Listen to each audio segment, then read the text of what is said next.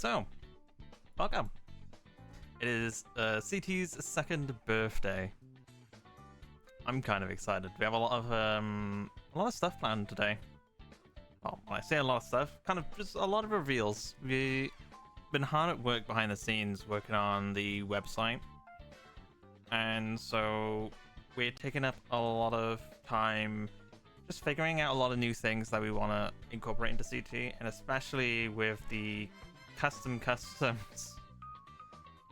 We are trying to figure out some kind of like good balance between at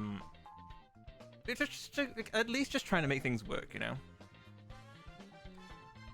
So I'll be announcing which the starting 3 characters which will be giving new cards.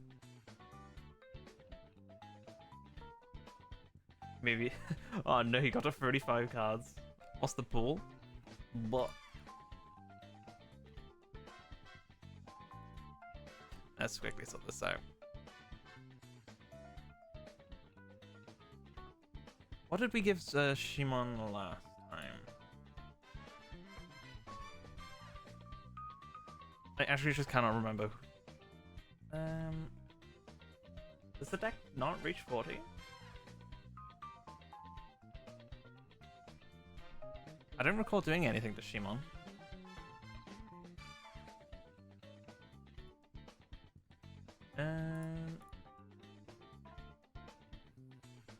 Let's see.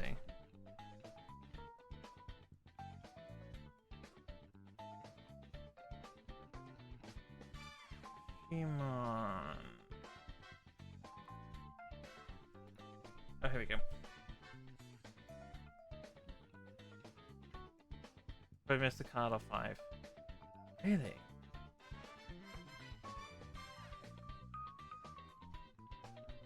Did we do something? It's probably because we hit something recently.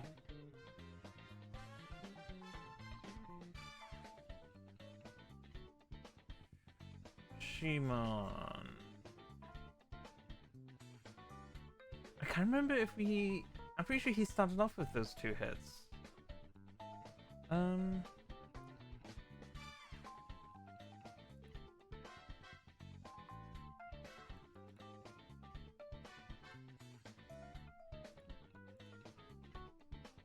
Break the seal? I don't think so.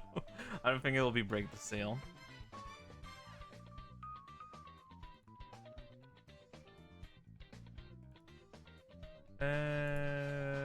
Okay, Masumi. Sure, that'll be fine. So, the plan for today, we'll go through some reveals. Well, we'll start off with a little video.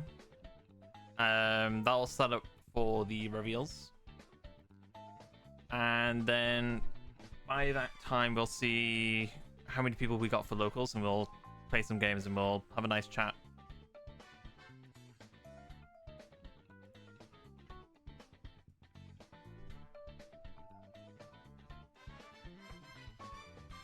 Ah, yeah, that'll do it.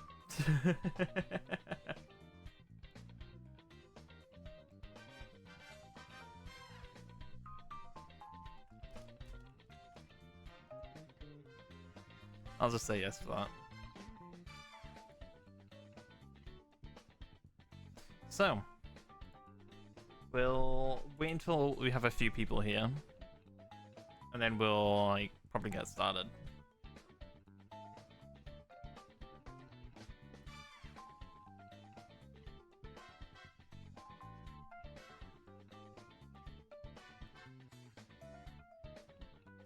Name Seeker.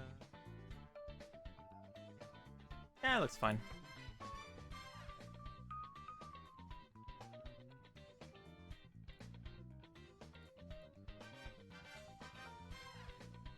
Let's see.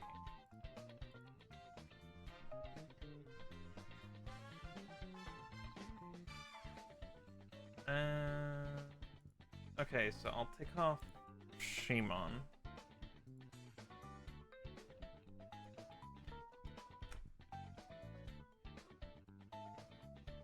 You didn't know? Is it not? Is it not? What is it showing?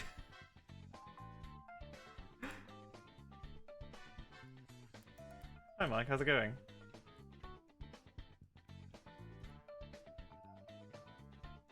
Oh, you just joking? Oh, thank God. It says Yu-Gi-Oh! Good. Jeez, that was close.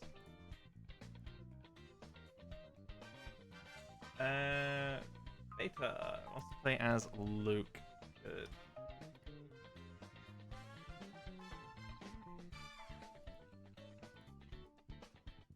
Oops.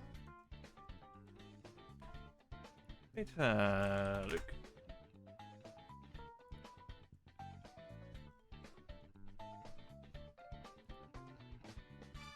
So you thought I was going to do 2x KO?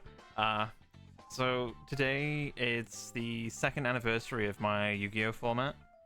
And so we'll be doing pretty much just a bunch of reveals for it. So it's like a little bit of a celebration chill stream.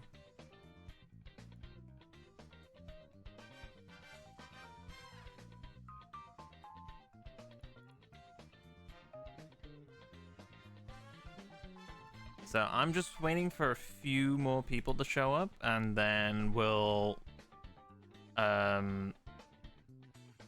start some reveals.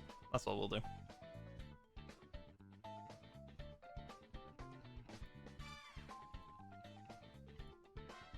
Let's get rid of that.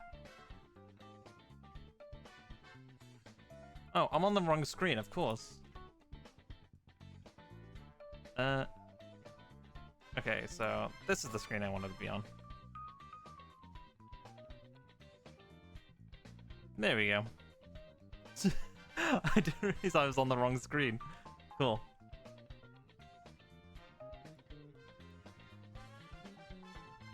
There we go, that's a bit better.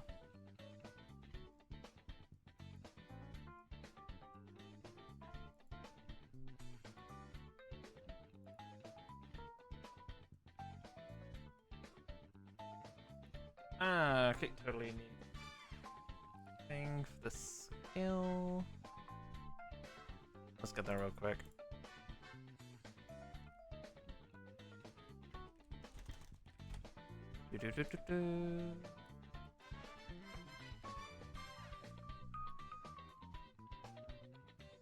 There it is.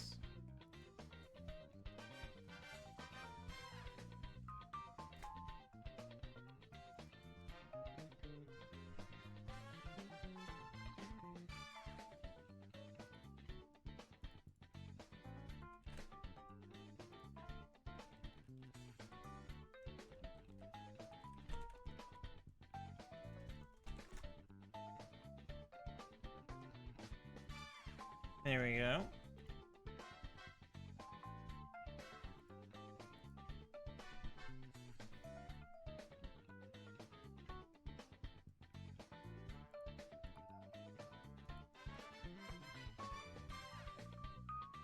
We got 6 people for locals so far. Hopefully we'll get a few more people by the time reveals are over.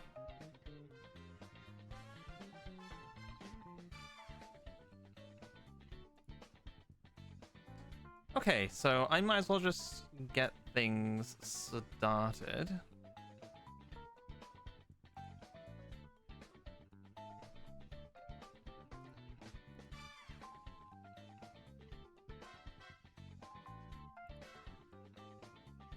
Ooh, Raffy rolls.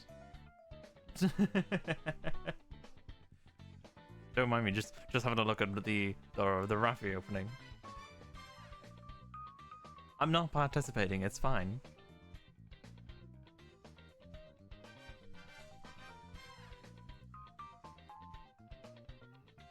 It's time to duel? Not yet.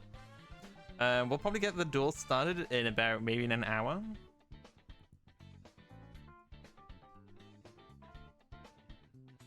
Okay, Spicy Jack wants to play as Cora. That is a-okay.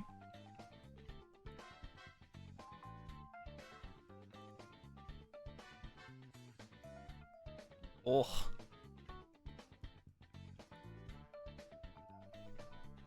There's some funny openings from Rathy.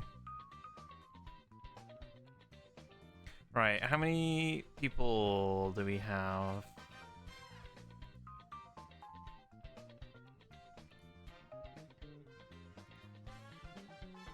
So, I might as well get these things sorted out real quick.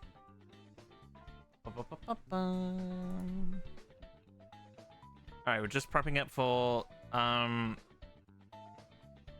reveals.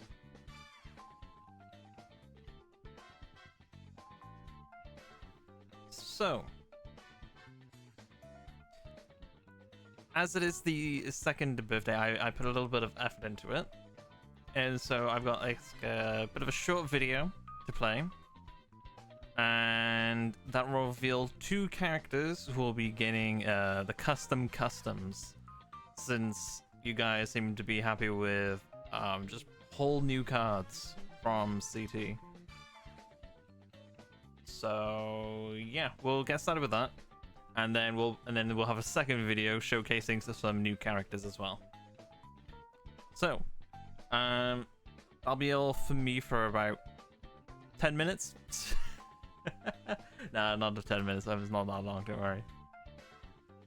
But yeah, so we'll get the video started and we'll go back and we'll start some reveals.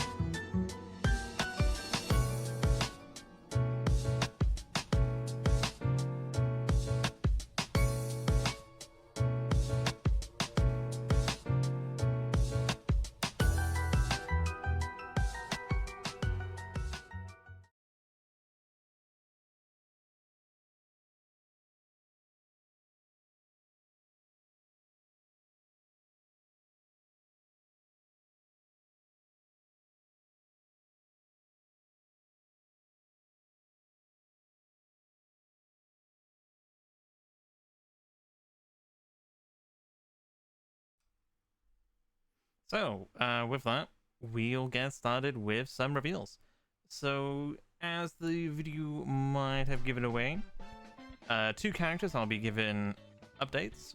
Taya and Bones, but we'll also be throwing in Cameron since that was kind of a dumpster fire on the first time around. So, yeah, Taya, Bones, and Cameron will be giving the customs update. So, we'll get started with the Taya support cards.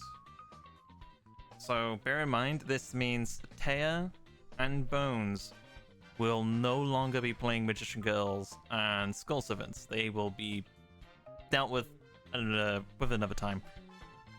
Magician Girls and Skull Servants will be given to new characters. But for now... BT. What do you mean you just followed me? Anyway. Friendship Magician Girl. A level 6 light spellcaster with 2000 attack and 1700 defense. If you control no monsters, you can reveal this card in your hand and special summon any number of light fairy normal monsters from your hand or graveyard with different names. And if you do, shuffle the card into the deck. If your life points are 3000 or less and you control no cards, you can special summon this card from your hand, and if you do, destroy all monsters your opponent controls. It gains 300 attack for each level 4 or lower light fairy normal monster in your graveyard. You can only use each effect once per turn. So,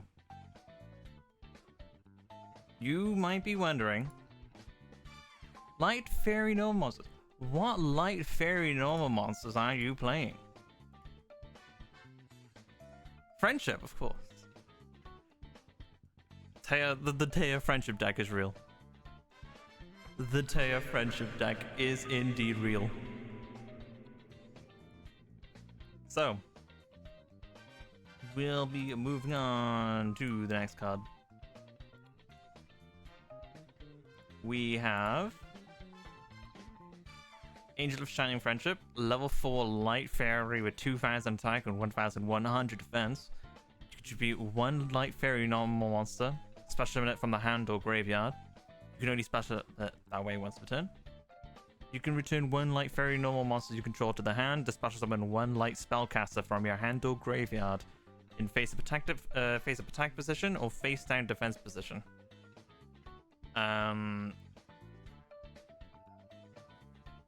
No, the tribute isn't capitalized. No. So the light spellcasters would be things like Magician of Faith, Magician of Faithfulness,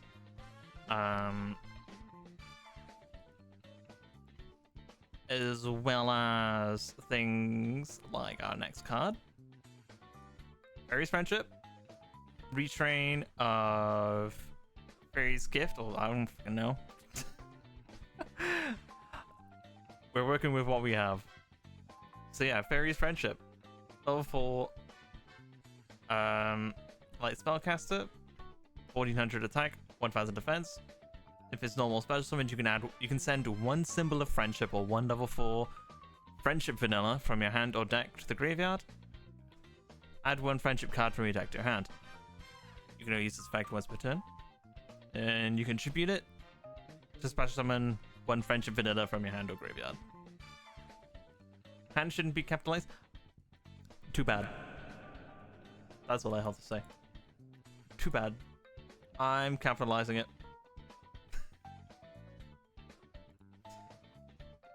Next, we have a Sorcerer of Burning Friendship.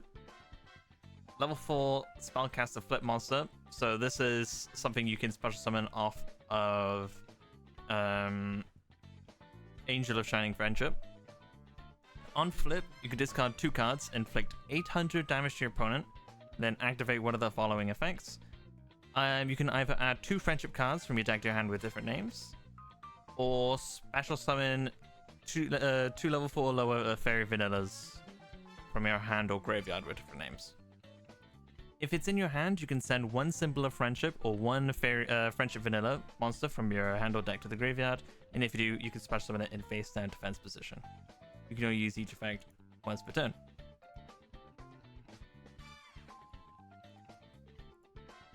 Magician of Faith and Friendship. Level 2 light spellcaster flip monster with 400 attack, 500 defense. On flip, you can add one friendship card from your graveyard to your hand, and then you can special summon one friendship vanilla from your hand, deck, or graveyard. Similar as Sorcerer of Burning Friendship. If it's in your hand, you can send one symbol of friendship or one friendship vanilla from your hand or deck to the graveyard, special summon in face down defense position. So that's all for the monsters. For the spells, we have Marker of Friendship. Special summon one friendship vanilla from your hand or deck, not once per turn. This is intended to be looped with the various Magician of Faiths in the deck. During your opponent's end phase, if your life points are 3,000 or less and you control no cards, you can banish it from your graveyard to place one symbol of friendship from your graveyard onto the top of the deck. So, what you're supposed to do, if you control no cards, you put symbol of friendship on the top, you draw it for the turn, and then you can activate it to grab Friendship Magician Girl, which can special summon itself if you control no cards, destroy all monsters your opponent controls. Next, Breath of Friendship. Target cards your opponent controls up to the number of level 4 or lower light fairy normal monsters you control with different names, destroy them. If you control a light fairy normal monster, you can banish from the graveyard to return all light monsters you control to the hand. So, again, this is just keep adding it back. Just keep adding it back with Magician of Faith. It's great.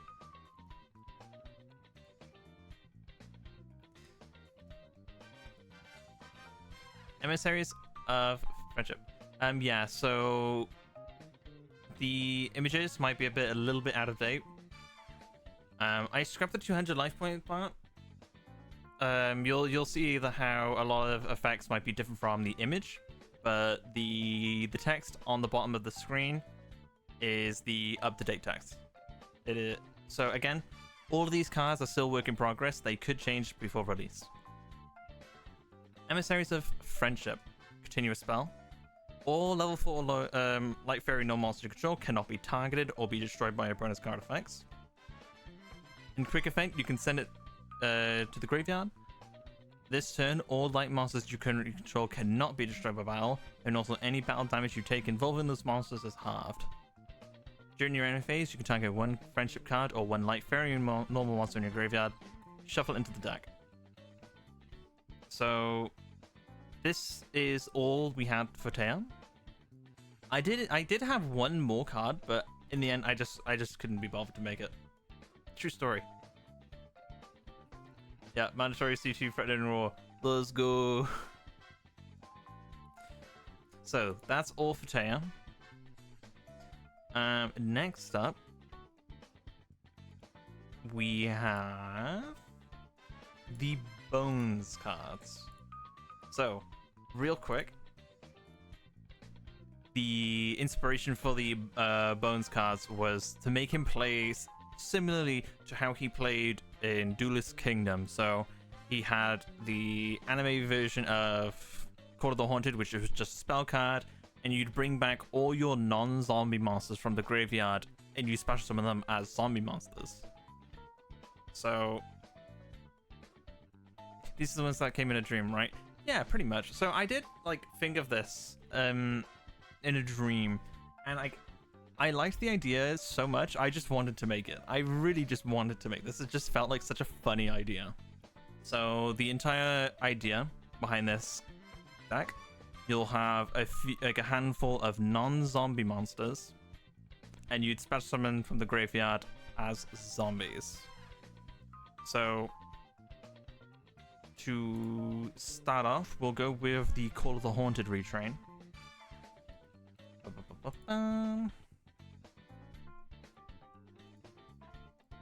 Call of the Haunting. Field spell. When it's activated, you special summon any number of level 5 or lower the haunting monsters from your graveyard with different names. If the haunting monster you control whose original type is not a zombie is destroyed by battle or by opponent's card effect, you can special summon that monster, and if you do, it gains attack equals to half of its original attack. Each of the haunted monster can only be special summoned by this effect once per turn, and you can only activate one Call of the Haunting once per turn. So this is pretty much just the anime version of Call of the Haunting, but slightly different.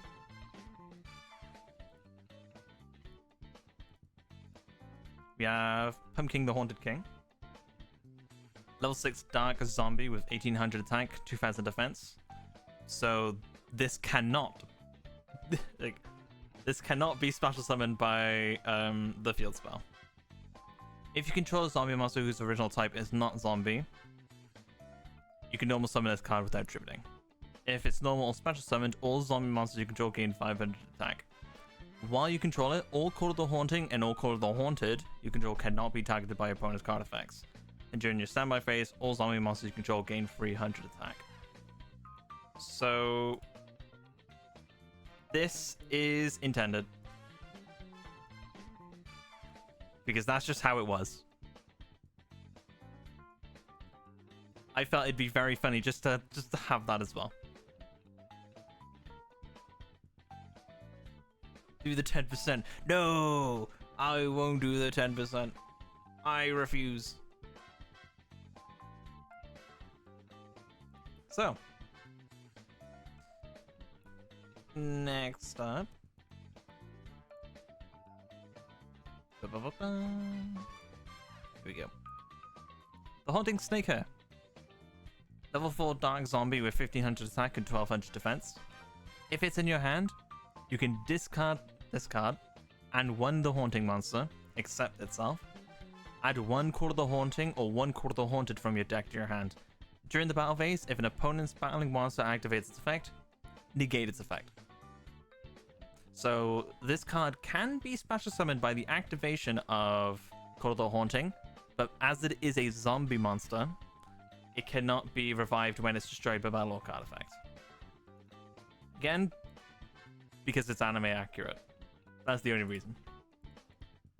But finally, getting into the monsters that can be special summoned by the effect of the field spell. The Haunting Dragon. A level 5, a Dark Dragon with 1600 attack and 1400 defense. You can normal summon this card without tributing, as per the Duelist Kingdom rules. If it's special summoned from the graveyard, its defense becomes 0 and it becomes a zombie monster. You can only use the following effects of the Haunting Dragon once per turn. If it's normal summoned, you can send one the Haunting monster from your deck to the graveyard. At the start of the damage step, if it attacks an opponent's monster, you can destroy that monster, but in order to activate that effect, its type must be a zombie to activate and resolve that effect. So the idea behind these guys is that they have an alive effect and a zombie effect. So the alive effect would be on normal summon, since on normal summon it will always be treated as a non-zombie monster. It'll always be its dragon type. But when it's summoned from the graveyard, it becomes a zombie, gains a whole new effect. So, next up we have the Haunting Zanki. Level 5 Dark Warrior with 1500 attack, 700 defense. And when it's normal summon, you can normal summon without tributing, and when it's special summon from the graveyard, defense becomes 0, becomes a zombie monster. This is just a norm. When it's normal summoned, you can add one the Haunting monster from your deck to your hand. During the battle phase, if your opponent activates a trap card, negate the activation, and if you do, destroy it. Its type must be zombie to activate and resolve that effect.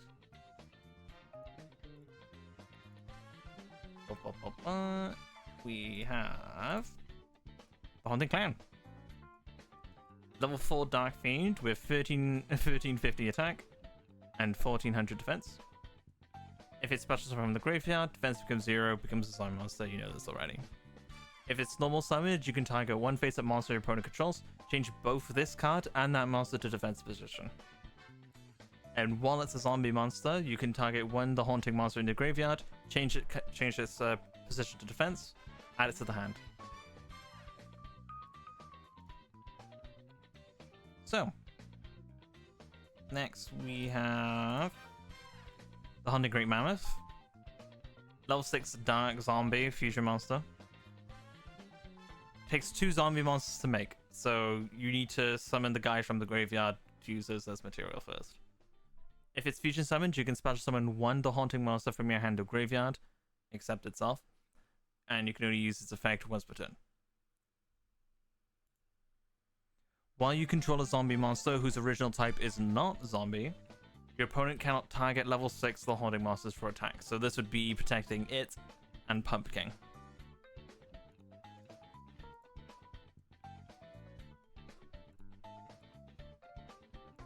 We love attack names. We love attack names for spell cards. Zombie Deadly Breath. It's always treated as a haunted card. And you can activate one of the following effects. Either add the haunting monster from your deck to the hand, or summon from the deck to the graveyard. And you can banish from the graveyard and target the haunting monster you control, whose original type is not zombie. It becomes a zombie. So you can just, on the spot, turn a monster into a zombie. So you can activate its zombie effects. And now for the card everyone has been waiting for. I know it, you're feeling it in your bones. You know it's coming. The Stop Defense Retrain.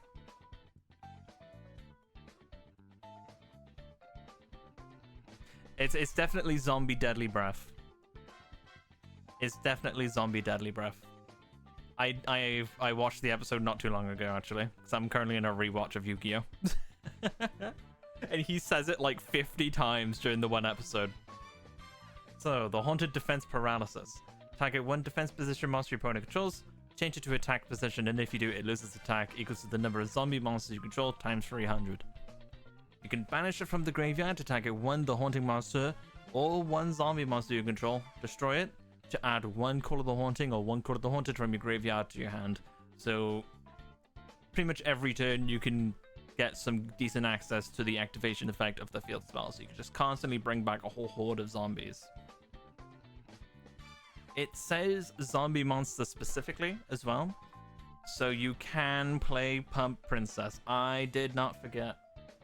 You can summon Pump Princess, pop it with this card if you want to, place it into the in your spell trap zone to start applying those Pump Princess counters, you know. Next, the Haunting Invitation.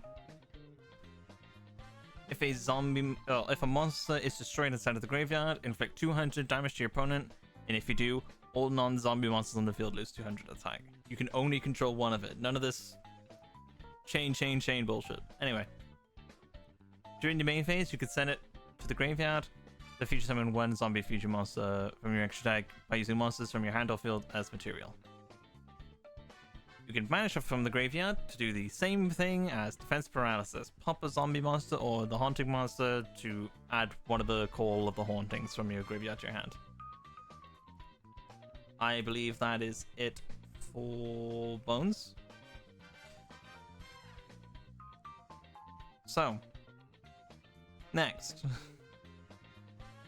Take two of Cameron. Hopefully, this one won't be as bad as the first.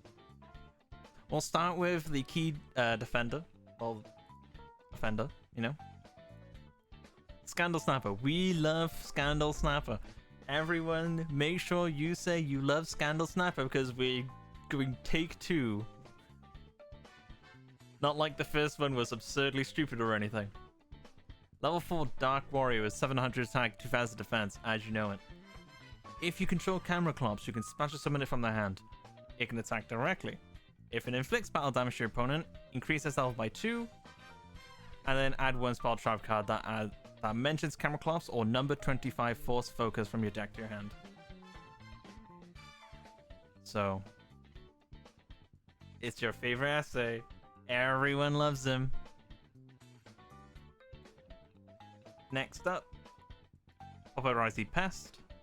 You know, these cards are kind of readable now, you know? These cards, you know, you can read these.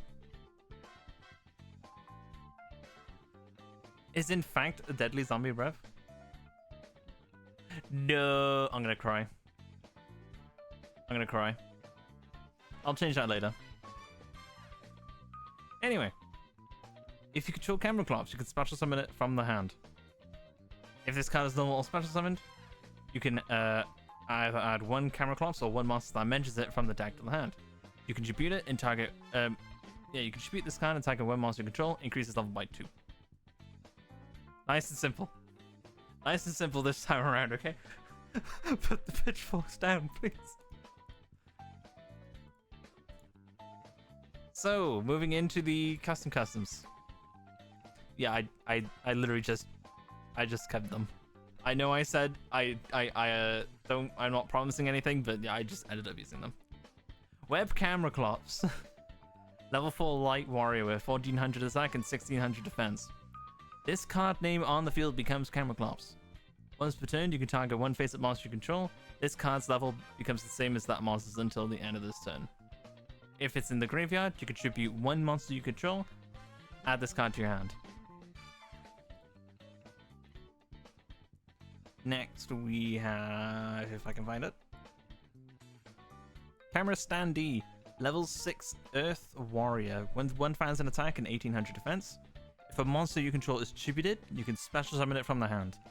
During the main phase, you can target one monster your opponent controls. It gains defense equal to this card's attack.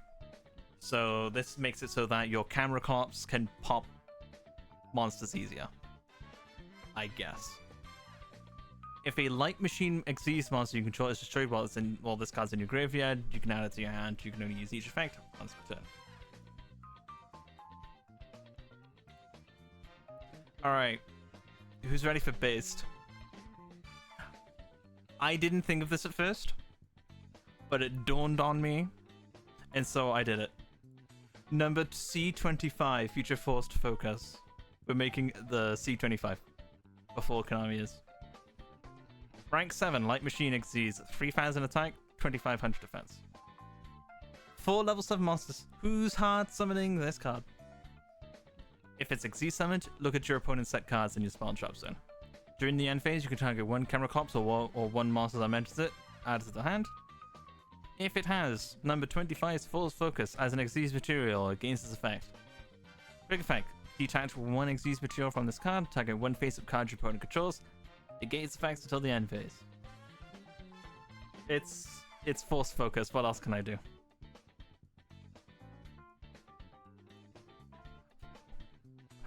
Like, how am I gonna make a downgrade, you know? It's Force Focus, it's gonna have to be a negate. Laser Focused Shooter, rank 6, Light Machine exceeds 2300 attack, 2000 defense. 2 level 6 monsters, nice and easy. You can detach one Exceed material from this card and take out one face-up spell trap card your opponent controls, destroy that target. Your opponent cannot activate cards or effects in response to this card's effect. It is just opposite Night Beam.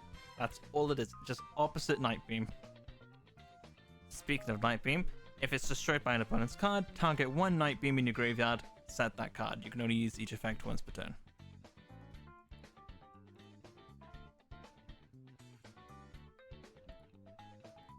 Who likes attack? Who likes attack floodgates? Not you guys. You guys don't. Anyway, if you control a number 25 Force Focus or one Light Machine Exceeds monster, during your next turn, monsters that were not special summoned from the extra deck cannot declare an attack. If this card is in your graveyard, you can target one Light Machine Exceeds monster you control that does not have an Exceeds material. Attach this card to that card as an Exceeds material. You can only use each effect once per turn. Negative image inversion. Exactly the same as before. I really just could not think of a better effect for it. It is literally just the same as before. It's very just unoffensive. It's pretty much exactly the same as the anime counterpart, except not bad. Yeah. So we'll just skip along. Customs! Yay, we love customs. Paparazzi Swarm is just Rhoda. It is just Rhoda. Just a hard once per turn Rhoda to add camera clops or one monster that mentions it.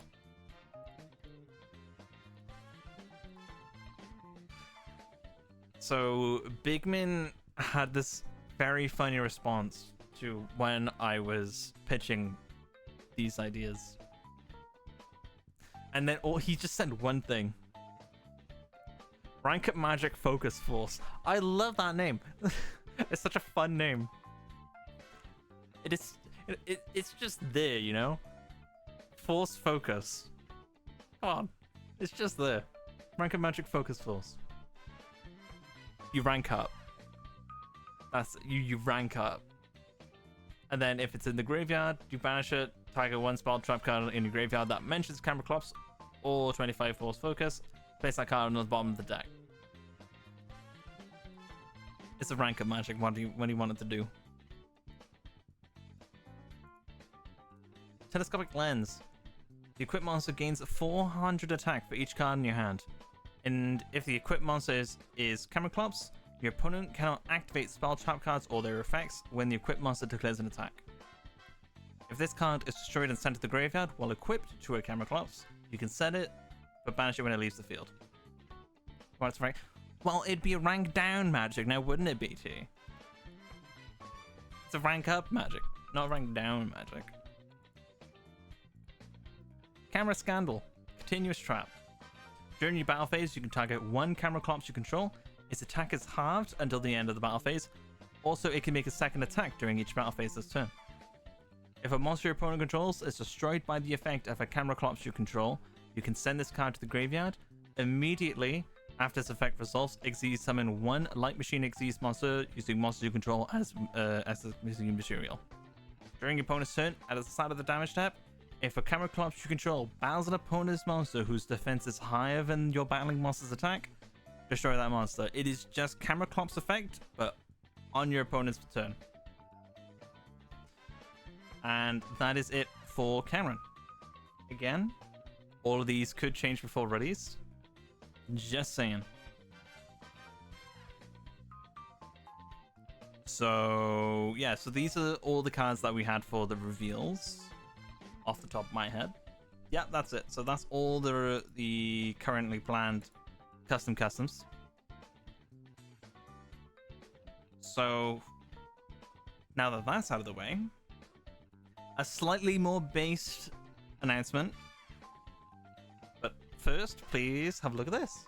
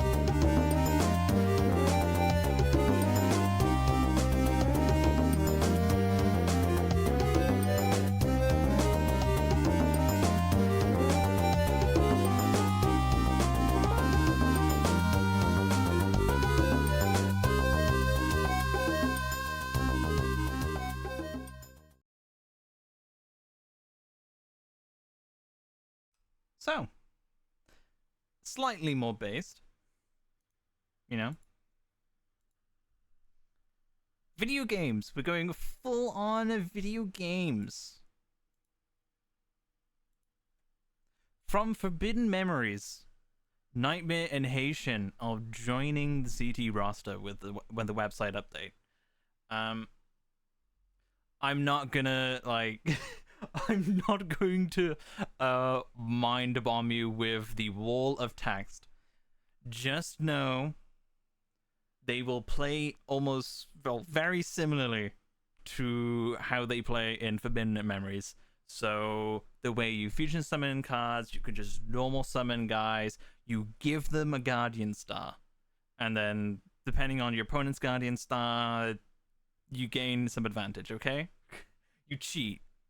And yes, Nightmare's deck does look like an absolute monster of just beat sticks. Nothing but beat sticks. It is silly. You're just playing 40 vanillas. You can just slap down Gate Guardian. You are just playing Forbidden Memories. You are playing boss character Forbidden Memories. It's great. So, Nightmare is just all monsters. Slap down as many big boys as you can and just slap your opponent. That's all Nightmare does. As for Haitian plays more with the equip spells.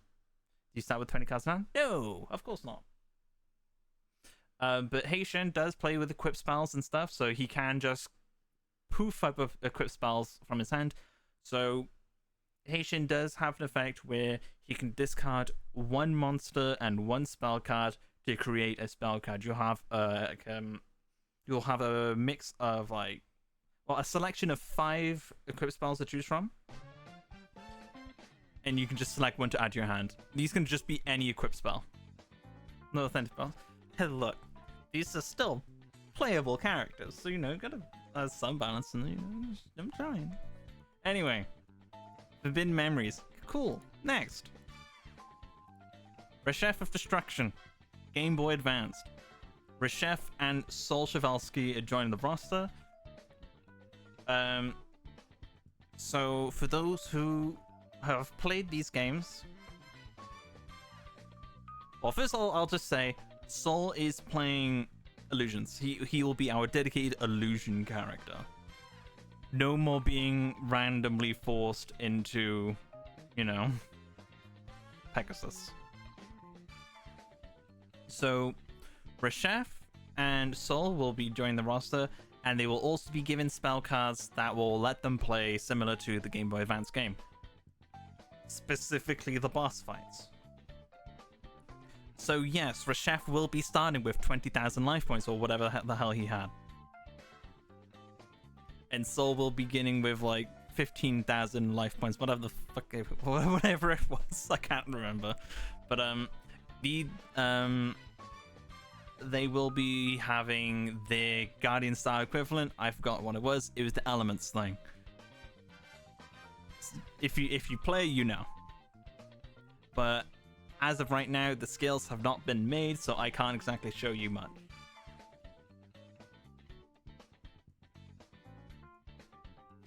So Reshef's entire game plan will be snatch stealing your monsters to tribute summon god cards. Enjoy.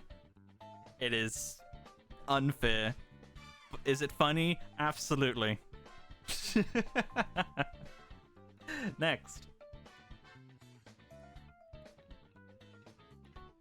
Yu-Gi-Oh! Dual Transer. How many of you guys have ever heard of Yu-Gi-Oh! Dual Transer?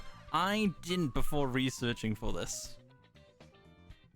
This is a game for the Nintendo Wii. So, Odin.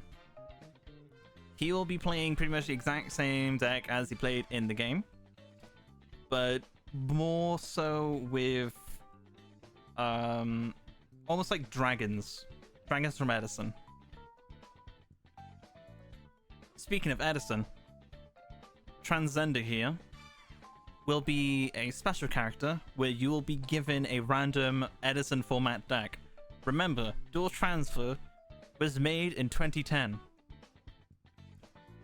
Edison format was in 2010. I thought that was funny. And the Transcenders, they just played a bunch of generic good stuff. So Dual Transcender is your Transcender is your dedicated Edison format character pick. Sito, he played the Geminis, but I'm giving him Chemicritter. And if you're wondering, Takeru will be playing Fire Geminis. He'll be playing more of the Gearfried and the Sublition Knights. You know what it is. So, next up. Who likes Tag Force? Who likes Tag Force? We love Tag Force. We love Tag Force. We love Tag Force. So, a lot of characters from Tag Force will be joining the roster, and yes, this is all of them. I'm only taking from Arc 5 Tag Force because what the hell am I going to take from any other Tag Force? Ghost Trick, Infernoid, Ritual Beast, Hazy Flame, Monster Pile, Cleafort, Wind Up, Fabled, Bujin, Insecta, Worm, Light Sworn. Yeah. So, with the addition to Klee, we now have a deck for each letter of the alphabet. Yay! Oh, and absolutely, a lot of these decks will be nerfed into the ground. Don't worry. Don't worry. We haven't gone through any of the ban list changes for these guys, but just expect a handful of them to be borderline unplayable, you know, just saying. You know, I'm joking. But, yeah. That is pretty much all I had for reveals today. But, yeah, that's a lot of characters. A lot of characters to go through. I don't have any images to show the reveals for it, but as Taya and Bones will be getting new decks, Dark Magician, well, Magician Girls will be moving to Dark Magician Girl from GX, new character, and Skull Servants will be given to a random Skull Servant cosplayer from Yu-Gi-Oh! Cross Duel. His name is Skull Emperor, you know, it's... You guys know Skull Emperor, right? Surely you guys know Skull Emperor. Right? You don't know Skull Emperor? What do you mean? What do you mean you don't know Skull? Everyone knows Skull Emperor. Come on. Do I need to show you? This is Skull Emperor.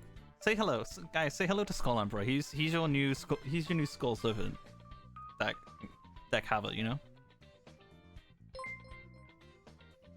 Agent, thank you for the prime.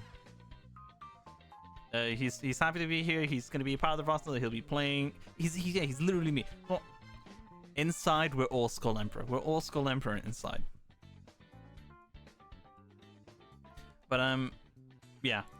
So, all right. I'm just seeing this in the Discord. The second light guy. So he played a monster pile, which was he pretty much played all monsters, right? And he had things like Card Trooper, Dad, Blackluster Soldier Envoy of the beginning. Like a mill and banish, you know?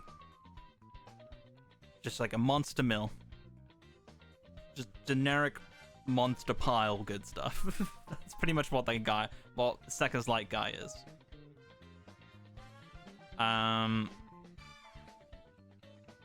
Other than that, there's a few more things we are working on.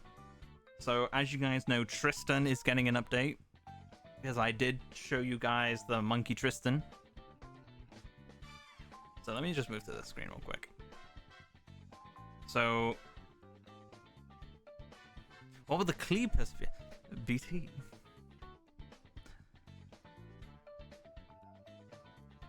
Zodiac.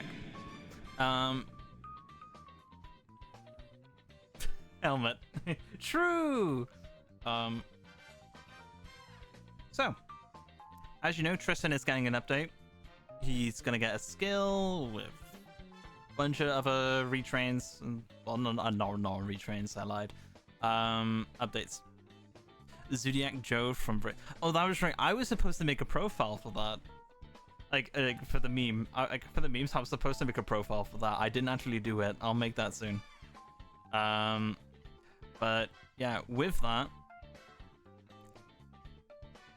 I am looking to make eventually all Big 5 players, well, every Big 5 separately playable. And starting off would be Nesbit. Nesbit has been... I'm pretty sure, actually, no. Nesbit is finished. Nesbit is finished. Might as well just announce that now. Nesbit will be joining the roster as his own character. And he does have a skill. I will find it for you now. Show Nesbit. I'll show Nesbit.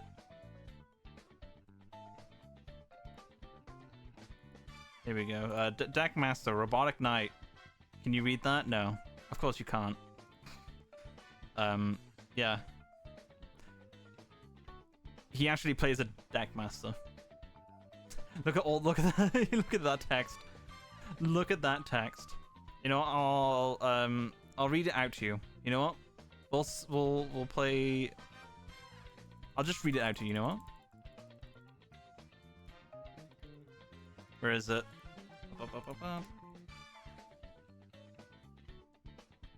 Here we go. Deckmaster, Robotic Knight. Well, yeah. Brian has it. There we go. I'll save that. That was loud.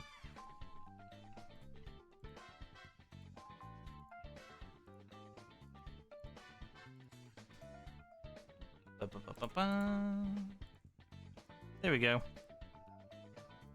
Oh, look at this text. Look at this text. So, Deckmaster ability. Once per turn, you can pay 1,000 life points to special summon one Robotic Knight from outside the duel, but remove it from the duel at the end of the turn, even if it leaves the field. While you control it, it gains the following effects. It gains 300 attack for each machine monster on the field. Once per turn, you can discard one machine monster, activate machine assembly line. I can't be asked. I can't be asked to read all of that to you. You'll see it in the announcements when it comes. That's how I feel. But and ironically, it is very fun to play. I think I did a good job. But yeah, it is long, but it is fun. It is generally very fun to play with. Other than that, we have... Give me one moment. I'll find it now.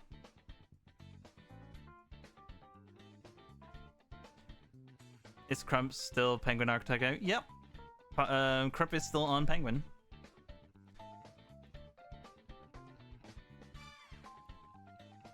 Oh yeah, that's right. I did have a few other cards for Nesbit as well. So here we have Recycling Plant. You can fusion summon one machine monster from your extra deck by banishing monsters from your hand, field, or graveyard as fusion materials. If it's in your graveyard, you can remove 2 junk counters from a machine assembly line you control, add it to your hand. This might sound a bit confusing since I didn't actually get to that part on the skill, but you can read the skill in the CT General right now. Yeah, I incorporated junk counters from machine assembly line into the deck, and it turned out pretty fun, unironically. So the fusion monsters you'll be making would be Perfectly Ultimate Machine King, the fusion one, the anime one, as well as the following card. Might look a bit familiar to you once I find it. Mark Mega Falcon, yeah, it's another Rush to TCG card. Cyber Falcon plus 1 machine monster. Once per turn, gain 500 life points, and if you do, inflict 500 damage to your opponent. It's a Rush card. It's literally just, I took a Rush card, I put it into TCG. Yeah. It was funny. It was funny with the lamp stuff. I enjoyed it with the lamp, so I tried it again. Stealing from Rush. It's so fun. Other than that, I did have Rebecca stuff in the works, but I'm not gonna show that off just yet. When are we doing it for the decks that need support, like Cyber Dragons? Like, you know, I would have made a joke about needing a power bond searcher, but they have that now. I don't think there was anything else that I needed to bring up in terms of new stuff. I'm just scrolling through my line of like new stuff or stuff that's in the works. Nothing major that I need to bring up. I've got Command Angel. So this is part of the Tristan update. I might as well just show those off now. This card is always treated as a... Actually, I don't even know if this is up to date. I'll read it off of my database here. Because I have this bad habit of not updating these images.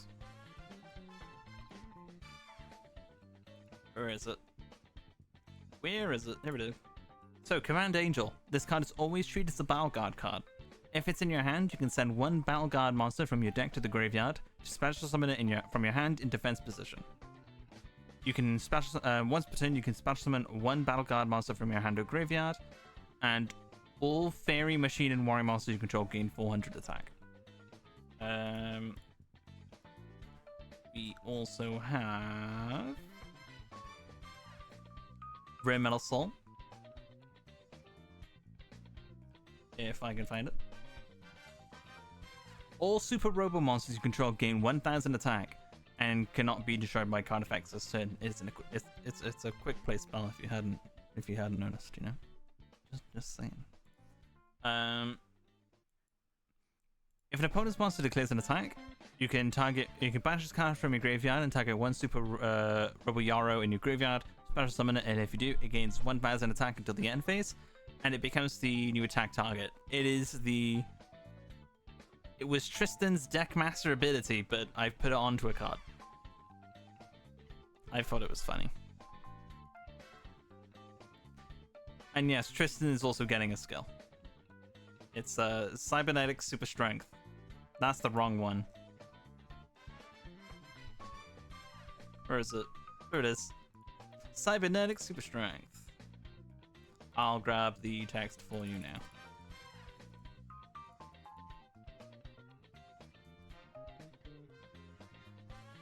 Here we go.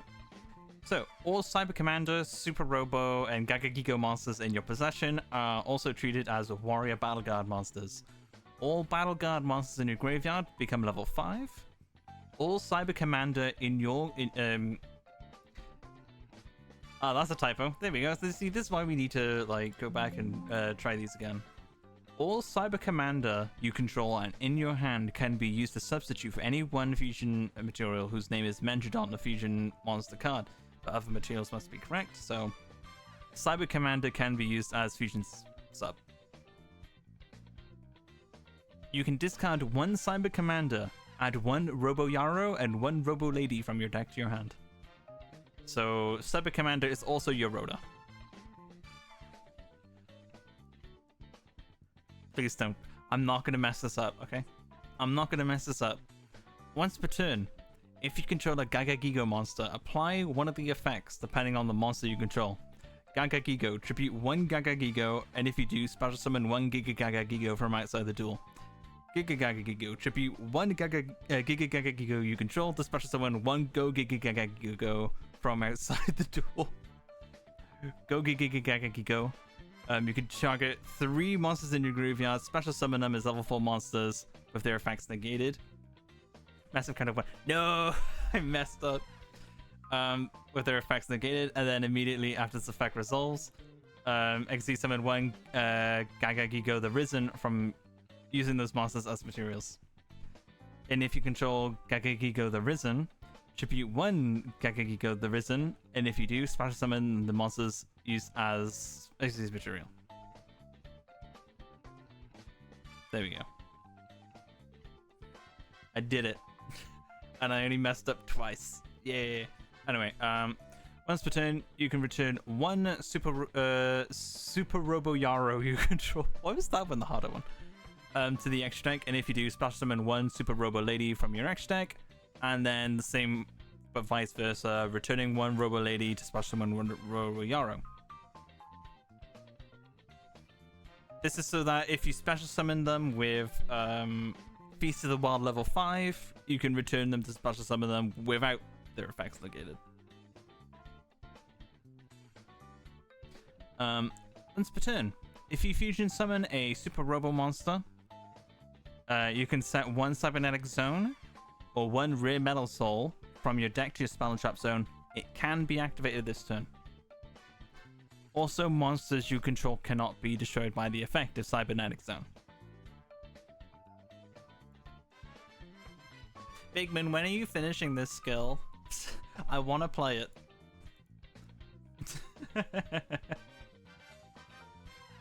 So, yeah. We're having fun. We're having fun. Check PM.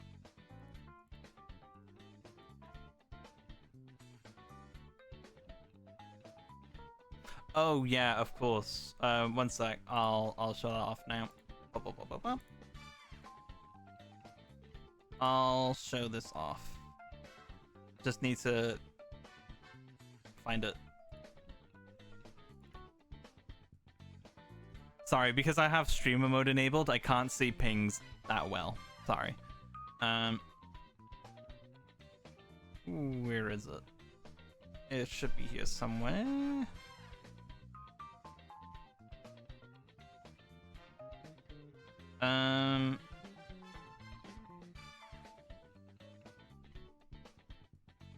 So I'm just scrolling through my screenshots, trying to find the profile. We love new characters. We love new characters. It's gonna be down here. It's not. Damn it. I know I finished this profile.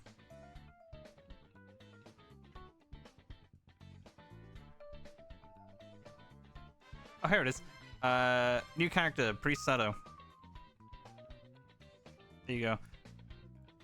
You guys might have figured this out already, but yeah, we're getting Priest Seto dedicated for the Blue Eyes Synchros. There, that's your announcement. No, we're just adding more to the lines of the Millennium guys. Why not Kasara though? Because it's Priest Seto. We have Atem. We have Shimon Muran.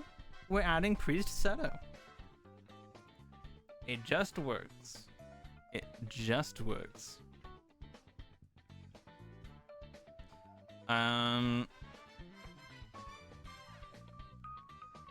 Also, another new character. Aigami. Corrupted Aigami. It is just the old Aigami. For those who miss Crimson Nova, you can now play Crimson Nova. The Cringer Aigami.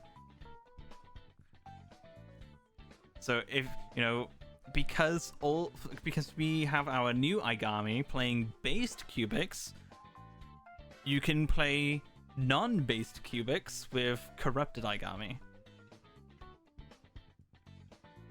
So it's more like a vibe check, you know?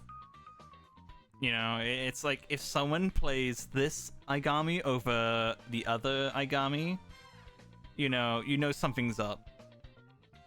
I don't know if I announced this already, but another Rush character, we're getting Higher Yuriko on Blaze Fiend. I know you guys love Blaze Fiend. Blaze Fiend, super popular, we all love it. Bryant was just playing it the other day, you know. he was telling me that like if I don't add Blaze Fiend into CT, he might actually just shit himself.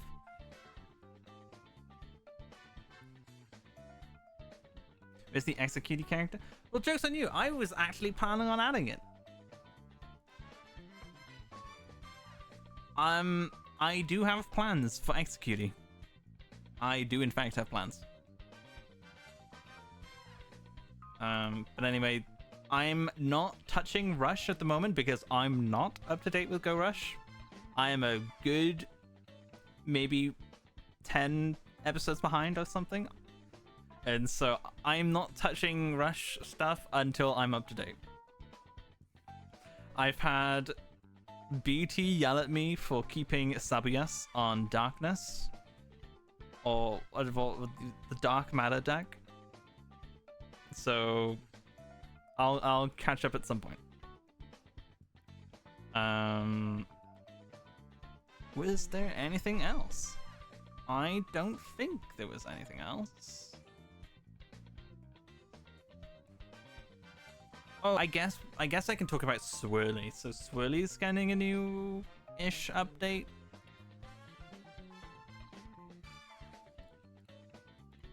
I'll just show you this. So on the website, you'll be able to select a legendary rental. So pretty much all the decks that are references to a character from the TCG, Swirly's getting them all. So we will also be adding Ancient Gear as a deck for Swirly as well. So this would be Gaia, Magnet Warrior, Warriors, Harpy Ladies, Jinzo, Elemental Hero, and then Ancient Gear. Got it, you know?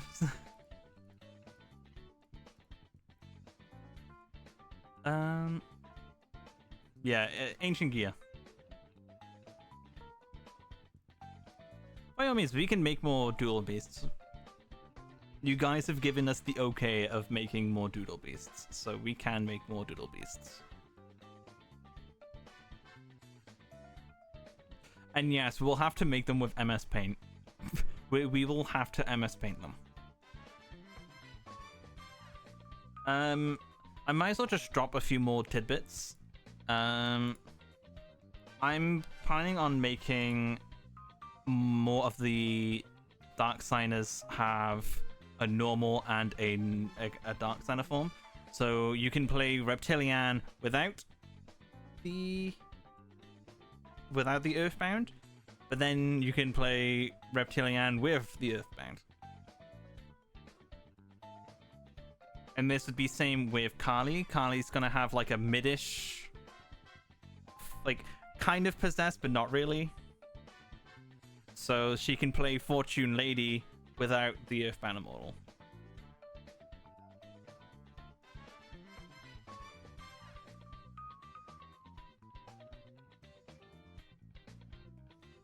So saying that, hey, the only Earthbound Immortal I can remember off the top of my head is Kakapakapoo. It's because it's the funny one.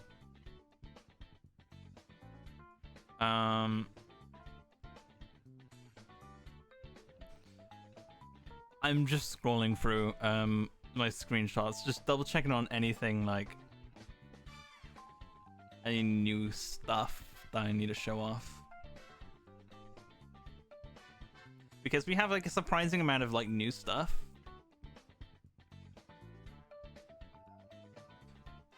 Oh, you've been working on a proposed city war? I will like to hear it.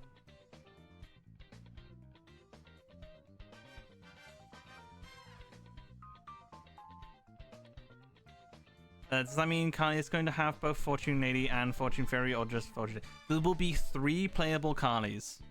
So there will be Fortune Fairy, Fortune Lady, and Fortune Lady with the Earthbound Immortal.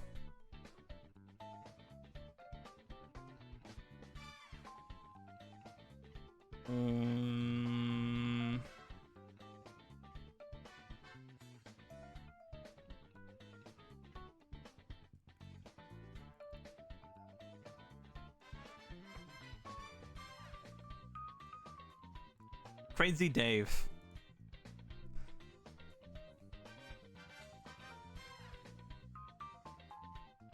I'm pretty sure that was it. I don't think I have any other announcements. I'm pretty sure that's all the announcements over with. So, we'll have a quick look at how the locals are doing.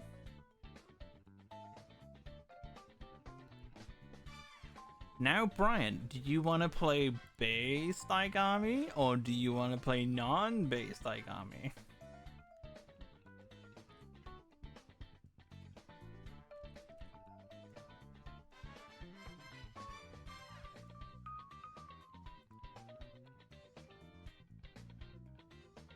Okay, see you in a bit, Bigman.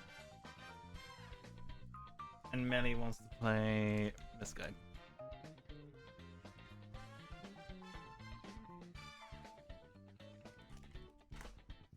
You'd never go back after experiencing peak? Damn.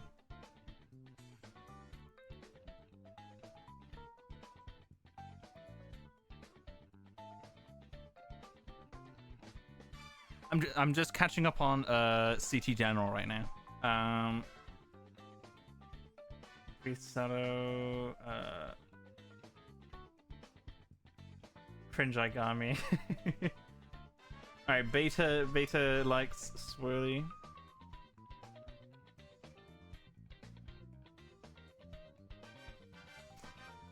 You accidentally thought Misguide got Block Dragon. Damn. You mistook it for Block Golem. The superior card. I feel like I'm missing something.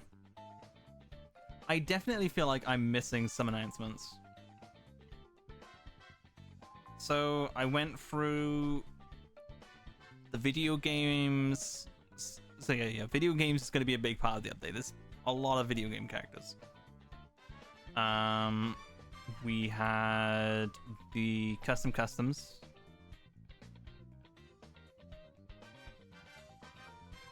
In fact, I'll just show you what the video game section currently looks like.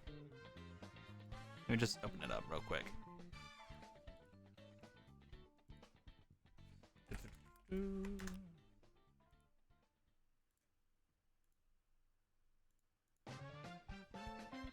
Video games.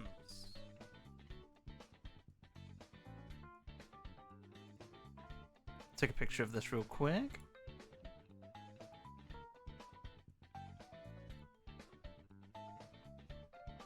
Anything manga? No. Hey, trust me. The manga category, it is about as bottom of the barrel as you can get. So, Forbidden Memories, Heishin and Nightmare. Reshef Destruction, we have Sol Chevalsky and Reshef the Dark Being. Dual Transa, we have Odin, Sutter, and the Transcenders. 5Ds World Championships, Toru and Misaki. These guys from Tag Force Arc 5, nobody really cares from them. And then, as you know, the Vagabond, the V-Stormers, Protagonist, and also Skull Emperor, who is now on the Skull Servants. But I'm pretty happy with how the Heishin and Nightmare turned out. In fact, I'll stream some gameplay for you. Why not? I'll show you some gameplay.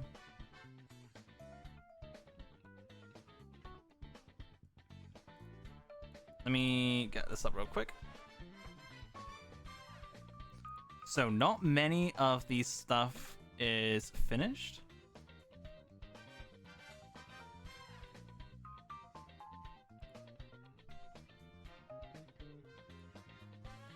But I will show you off. I cannot join with a Forbidden Memories character, unfortunately. Look at this stellar hand. Look at this amazingly playable hand. Look at it. It's so beautiful, you know? One second, let me move myself over real quick. Look at this stunning hand, and you just summon anything. So, the way fusions work with the Forbidden Memories characters is a bit unique. So you need to have, so for example, for Blue Eyes Ultimate Dragon, you need to have 2 monsters that whose type and attribute, or type and or attribute matches it, okay? So to make it, I need 2 dragon monsters, or 2 light monsters, or 1 light monster, or 1 dragon monster. So anything that has the 2 things. So here I can just fuse 2 dragon monsters. So Trihorn, both Trihorn dragons, why not? To fusion summon Blue Eyes Ultimate Dragon. When you summon a monster, you get a selection of 4 Guardian Stars. Those who don't know what a Guardian Star is, go play some video games. Next, so I can't actually show you the text because it's just kind of off screen, but so when you summon a monster, secretly pick from one of 4 Guardian Stars. Monsters with a Guardian Star you control gain 1000 attack when battling a monster with a Guardian Star disadvantage. So it's type matchups. I believe I have the type matchup chart. Does someone explain Guardian Stars? But yeah, for now, I'll just say Mercury for now. It's fine. And then I'll just normal summon Metal Zoa. And then my turn. Crazy, innit? It's just normal summon Metal Zoa. No, not the Blue Eyes, no. And then you draw until 5 next turn, because that's how it works in Forbidden Memories. Don't look at me. So, what's the strongest monster we can make? Oh, we can make Blue Eyes Ultimate Dragon. Since we have 2 dragon monsters, we'll just make another one. Now, do I actually have the chart on hand is the question. I probably don't.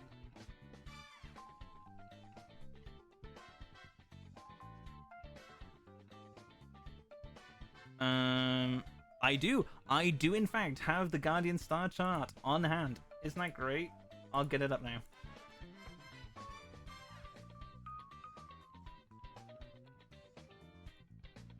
Womp. So I'll just leave this here.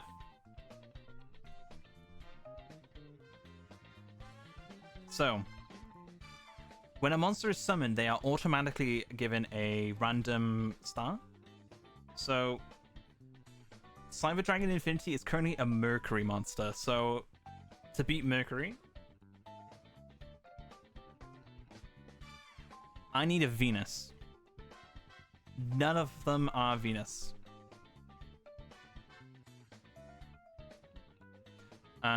So I'll just pick anything. Melzo is a Neptune. I will normal summon Gate Guardian. Wind Up Soldier is a moon. So I need the sun. So I will make Gate Guardian a sun. So Mercury beats the sun. So we can just go straight into battle phase here. So in CT, the battling monster gains 1000 attack instead. So Gate Guardian gained 1000 attack when attacking the Wind Up Soldier, as the Wind Up Soldier had the weaker matchup with the Guardian Star.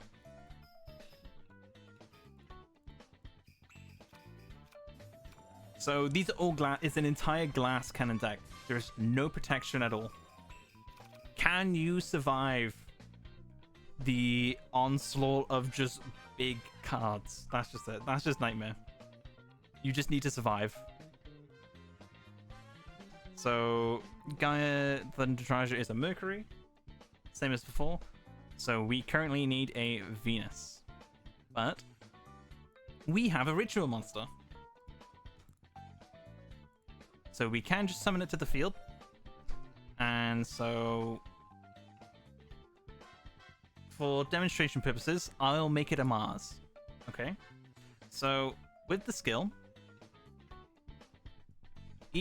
so it's uniformed between Nightmare and Haitian, up until effects 8 and 9, where they have 2 unique effects. So, for Nightmare, once per turn, if you control a Ritual monster, You can target one monster your opponent controls and declare a Guardian Star. That monster's Guardian Star becomes the declared Guardian Star, so you can change your opponent's Guardian Star once per turn. And then, if you control a fusion monster, once per turn, you can target one fusion monster you control with a Guardian Star. Destroy one monster your opponent controls whose Guardian Star is at a disadvantage to your monster's Guardian Star. So, for example, for the Blue Eyes White Dragon, for the Blue Eyes Ultimate Dragon, I mean, if I controlled it and it was a moon, I could target one Venus monster my opponent controls to destroy it. So he does have some card effect pop, you know? Just in case your opponent has a monster that can't die by battle, suddenly you can actually do something. So we'll just go for game here. So yeah, that's Nightmare. That's Nightmare in a nutshell. Look at that deck. Look at this beautiful looking deck. It's just all monsters, just all beat sticks. That's all it is.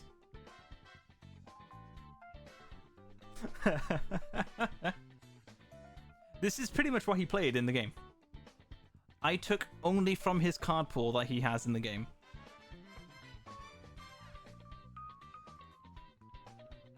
So we'll quickly back out of this.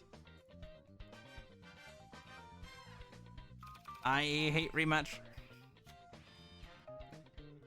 So I'll quickly show you Haitian as well. Haitian is a little bit different because he has spells and traps. So we'll go second.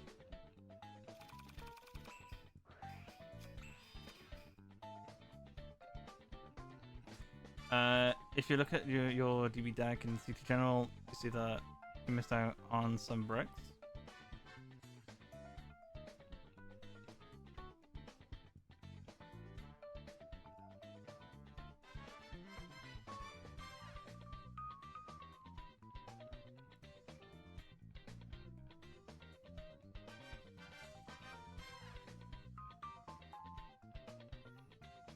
I see.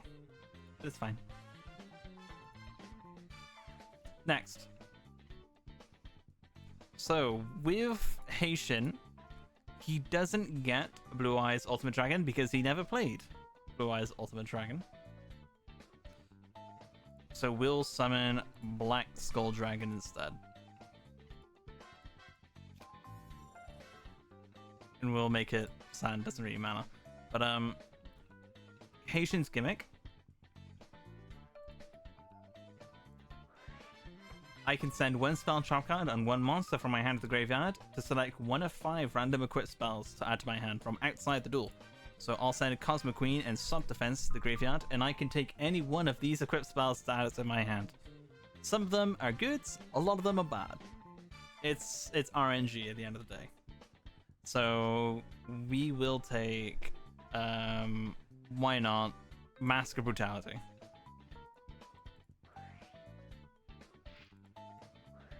Oh yeah, and it's not once per turn, by the way. You can just keep making equipped spells. We will take... Sword of Dark Destruction. And right now, this is going to be Mirror Force. I'm going to just die to Mirror Force. Oh, nice. It wasn't Mirror Force. Wow, look at that. And so I'll pay 1,000 for Mask of Brutality. I'll send Searu and Tremendous Fire to make...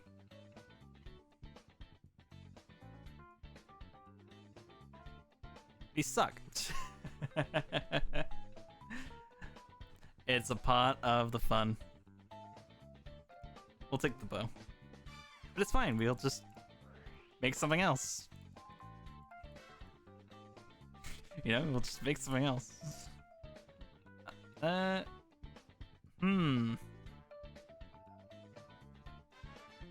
Finding Spirit, why not? Better than nothing.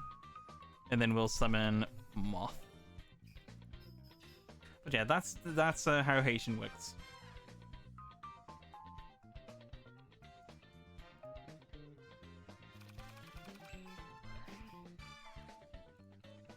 Oh, we love menus.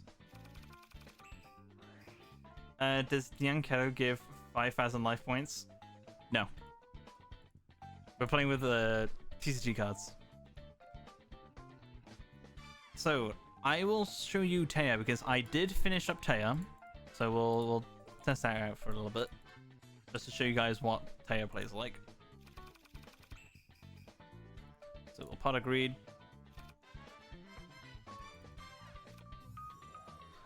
Friendship Fairy will send... we'll send Symbol of Friendship.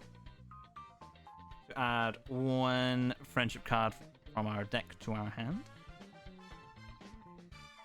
I will grab... Magician of Faith and Friendship. So, we tribute that to special summon a Petite Angel. And then we'll activate both of the effects here. So we'll send some vanillas to the graveyard, make sure they're different names, because we'll benefit off of it later. Why not? Waboku.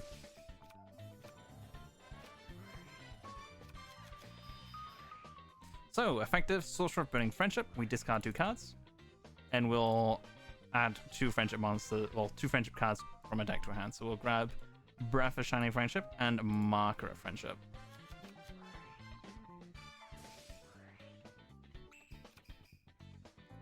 So I'll activate. Yeah, why not? We'll play Marker of Friendship. Special summon Happy Lover. Flip up Magician of Faith and Friendship. So we can add any one of these from our graveyard to our hand. I will go with Fairy's Friendship. And then we can special summon one of the vanillas from our hand, deck, or graveyard. So we'll go with Tenderness. So, as we control 3 vanillas with different names, we can activate Breath of Friendship to destroy 3 cards the opponent controls.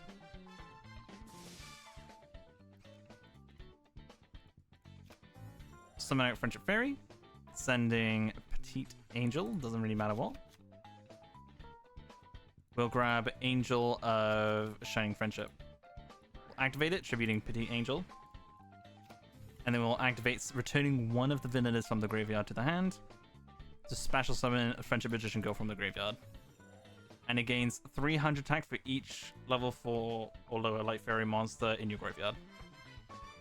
So we'll quickly send them off. Send these 2 off for Hoshiningen. And we can just go straight for battle phase and start swinging. Like that. So that's pretty much the gimmick of just removing your opponent's light cards with Breath of Friendship. That's the only thing I have finished.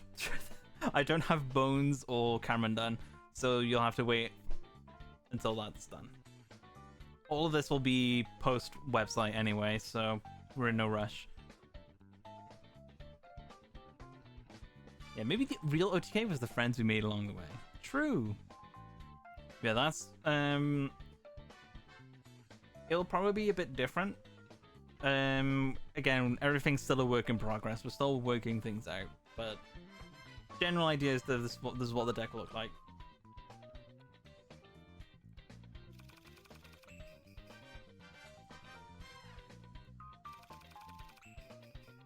I might as well show off Nesbit as well, since Nesbit is done.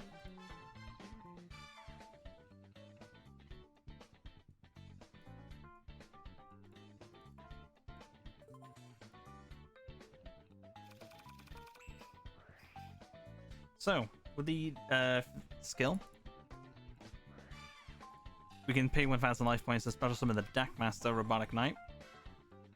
So, he has an effect where once per turn, I can discard 1 machine monster to activate Machine Assembly Line.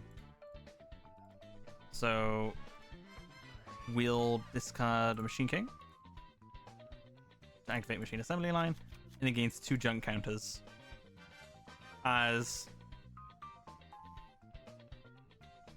So it gains 2 junk counters for each Machine King card I control in my graveyard with different names. So, next.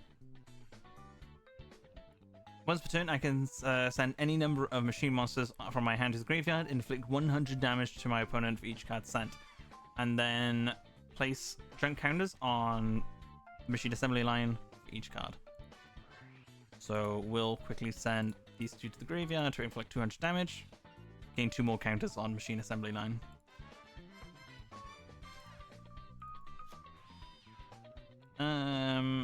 I think that's all I can do. I've not played this in a while. This is unironically, this has been finished for about a month.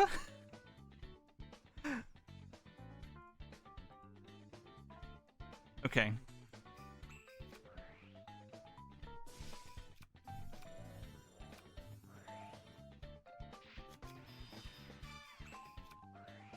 There we go, that's nice.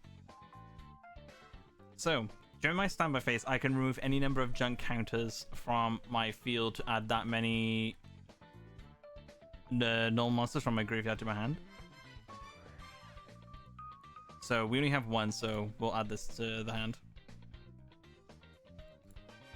So we can summon back the Deckmaster. And then we will discard that. Activate another machine assembly line. Then we will, might as well, activate machine assembly plant. Using these guys, make Machine King.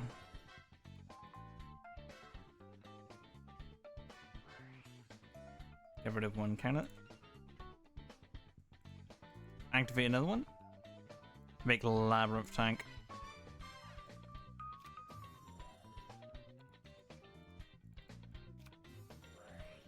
Equip the guy, so it doesn't die to Mirror Force, hopefully.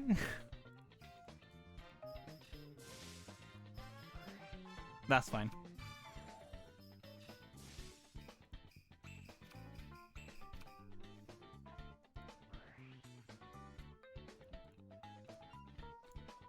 So the whole idea is to just dump as many machine monsters in your graveyard as possible and just make a bunch of fusions. It's kind of how Nesbit played in the anime, because he had his Deckmaster ability lets him discard a bunch of machine monsters to inflict a bunch of damage. So I just let him summon, and then he'll banish them from the graveyard recycling plant to make Purple Machine King. But I just gave him more fusions to make. That's just the only difference. So I'll pay the life points.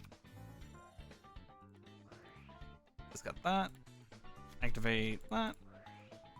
100 damage. They all gain a junk counter. So we just have a bunch of these things now. So what we can do, get rid of 2 counters and activate it, making another Labyrinth Tank by banishing these guys from the graveyard. I enjoyed it. I think this turned out pretty fun. It's a bit slow. It starts off pretty slow, but as you get more machines into the graveyard and more machines into the loop, then it starts really kicking in. And of course you're making things machines as well, so they'll get really big really quickly. I don't think there's anything else now. So we'll probably look into starting locals soon. Well, I say soon, more like as soon as we can. So let's have a quick look.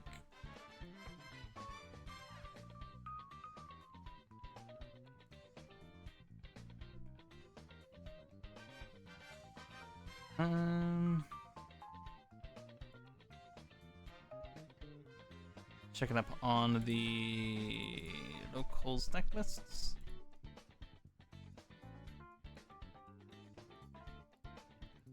Right, that's done.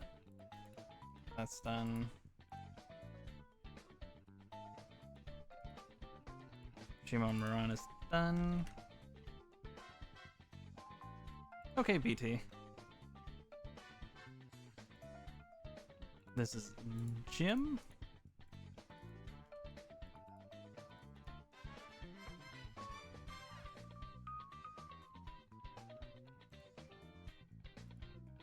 Rafi is done.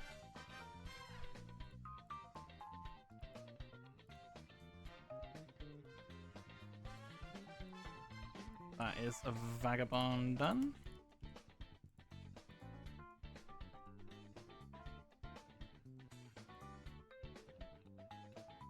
Misguide is done.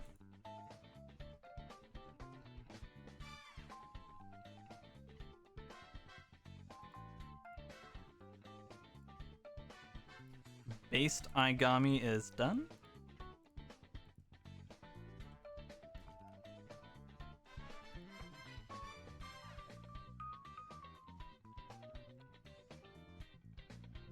And that's Luke done as well.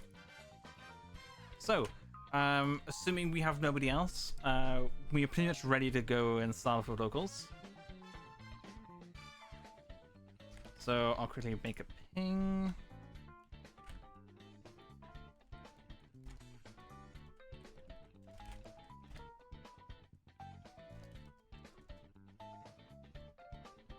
We'll just start with what we have. So, we'll be starting C2 locals now.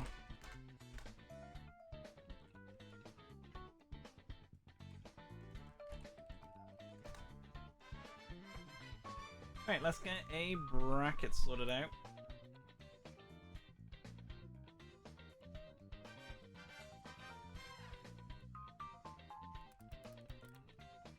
Challenge, help me.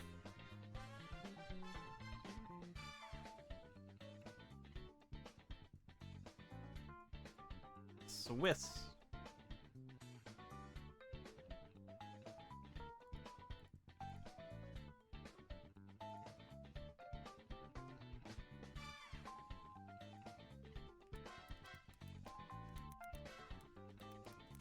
City locals. Yu-Gi-Oh! Pro. When is it starting? Ow. Swiss.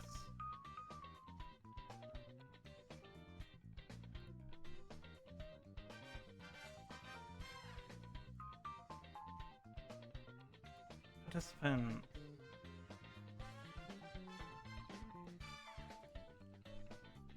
We have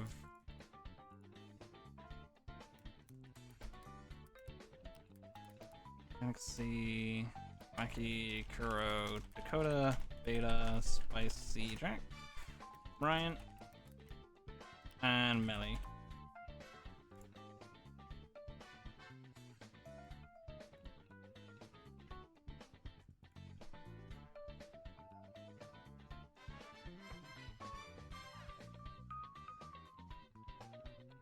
One, two, three, four, 5, 6, 7, 8, 9.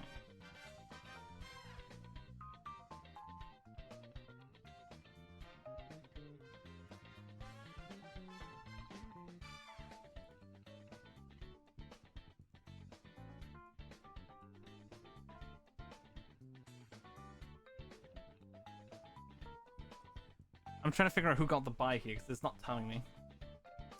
It's not telling me who got the buy. I need to figure it out.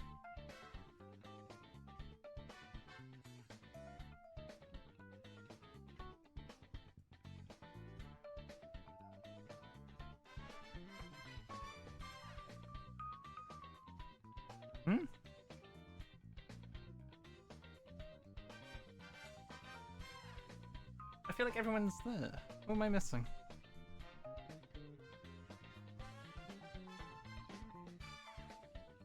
Oh, okay. Spicy Jack has the buy.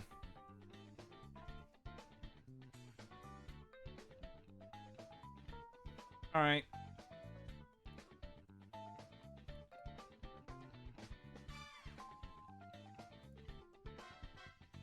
How many rounds do we want?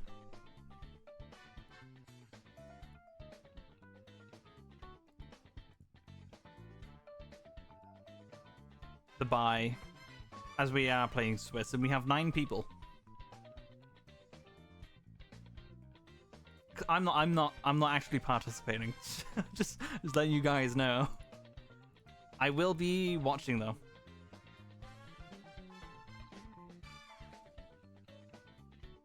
I'm just sorting out the bracket now.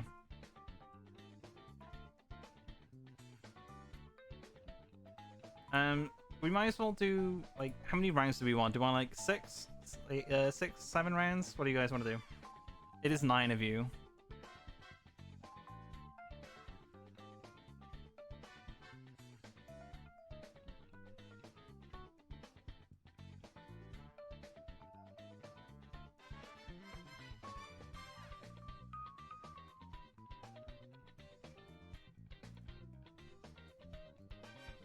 We might as well go with 6 rounds. Yeah.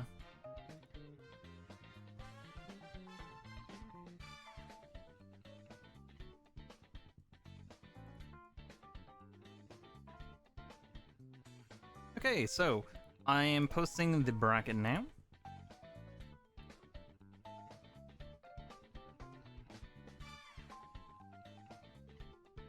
Let me make sure you guys have the roll.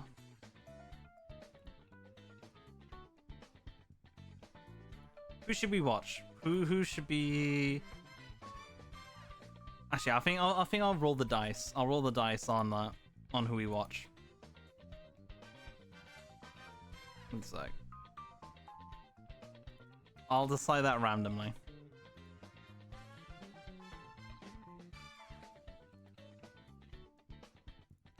Locals. Mystic Mine audience. Oh no. We'll watch everyone except Rathy, you know. I need to make my format look good.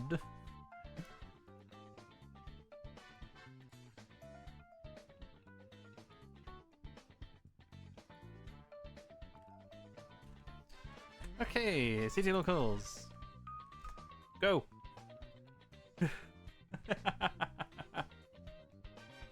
So, there we go. Bracket is live. Who are we gonna watch? We will roll the dice. 1, 2, 3, 4. Random number generator.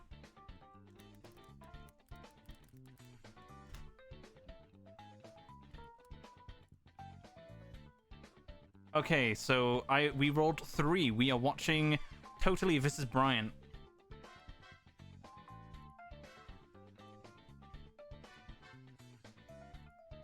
That'll be nice. Isn't this exciting? Wow. Watching gameplay, actual Yu-Gi-Oh! Gameplay here today.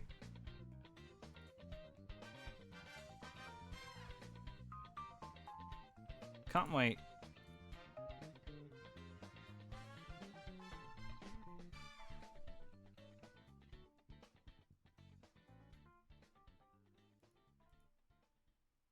Just waiting on Bryant.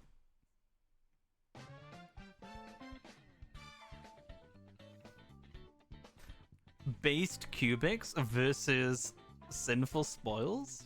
Nani?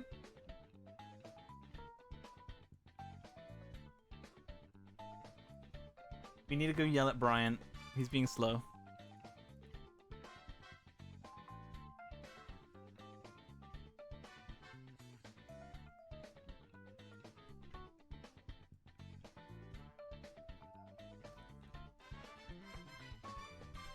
You're late to your feature match.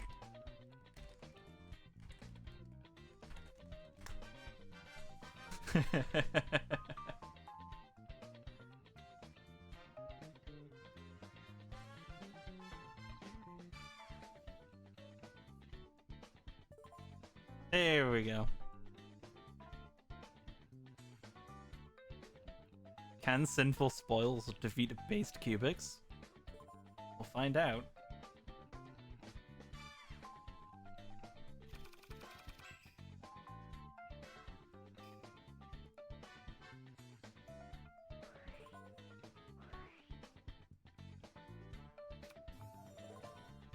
We love Dooza. We love Dooza. When will he summon the Dooza? Come on.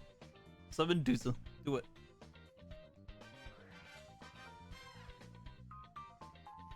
Divine Temple of Snake Eye. Uh-oh. Uh-oh. Uh-oh. He summons the Poplar. Well, he got the Poplar. Wow. Me trying to commentate on Snake Eye. Never play the deck. Never watch the deck in action. Isn't this great? This is a pure exposure.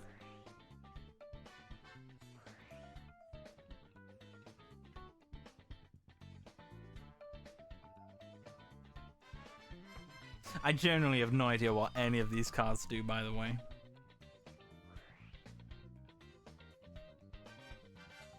I'm very out of the loop.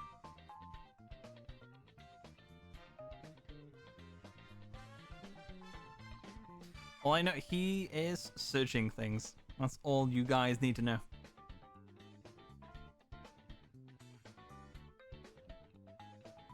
It wins. You know what? I'll believe you. I'll take that as a fact.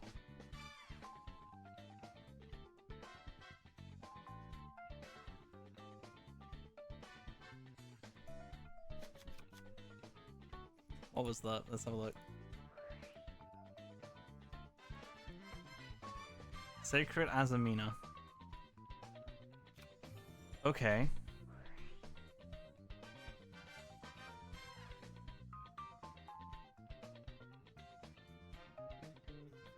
Every single one of these cards say add.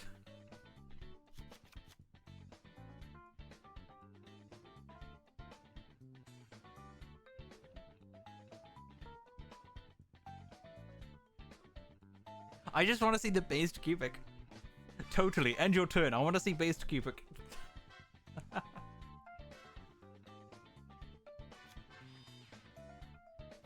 Stop searching cards. None of them are based cubic cards.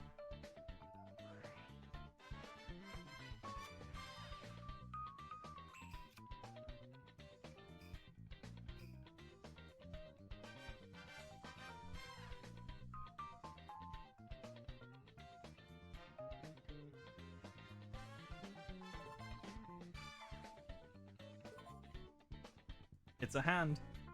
Brian says it's a hand.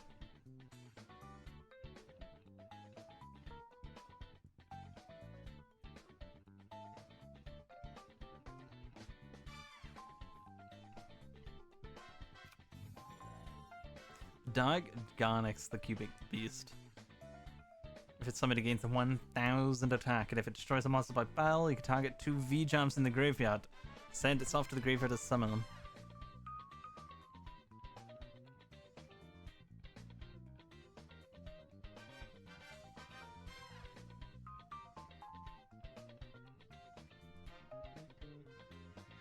Oh, Shimon 1-2-0. Okay.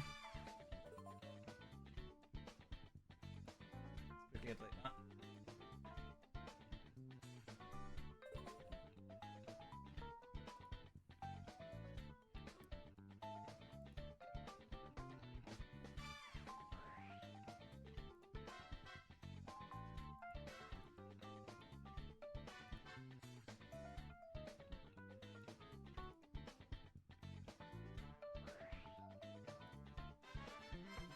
Uh, 14,000 attack PS versus a rush deck. No.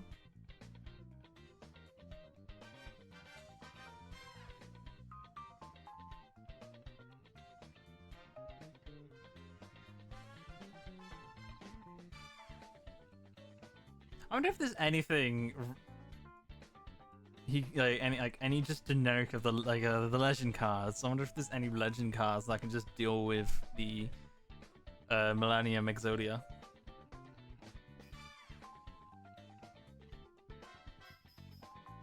Cubic Wave! The best card. Magic Cylinder? True. You're not true.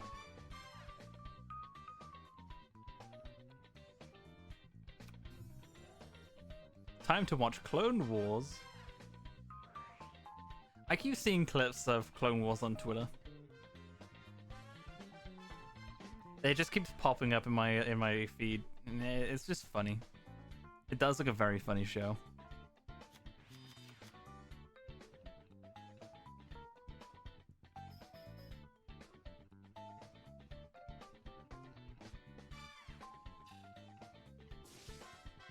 Let's go.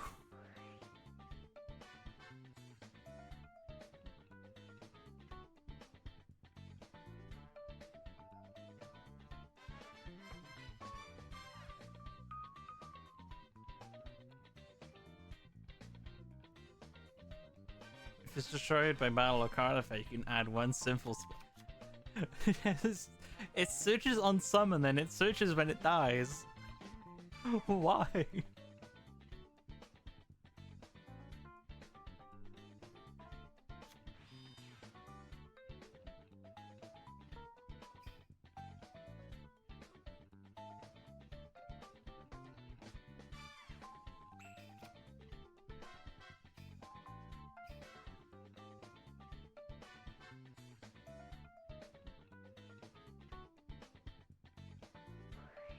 Well, what's going on? You tag one Azumina monster you control in your graveyard, shuffle another deck, and if you do, add this card to your hand.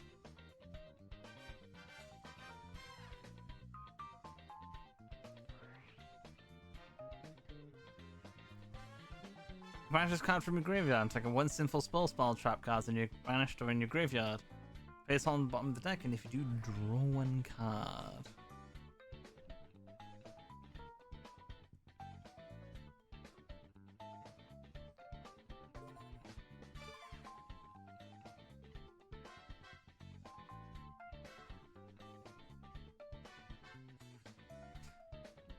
You don't see the idea of putting in the 2024 decks that I was topping. Hey, not my not my fault. Not my pitch. You think I pitched this? This is Bigman. This is Bigman's pitch. Actually, I don't even know if it was Bigman's or not. I think it was.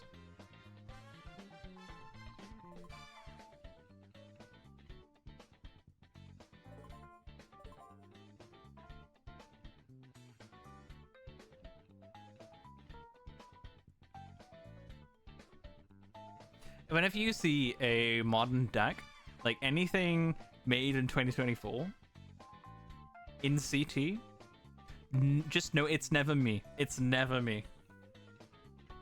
Point fingers at Bigman. Always point fingers at Bigman. I know exactly super heavy.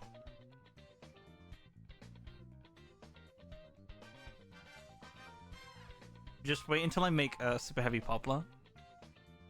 Like when it's added off of Soul Piercer, you special summon it and then you just add Soul Piercer.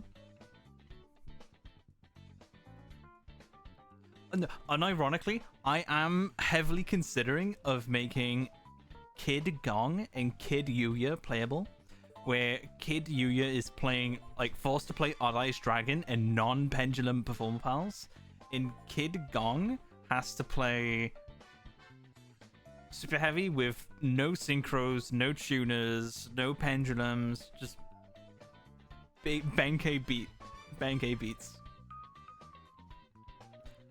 And just unironically play like Giant Rat. I was heavily considering it. It sounded like a funny idea. But I was like, oh yeah, sure. Gong would be amazingly playable, but Yuya won't. Imagine playing non-pendulum, non-extra deck, Odd Eyes Dragon. What do you do?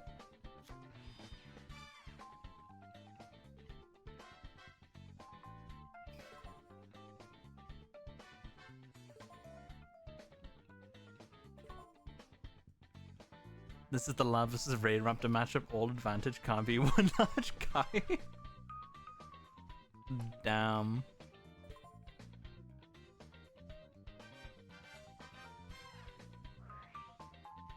Whenever I see Cubic Wave, my mind always goes back to that one guy who's crying about Cubic Wave.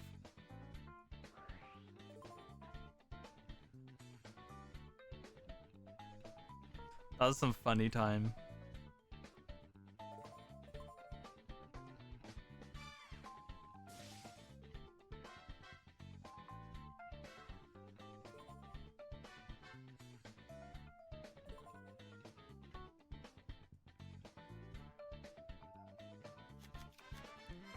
Damn, that was crazy.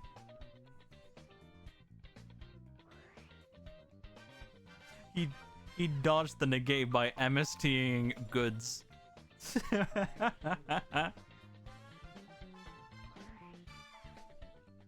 Peak.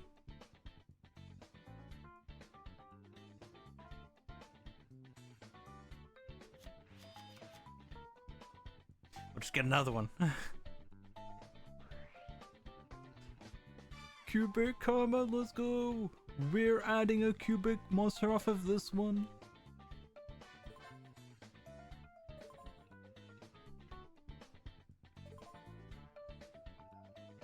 I know, right? This is a fantastic showcase. By all means, have all the gas in the world. You will lose to a beat stick.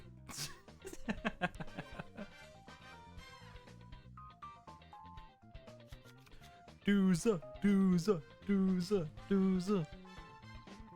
We love dooza in this household.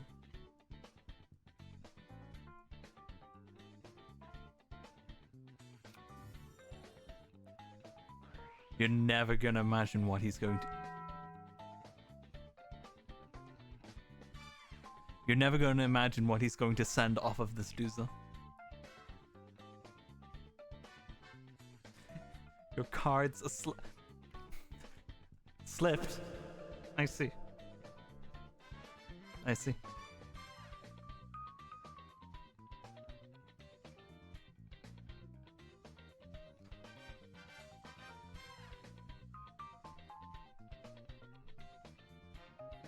Everyone quiet. Bryant is thinking. I'm so glad Cubic doesn't have a field spell. Otherwise, this deck would just be unplayable for him.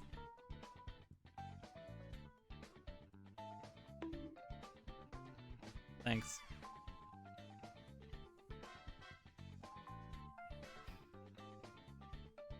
Watching this while being in the locals while Gem Knight cooks an FTK. You better not be FTKing in my format. I'll FTK you.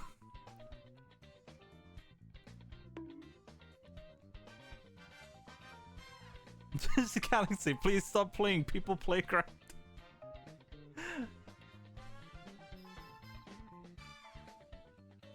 Here we go, Galaxy's here.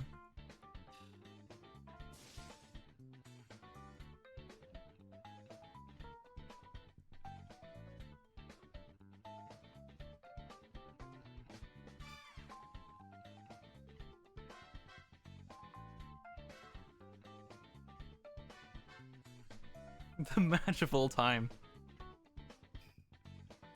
This is a fantastic showcase. This is Yu-Gi-Oh! As Takahashi intended.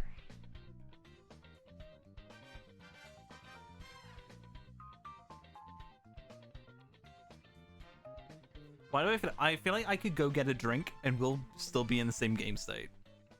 You know what? I'm gonna go test that. I'm gonna go get a drink. I'll be back.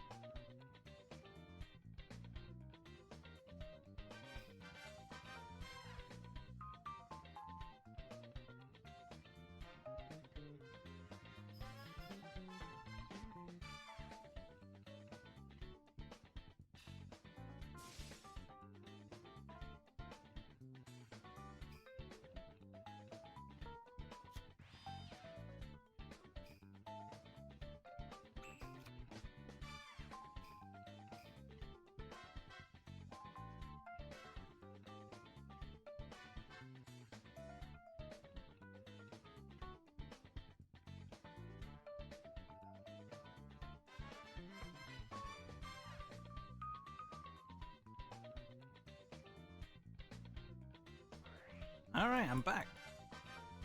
And we're in the same game state, more or less. And got some snacks.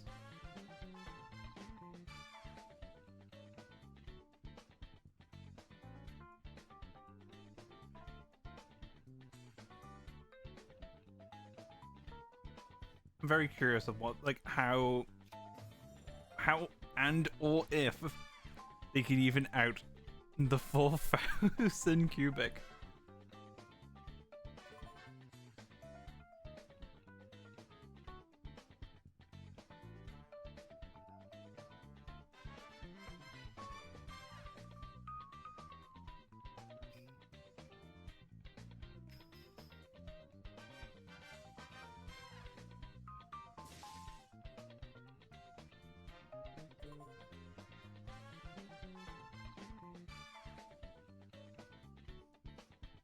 Sometimes experiments for science, and sometimes they fail.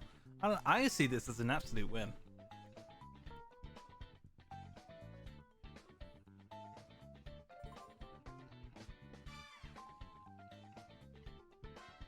This is funny.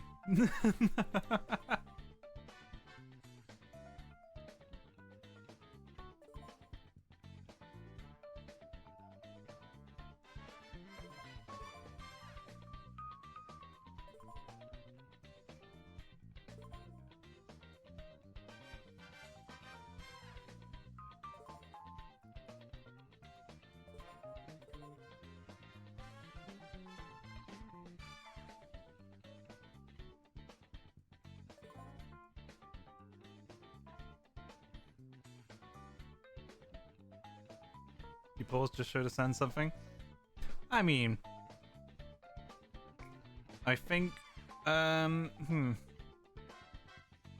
it looks like Simple Spoils might be losing a cubic. Game 2.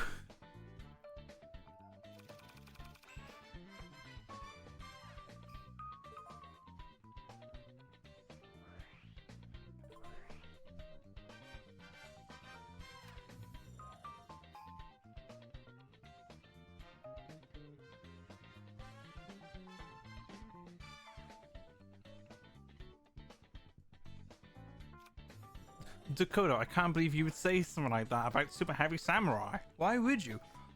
I can't believe you said something like that about 6 Samurai as well. Why would you say that? Or Sword Soul, there's so many cards, so many archetypes with SS abbreviation.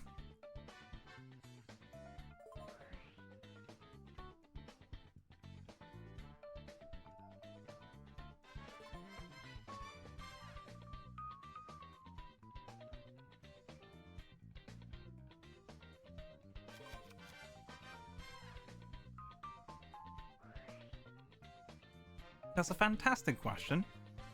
I don't know.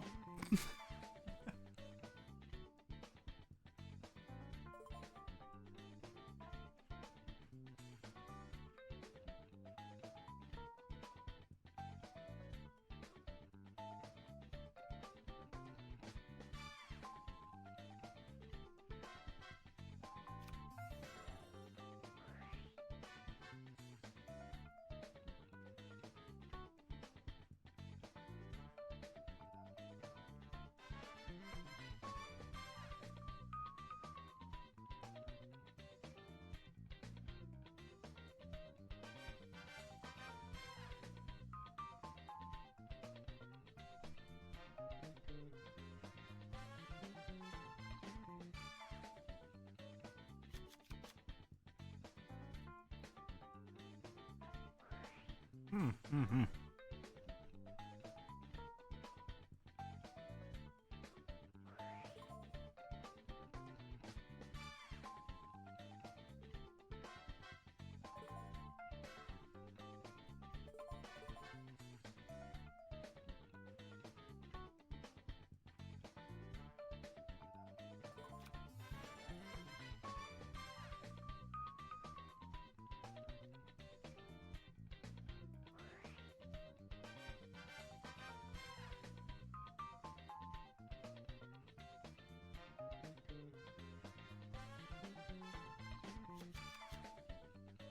Yeah, see, there's another one. Skull Serpents.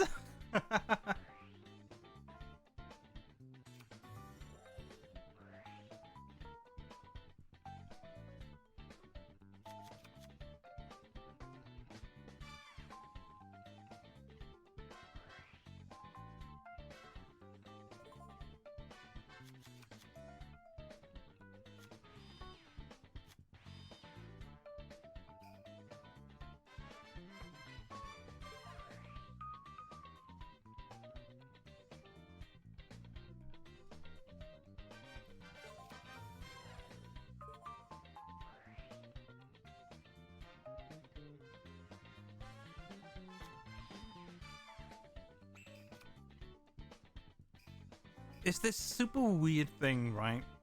Where you take this deck that's normally super hated in the TCG, and you remove all of its like Omni negates, and suddenly it becomes a cool deck.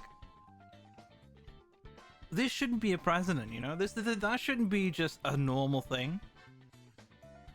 Where if you take away all the annoying things, it becomes fun and cool. How about we just have it be fun and cool all the time? How about that?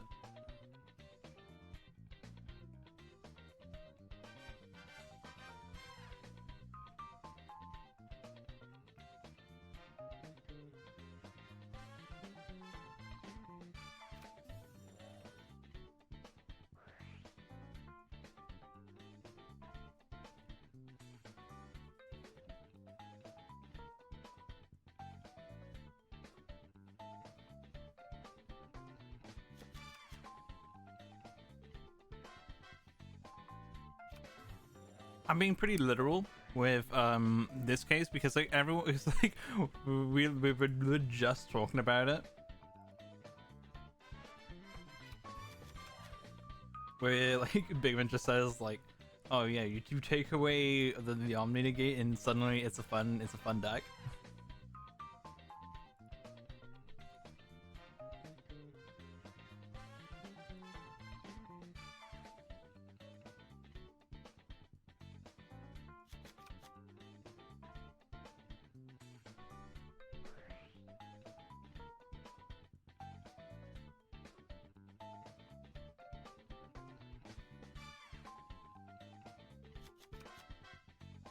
Brian, if you don't draw Cubic Wave right now, you're kind of bad.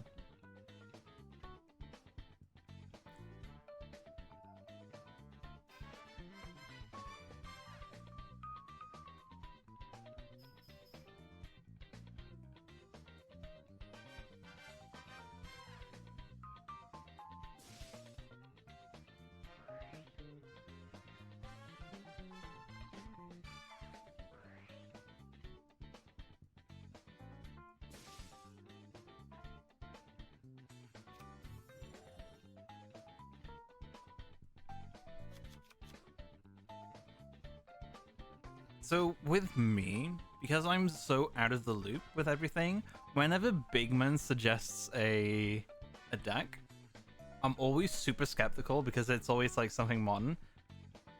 Because like I'm always scared about Konami's like power creep. So it does take me a while to get sold on any like idea when it comes to modern decks.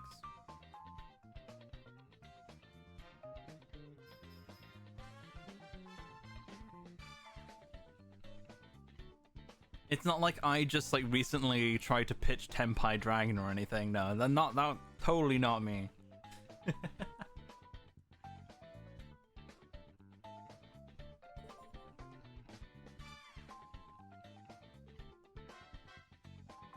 What's the threshold for modern?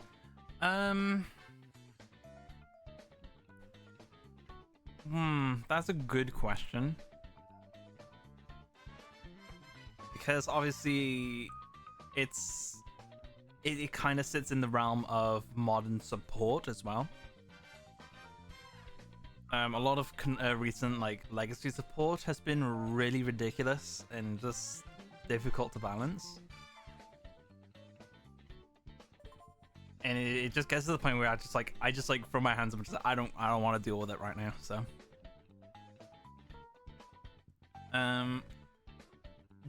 for the threshold for Mon, it's just anything within like the past 2-3 years. It's usually pretty difficult to consider.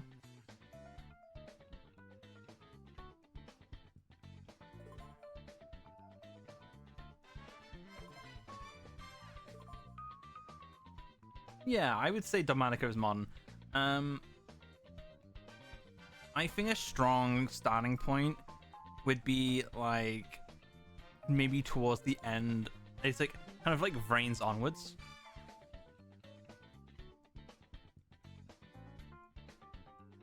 Like, and I know that's like, Jesus Christ, such a long time ago now. Like, it's like 6. So we're talking like 6 years now. But yeah, something like Rise of the Duelist onwards. I feel like there was like, ever since like Vrains has ended, there's been such a massive shift in card design. I feel.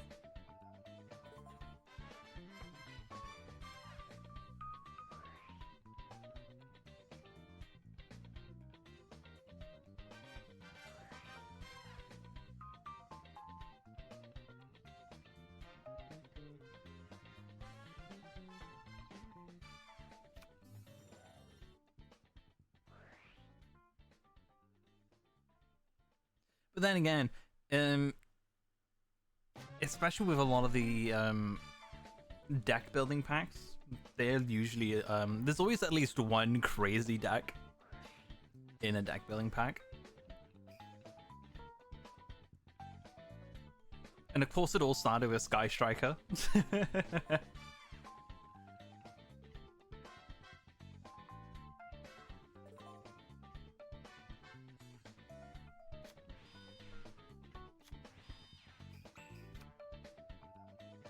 Like, I still consider Sky Strike to be Mon.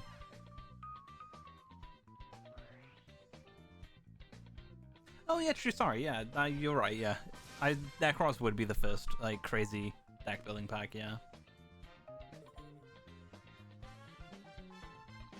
pretty sure that was the first deck building pack actually.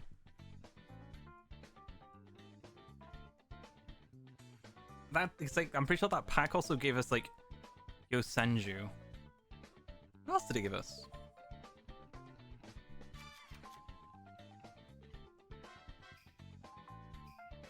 Because it was definitely Necros in Yosenju, right?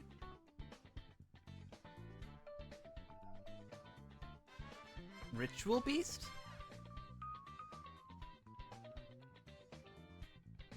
Yeah, Yosenju and Ritual Beast. Yeah, I'm vaguely remembering the pack art. And I kind of remember Yosenju and Ritual Beast being on the pack art as well.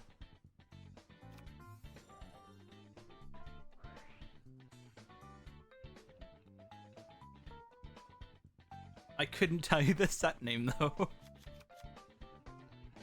It's like I do remember it from Tag Force Arc 5. I remember because I'm pretty sure that was the first time I saw that pack. Yeah, the Secret Forces. That was it.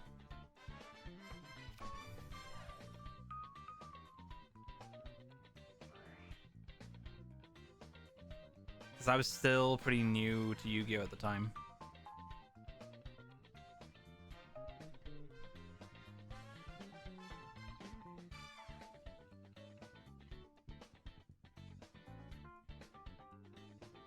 I got back into Yu-Gi-Oh like midway through Arc 5.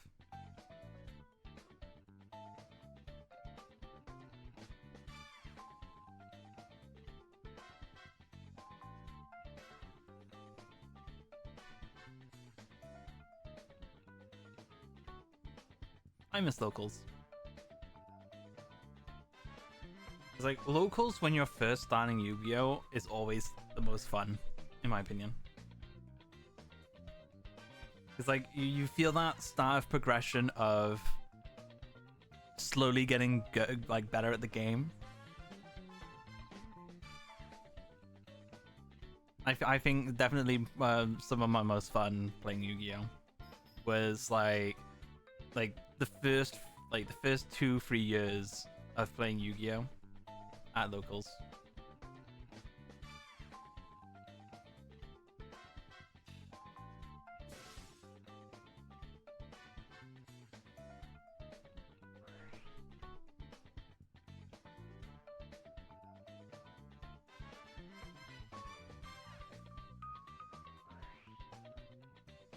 Oh, fuck now.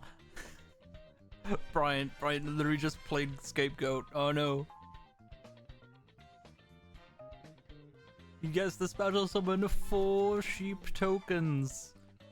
Very strange looking sheep tokens.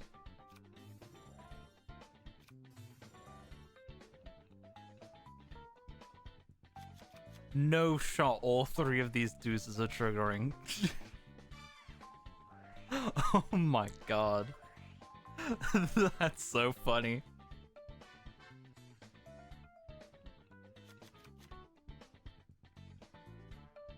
What a once per turn, you know? This deck aged so well. Not a single once per turn on any of these cards.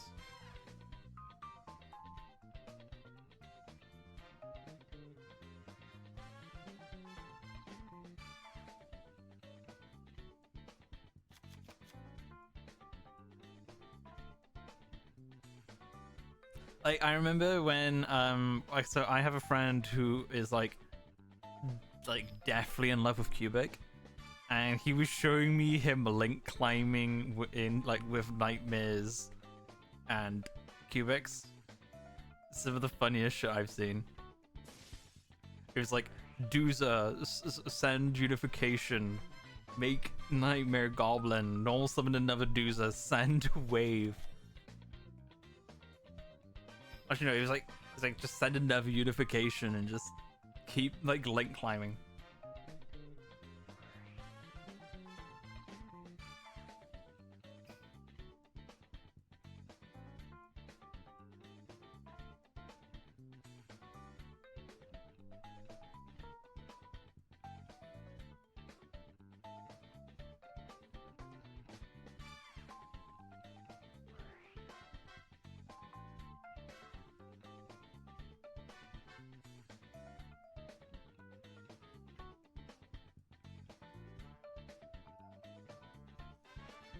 One monster from your hand or field. As one Azamina card from your deck to your hand. If a monster is sent to your opponent's graveyard and you control an Azamina monster, you can make your opponent lose 1,500 life points and you gain 1,500 life points. Ooh, Brian's in trouble.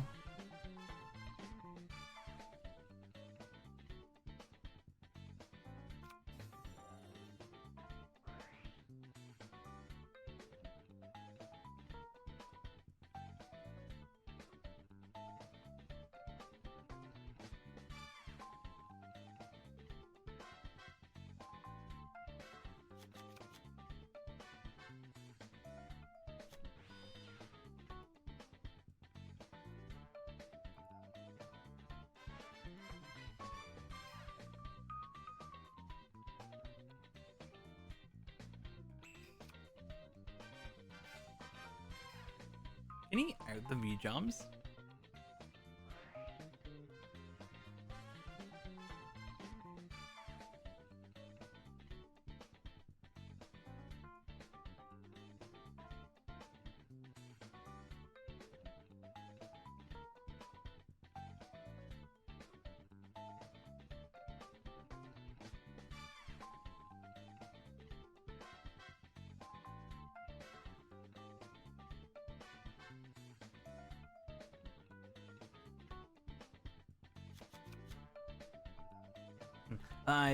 I bet Brian's wishing he had a Crimson Nova right now. I bet he wishes he could reveal 3 cubic cards with different names so that he can summon a beatstick roundabout now.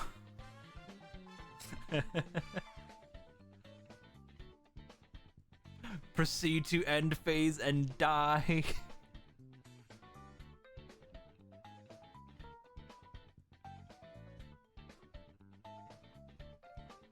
Oh hey, is that one off-character deck used by the forgotten student of GX, Snake Eyes? You know that one guy from GX who like who sneaked into Duel Academy. I'm pretty sure his name was Gerard. Yeah, he plays Snake Eyes. Yeah.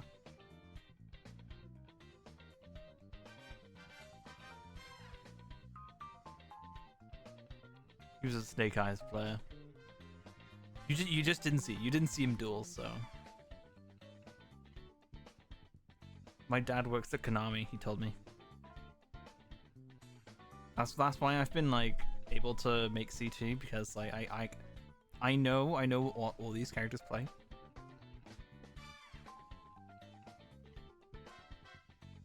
You're calling this Snake Eyes just popular and nothing else? Yeah. Of course we are.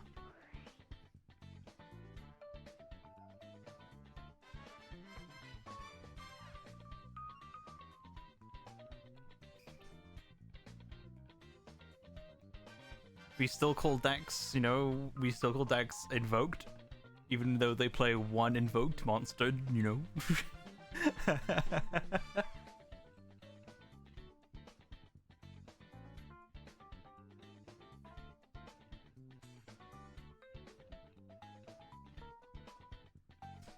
Don't know why both your games against Galaxy, you either opened or drew mine as your first card. No. Invoked is one monster. That's the joke. That's the joke. It's the joke.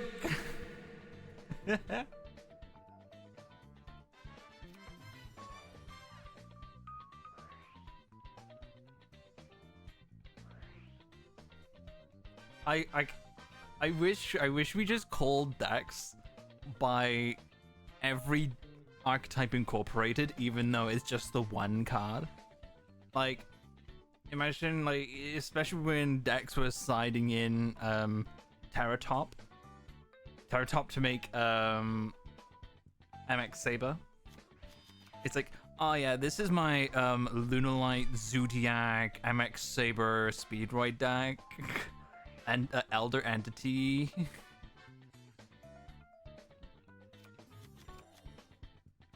pretty good.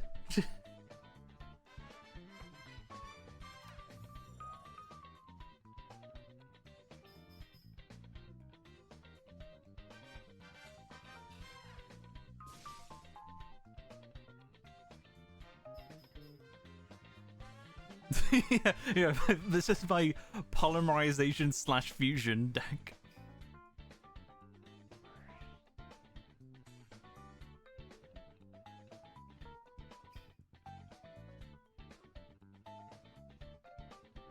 Oh, true, it's a Blackwing deck because you need to play the one Blackwing that bounces a card.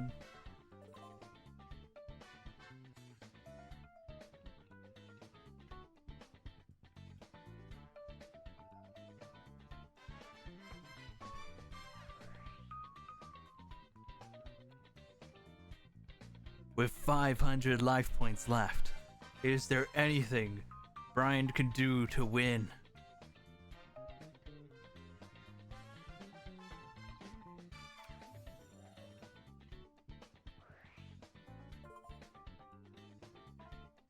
Yes, this is still game 2. I picked the best feature match.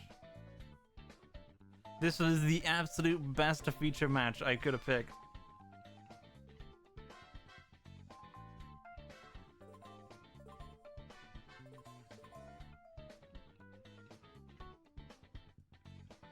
The Fluffle, Edge, and Fright for Polymerization of Fusion Penguin deck? Yeah. Well, you don't play it?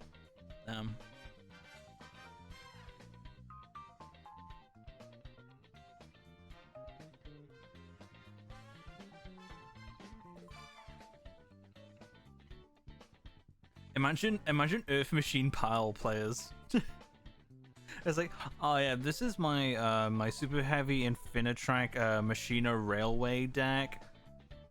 Oh, that's nice. I'm actually playing my Infinitrack Machina super heavy Railway deck. Slightly different. Mine plays more Machina cards, so it's actually Machina first, and then it's an Infinitrack deck. Cool. You're playing Gear Geigen, so it's actually a Gear deck.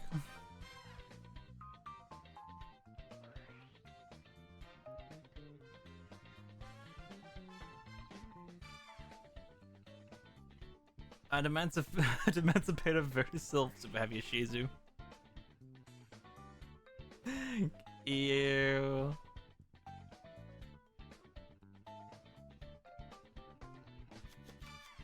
Yeah, you're playing Ancient Gear Box, so it's also an Ancient Gear deck.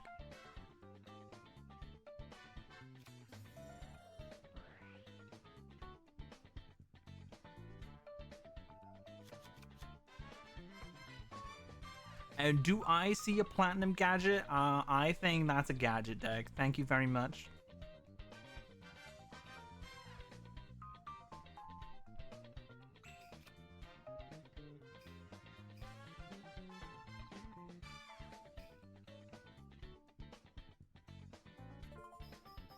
Is that a number 42 Bagoosker I see? Sorry, you're also playing a number deck.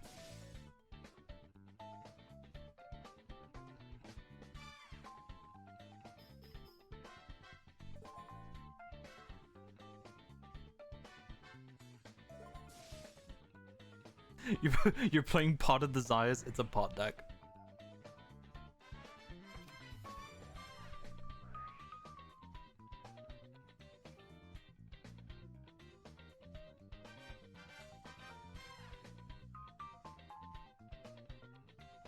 You play replay decks, which would be the equivalent of the book around. Oh no. Not the EDO Pro. Like, I love EDO Pro lobby names.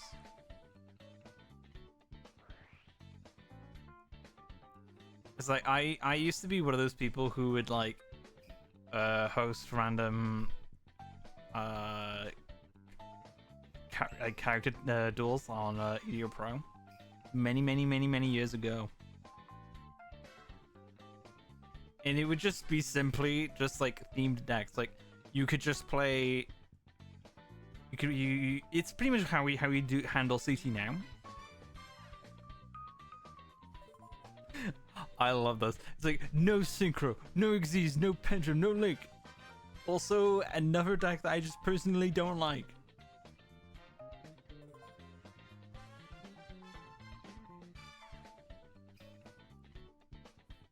Oh yeah, so you're playing Odd-Eye Synchron Performer, pal. How much time in the round again? Technically speaking, it would be time on the round, but hey, we're just kind of like chilling out. I'm too invested. I'm too invested.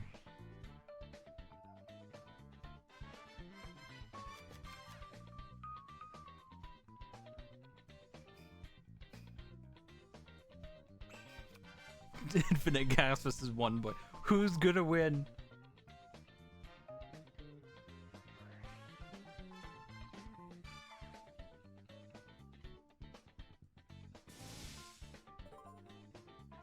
Whoa, what just happened? What was that? Simple struggle. Target any number of cards on the field. Destroy them. Oh, for the content. Oh, okay. I thought he was like sacrificing all of his cards to do some crazy shit.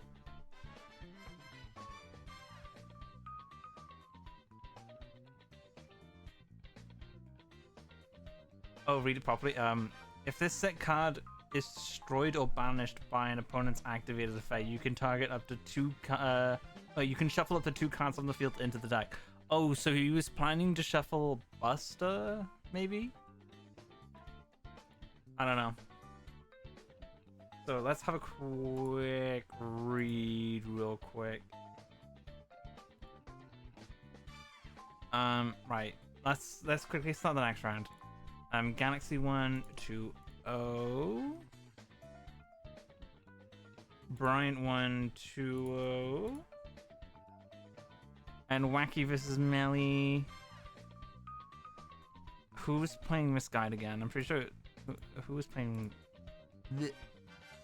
Okay, Melly was playing Misguide.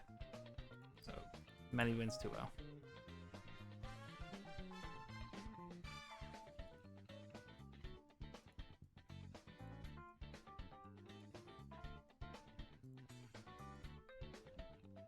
Two one. Okay, I'll fix that now.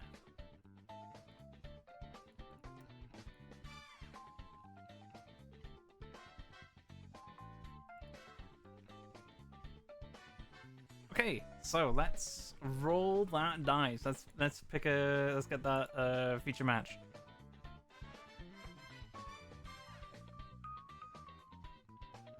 Alright, we'll be watching Beta versus Spicy Jack. We're watching Rush.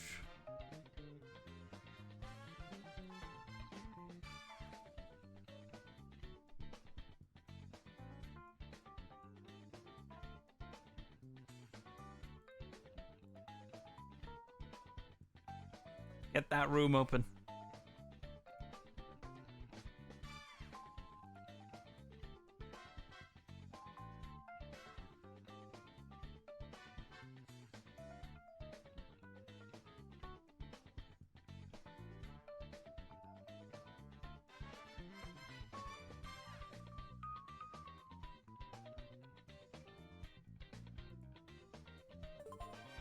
Yippee! There we go. Now we wait.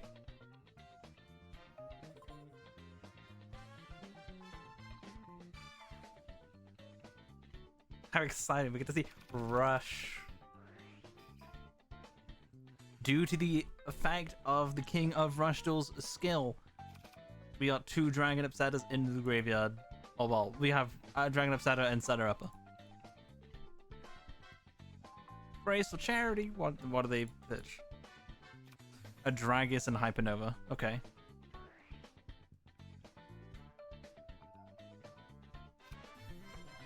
We love Rush Duels.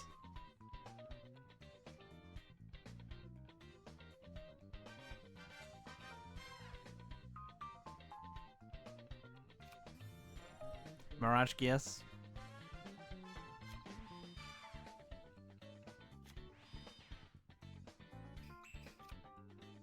BT, you're not allowed to say that.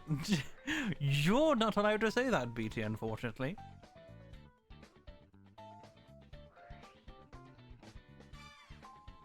Oh, Spicy Jack already has access to Destiny board.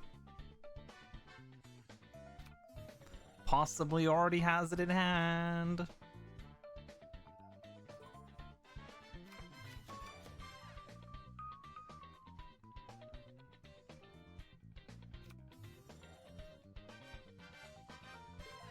Dearbound Bakura when? I have let Konami make that. I ain't making that.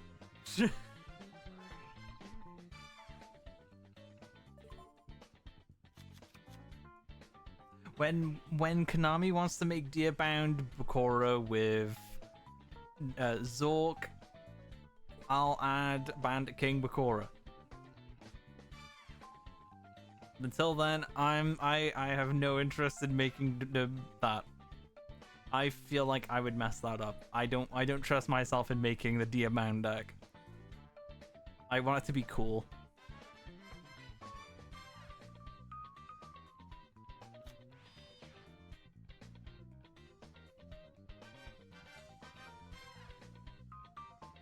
I don't trust myself to make something that cool.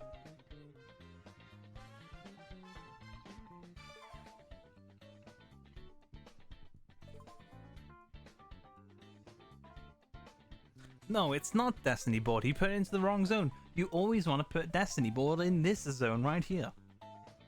If you put Destiny board in any other zone, you're playing the deck incorrectly. I'm sorry.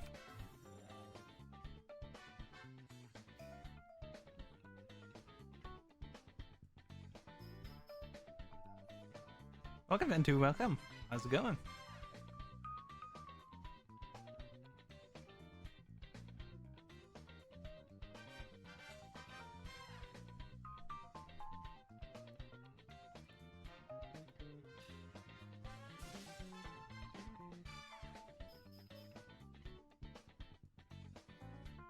Whoa.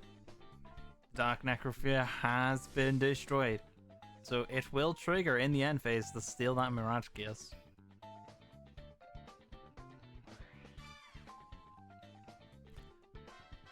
But we do have the Cursed Necrophere coming out.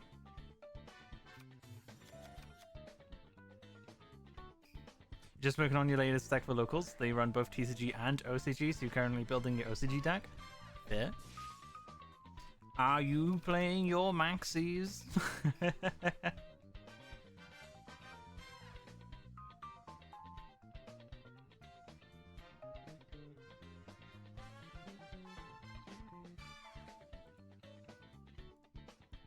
I'm so curious what Dragius is going to do about this.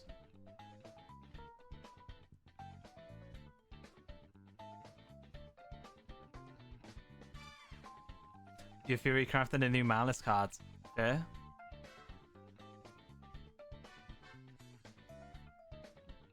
I like the art for the new Malice cards, but I don't really play the physical game anymore. It is just Cybers, yeah. Make big firewall.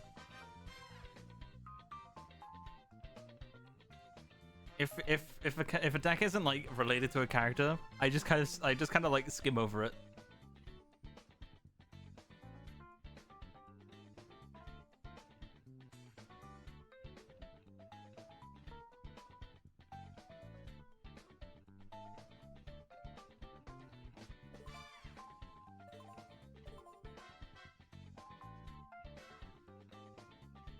Also, I did read the Mimigor cards, to be fair.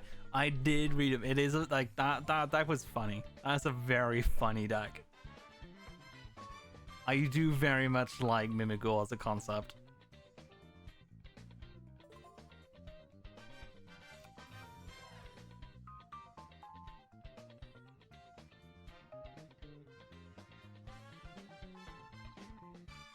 Yeah, you did. They're very good at making a dude.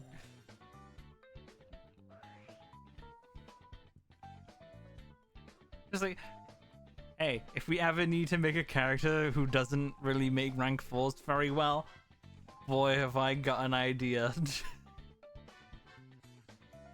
I remember when Shock Dragon was first revealed, this card here, because we only had the art first, and everyone was like, yo, that artwork is so cool. What deck is this?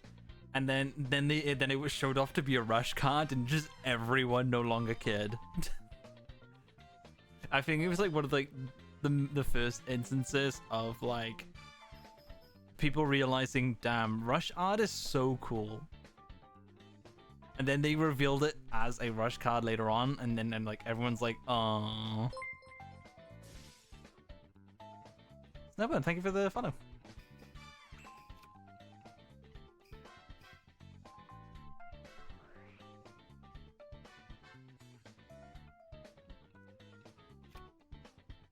I'm a fan of the underdogs. Can Rush pull off a W?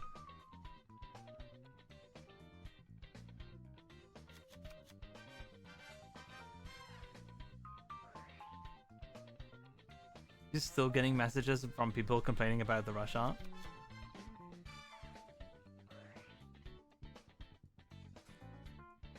Your theory crafting a 50 card deck that runs Malice, Beastal, and Thunder Dragons.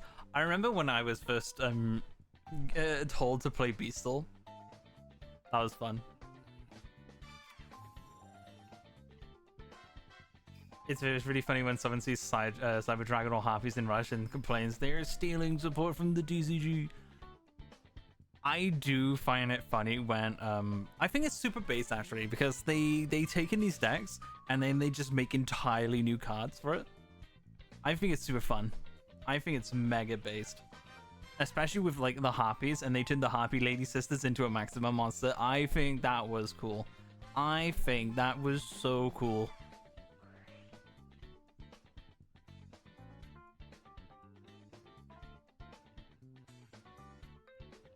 Oh no. Spirit Shield. Quaking mirror force? No way. Based.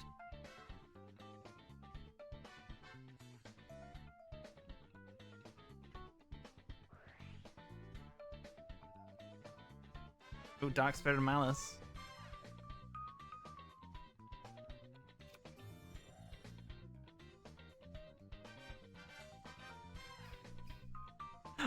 Oh no!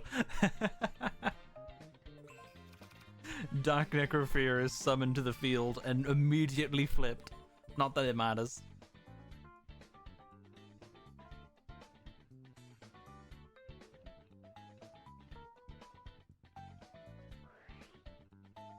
But he did not control a fiend or a zombie.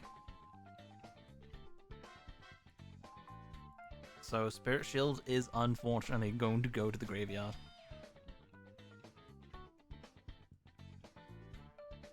It's so weird seeing like a bunch of these cards that are like real now. I love Animation Chronicles. I love seeing these cards be printed. Silly beta, that's not how you maximum summon.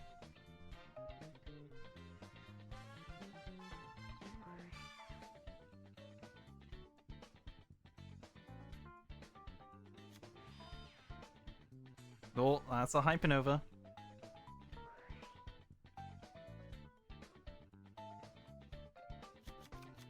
And polymerization. Well, fusion. Sorry, I think I might have just triggered some like rush people out there.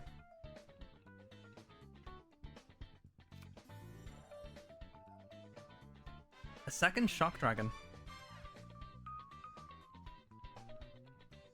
And we're gonna get another dragon monster. So, oh, here comes Dragius. And we all know what that set card is. That's gotta be the fusion being set.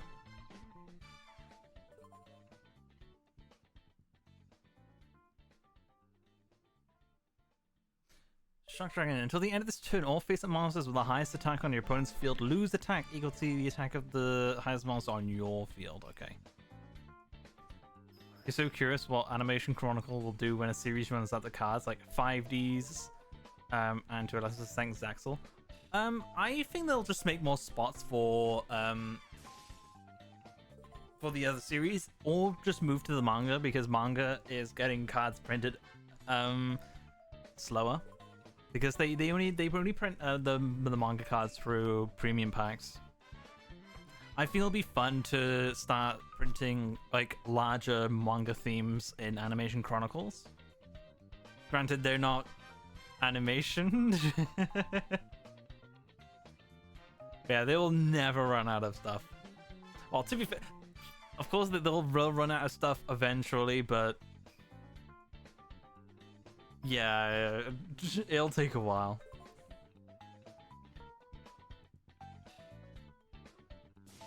One day we're gonna get like baggy pants Saurus. One day. I wonder which. Actually, this is a fun question. I wonder which series is the closest to being finished. I do have to question that.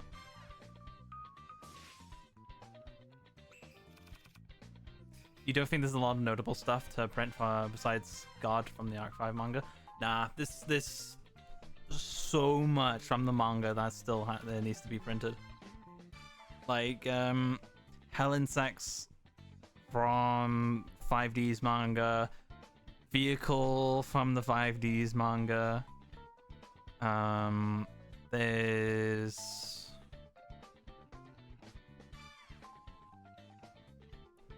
the imaginary reactors.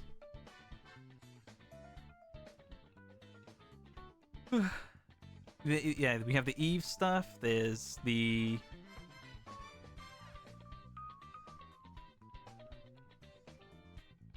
Eros cards. What are they? I forget what they call. They're the Strain. Like they're the cards that work with Dystopia.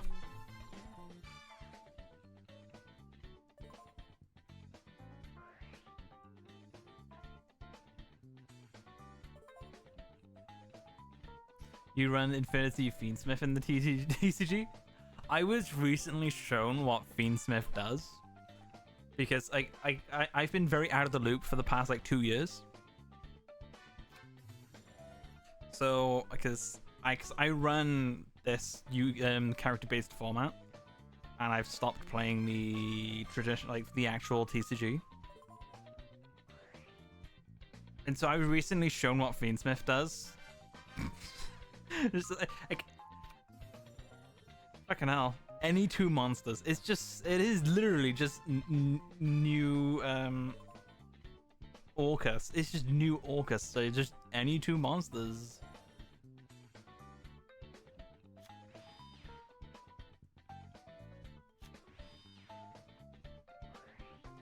Full power Chaos Angel. I'm pretty sure we had to ban Chaos Angel in this format. I'm still scarred from the MBT short. Yeah, true.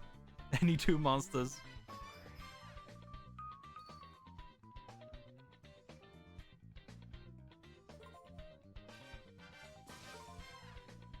Hold up. Rush. Come on. Heads no. We're close. We're so close to Rush pulling off a W.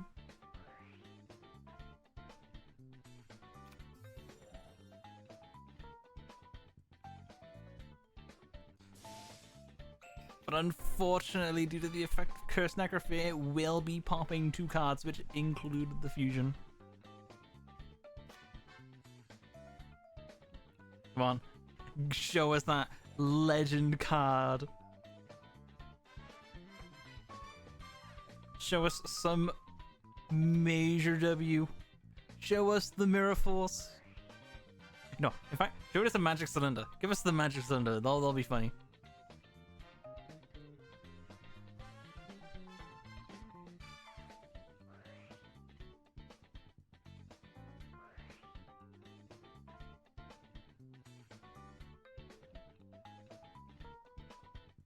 If all goes well, Beta might be able to live with 300 life points. Maybe. Oh no, wait, yeah, Dragius, of course. No. Oh no, wait, that's only if it destroys the monster by battle. Yo, we're gaming. 300 life points. Maybe.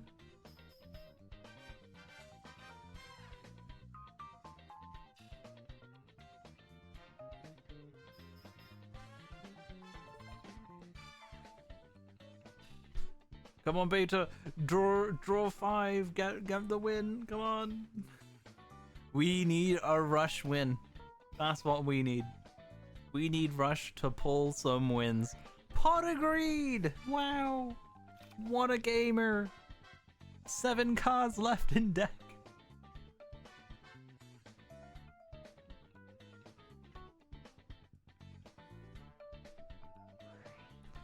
Start. We're getting fusion back with this one. When do we add Dark Ruler and Herald to Abyss to the Rush Legend pool? True, that's something we do need to do. We need to add more powerful cards into the Legend pool.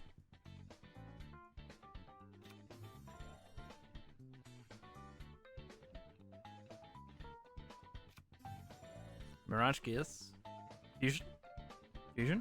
Fusion!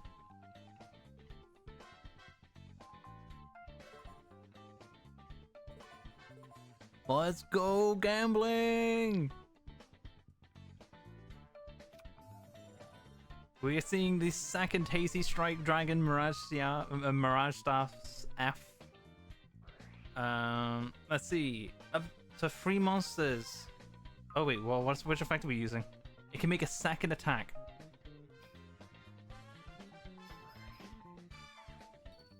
Heads no! We were so close! Oh, that was only game 1. Yeah, true. Why? We could have done the direct attack. Beta, come on. Direct attack. Oh, well, it's fine. Flipped heads anyway.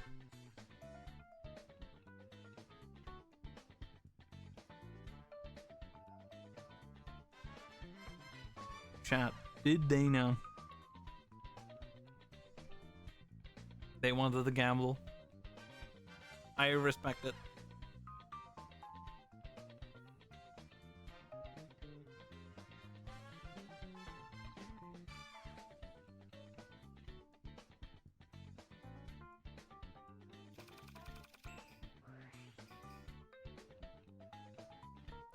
The amount of games Dark Sanctuary has stolen in the history of CT is ridiculous.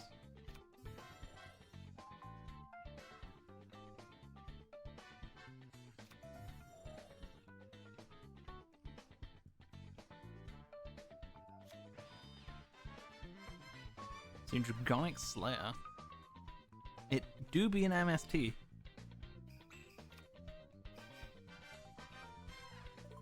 Absolutely not. Never. We are never getting rid of Dark Sanctuary. The card is way too funny. I would never.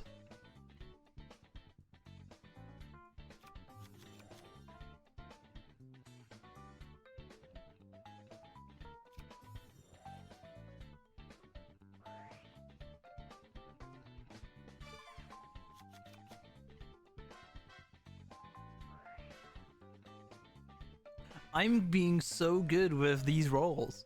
Like, both times I've got the longest running match. It's this good content, that's what it is.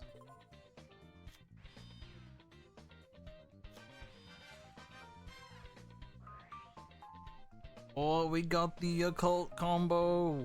Dark Sanctuary, the Dark Door. But you don't realize the Dark Door, only one monster can attack. Dragius can attack twice. Terrible.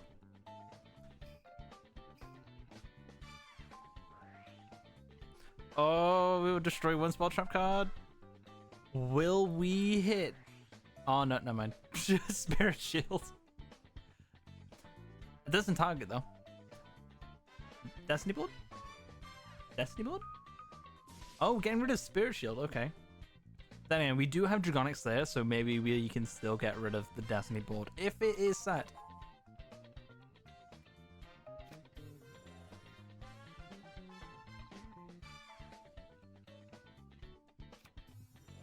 Two Dragonic Slayers.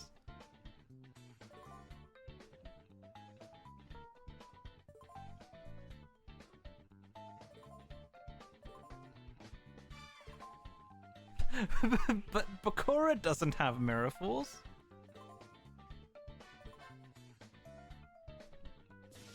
I like to think Beta tried to click on activate, but accidentally switched to defense and is now using Mirror Force as an excuse.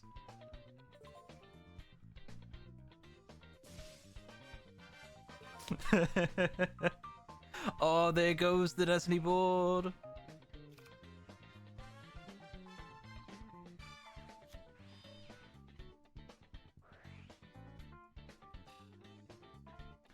Seeing the resolve come out. And it gets us the Dragius.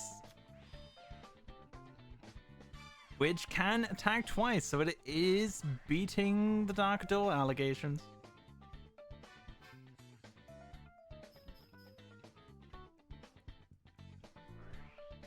Oh no, the Dark Spirit.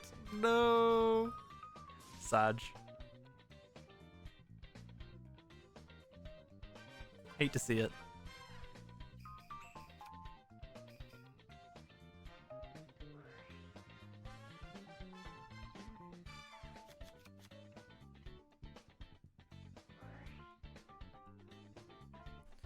Fiendish Rhino Warrior, what is it gonna send? Sending Curse Necrophilia, which will trigger the Dark Spirits in the graveyard. Remembered how they rush printed a whole deck for Dragonic Slayer? Well, for Rushlands, it would be pretty good. We do see the Doom Caliber Knight.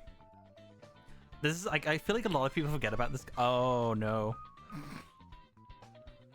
Oh no. But the Cherubini.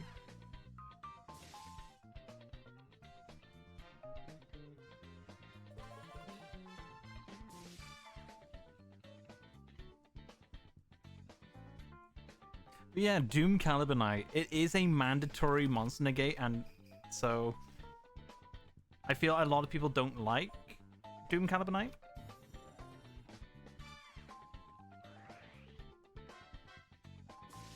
Yeah, why did the cherry die? He just he just let the Cherubini die. He just let it happen.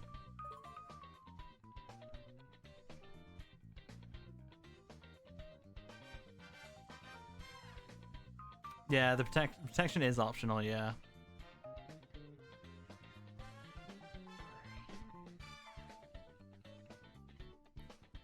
Draconic Scout.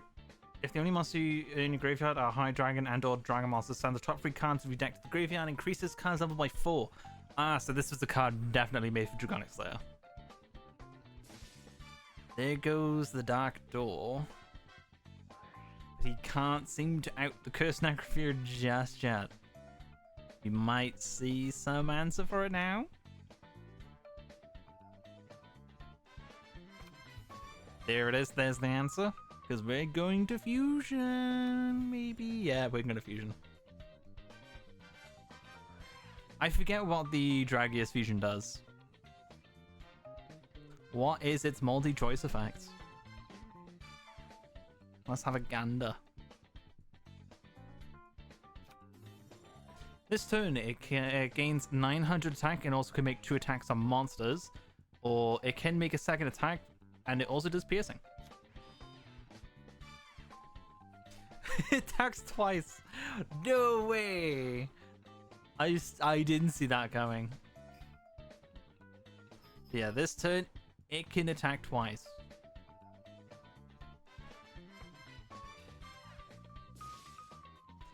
Cursed Necrophore will be coming from the graveyard, but since he does not control any spells or traps, he will not be popping anything.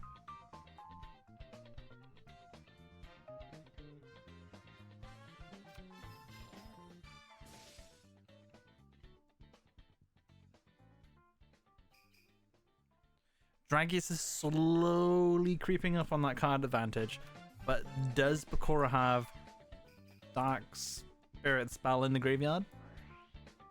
Well, Dark Spirit Mastery is now in the graveyard, but we'll have to wait until next turn. We will have to wait until next turn to get those spicy draw for the Destiny board.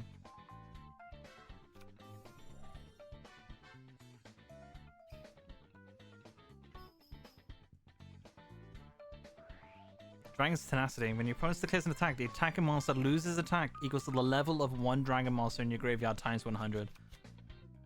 Ooh, okay. That's an extra 300 damage.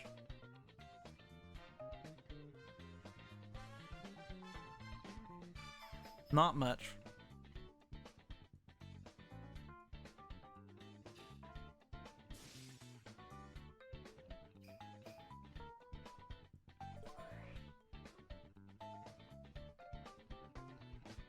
So Dark Necrophore will be stealing the fusion, and then Cursed Necrophore will be summoning itself, and it will be able to pop a card since Dark Necrophore is being treated as a spell right now.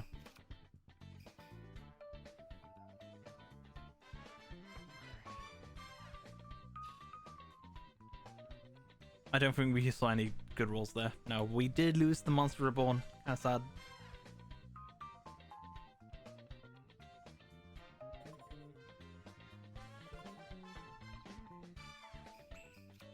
No, we were so close.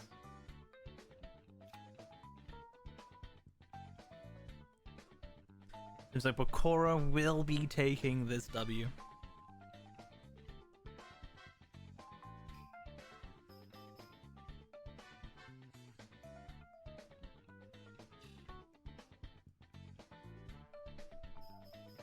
Bakura is so fun. It is generally such a fun deck to play. Right, let's get the next matchups, since that was the last.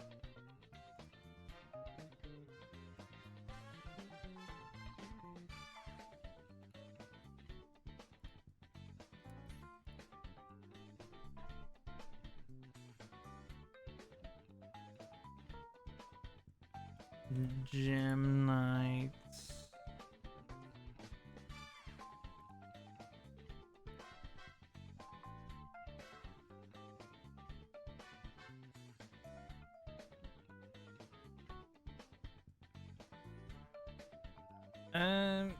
We have. Who else is done with their duels?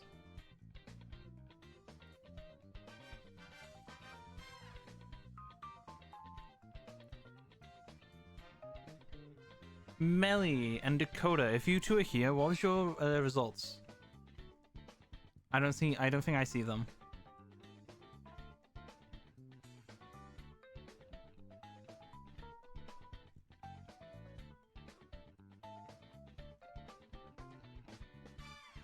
Oh, okay, and I see them. Sorry, I see them. I didn't scroll up enough. Whoops. All right, Dakota and Melly.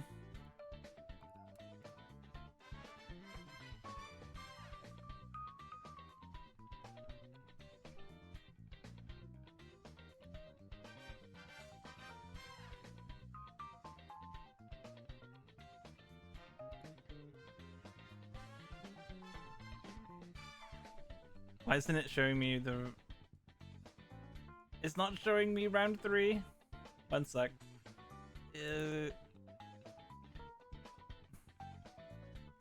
Challenge, why won't you show me the next round?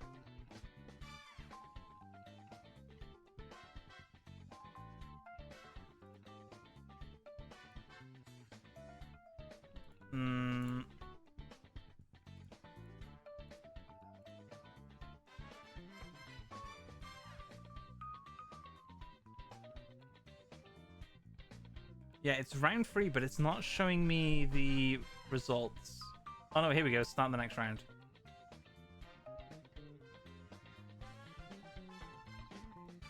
There we go.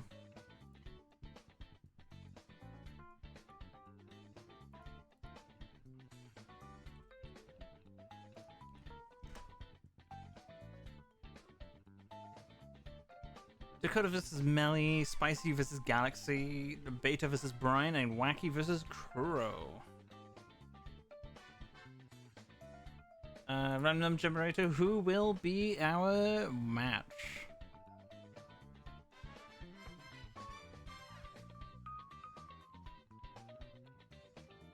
It will be Wacky versus Kuro.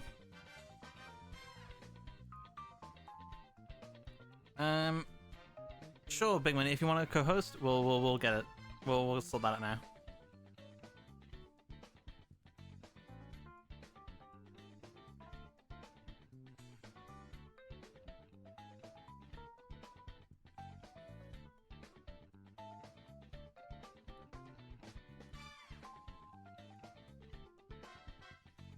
Alright, I'm just making sure my settings are correct.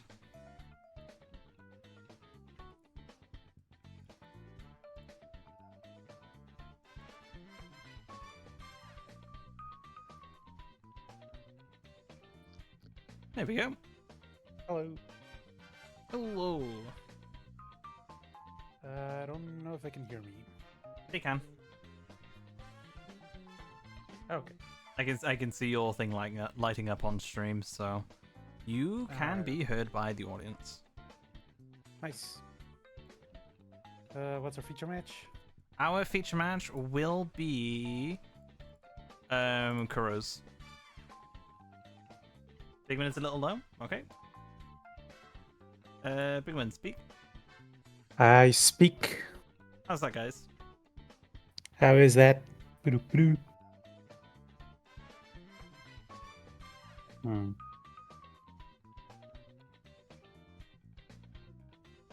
Look, I'm not saying the Azamina deck is underbaked, but you know I had to hit a lot of it.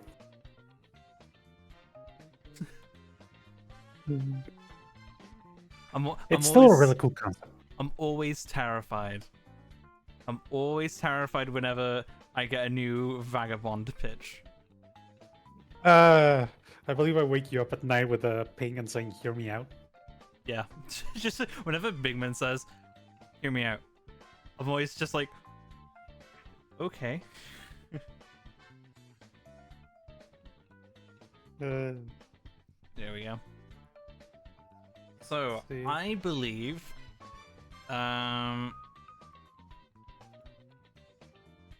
Wacky versus Crow. So this is going to be Gem Knight versus Raffi. The Raffi did open 2 Mystic Double Mines. double searchable Mystic Mines. So we'll see. We're about to see some gameplay, folks. The most interesting feature match of all time. Yeah. I was thinking about Raffi the other day though. Like, I was thinking maybe we could play more into the card opening aspect of, like, maybe if he gets past a round, he can open up like a random OTS pack or something. I don't know. It will almost never matter, and it's more overhead on organizers. Hmm. That's one of the things, right? Like Ravi already takes like more effort than normal characters because you go Yeah. out of the pools, check if they want to reroll, do their pools, check if they want to redo their pools. Yeah, that's definitely a problem. I was having a starting thing.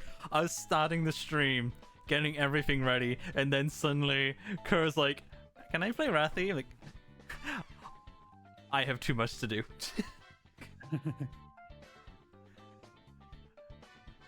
Thankfully, BT was able to sort that out for me. Yeah.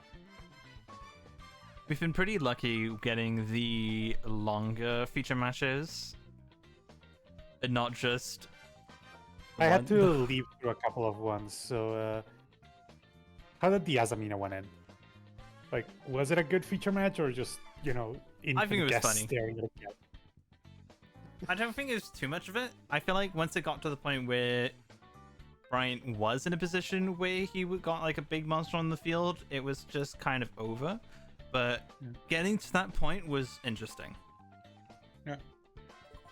I mean, it is an interesting deck. I just put it in the Vagabond because I want to put in decks there that I find interesting. It was very funny that Bryant summoned 3 Doozers in the Azamina battle phase. Yeah. Just send 3 cards. It's great. The best part is like it's impossible to interact with it because it's all in the damage step. Yeah.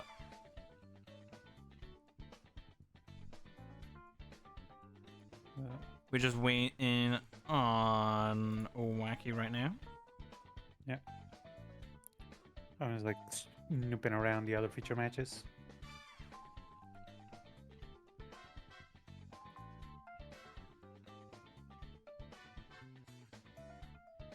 So how are you guys thinking about the new reveals today? We worked on them for quite a bit. I generally think the video game characters have been like super based to work with. They were really cool to figure out. Yeah. Like there's a lot of very unique code that I had to do for the Forbidden Memories ones. Oh, definitely. And yes, part of the gameplay is that you're going to have that wiki page like opened.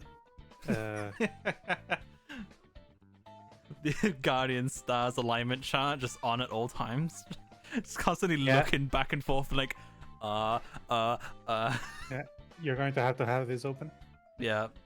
I'll probably actually just have the matchup chart on Nightmare and Haitian's page. What the hell? It's part of the gameplay. They should look it up. True. I mean, I already had to make people learn like the chess meta for Oh, Titan. that's true. values. The fuck is a chess point value? And I know like some people might cancel me for using 3.5 of the king. Oh, but it's technically infinite because if you're down a king, you lose. Shut up. We need more goofy shit in Yu-Gi-Oh! Like that. Like, I want to imagine just one day ignoring like PSCT, they're just gonna like announce some card that like reads like complete ass that only makes sense to some people who know some obscure fact. What do you mean? They print an animations chronicle every year. Like, it's like stuff like the chest point value or like the Guardian Stars. Just like, oh yeah, your opponent's monster. They're treated as a. They're treated as a dog. What does that mean? I was like, oh yeah, because it's a dog monster, that means. So actually, we're just going back to Duelist Kingdom rules. Actually, it's like, oh yeah, your monster is now in the air. It's now in the air. Have you Land monsters can't beat it. have you played the tabletop sim Duelist Kingdom one? No. There is a project that several members of the community have done. That it's a rulebook of like 200 to 300 pages, more than 40 game pieces, and a lot of stuff to actually make Duelist Kingdom a game. It's on tabletop sim. It is Fucking absolutely hell. unplayable, but it's so funny that it's 100% accurate to the anime. It's like, what is There is like there are rules to attack the moon. Like, I do like it's like because I have been rewatching Yu-Gi-Oh! It totally not the reason why Taya and Bones got their updates first or anything, don't mind me. But rewatching Duelist Kingdom, it was so weird because like on the rewatch it kind of makes so much sense. Oh, Biz. Thank you so much for the raid. One sec, guys. Gotta do streamer things. One sec. Ow. Hi, After. How's it going? Hi, Speedy. Hi, Biz. How's it going, guys? How's it going? Cool. Let me show you real quick. What were you playing? Link's Awakening. Nice. That was like the Game Boy game of Link's Awakening, like Link Awakening DX. That was like one of the first like games I ever played on the Game Boy, and it's still one of the only Legend of Zelda games I've ever played. It's like it's Twilight Princess and Hyrule Warriors is the only games I've ever played when it comes to Zelda. So we are currently celebrating the 2nd anniversary of my Yu-Gi-Oh format. You don't need to know too much. It's just Yu-Gi-Oh. The new and improved version of the Yu-Gi-Oh format, of his Yu-Gi-Oh format, or depending on who you ask, the much worse version of his Yu-Gi-Oh format. Okay. I'm not saying it for myself. So, yeah, we gone through a bunch of reveals and announcements for the format as well. We're just playing a local tournament right now. So we're just waiting on one of the players. They seem to be AFK at the moment. We But, could like see a different feature match. I don't know. Yeah, we'll probably have a look at the feature match right now. I believe Melfi versus Dakota might be the more interesting one. Yeah. Like checking the others. Okay. And, straight to the Adamancipator versus Millennium. Ugh. Like, trust me, the Bakura versus random pools of Dark Neo Storm is. Sorry, not the Bakura versus Jim Crocodile Cook is much less interesting to see. Absolutely. So here with me is Bigman. He's our card coder and our what was that title you gave yourself? The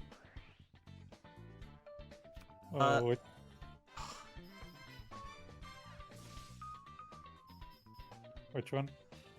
I've given myself many titles. you gave yourself. It was like something janitor. Like yeah, sometimes I call myself a janitor when I need to like deflect blame to you. Damn. Sometimes just outright saying it. uh, Yeah, you need to rest your room is hot. Same. See, one of the things I don't like about the UK, we were not big on air conditioning. We were so behind on air conditioning. So, yeah, it's not pleasant right now. it's fine. It's an island with a gorgeous weather, right? Yeah. Yeah. Totally. So, Yeah, Biz, you go do your post-stream relaxation. Go get yourself a drink. Go get yourself a snack. Go relax, and maybe go play with your cats, because that's something I will do after stream as well. You don't know a single person that has an AC at home. Same. I don't know anyone who has an AC. Here. I don't. I Imagine wish. being warm. I'm right now hugging my stove right here. No. Poor Bigman. It's cold. AC's a myth. Yeah. Are we even sure AC's are real? Like, at the hotel I work at, we have air conditioning, and what it actually is just a bunch of holes in the wall. That's it. It's no actual like vent. It's just ventilation. It's not an actual AC. We just call it an AC. It's just holes in the wall. You didn't have AC in one day in Texas, and you almost actually died. Yeah, that's the thing. It's like so many people in the UK are dying from heat strokes because like we just don't have AC. Our Britain was never raised on air conditioning.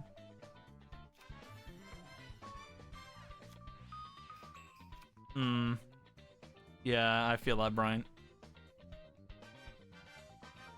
It's like right now, I have windows open, I have the fan on, but I can't leave my door open because my cat keeps coming in and he keeps chewing on wires, the little fucker. So I have to lock him outside my room, unfortunately.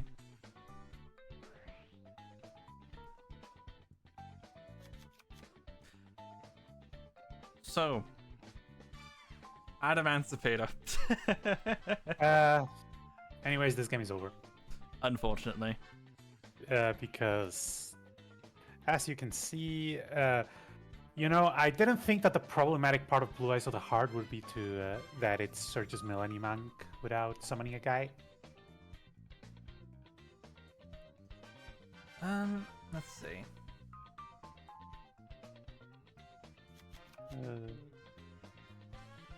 Or maybe Dakota's not doing that. It's gonna be. Okay, then. I don't think this matchup's gonna be very winnable for Dakota, only because Dragite really do be just stopping Millennium Ankh. That is true. I don't know if like there's any way they can even get over Dragite without the fusion. I mean, maybe he can crash with Blue Eyes.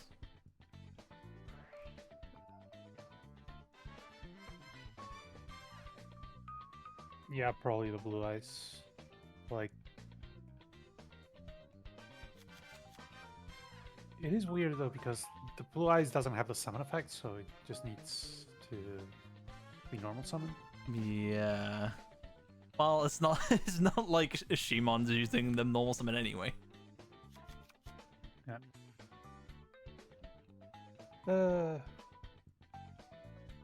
The least fun part of doing the whole tournament is then having to go through the ban list and saying, okay, what's getting hit? Yeah, unfortunately, balancing this format is just not fun in the slightest. It's like there are times where I sit back and think maybe I'll take like a Konami event approach, because whenever Konami does like any kind of event that involves like a character-based thing, they always have that. It's the inspiration for our deck building rules, because I remember seeing these events that Konami does where they let you use any cards, but you have to use at least like 15. Like, let's say you wanted to play as Gong, you would have to play at least 15 Super Heavy Samurai cards. And you have to play no spells or traps, but you can fill the deck out with literally anything else. So technically, the format balances itself, and it just becomes like player expression. Well, the super heavy example is maybe not the best one because, I know, Power but super heavy was. I mean, to be fair, this the was best like deck for a bit. this is like geez, still like pre-brains. I'm sorry, but your pet deck will forever be known as the Wakaushi deck. True.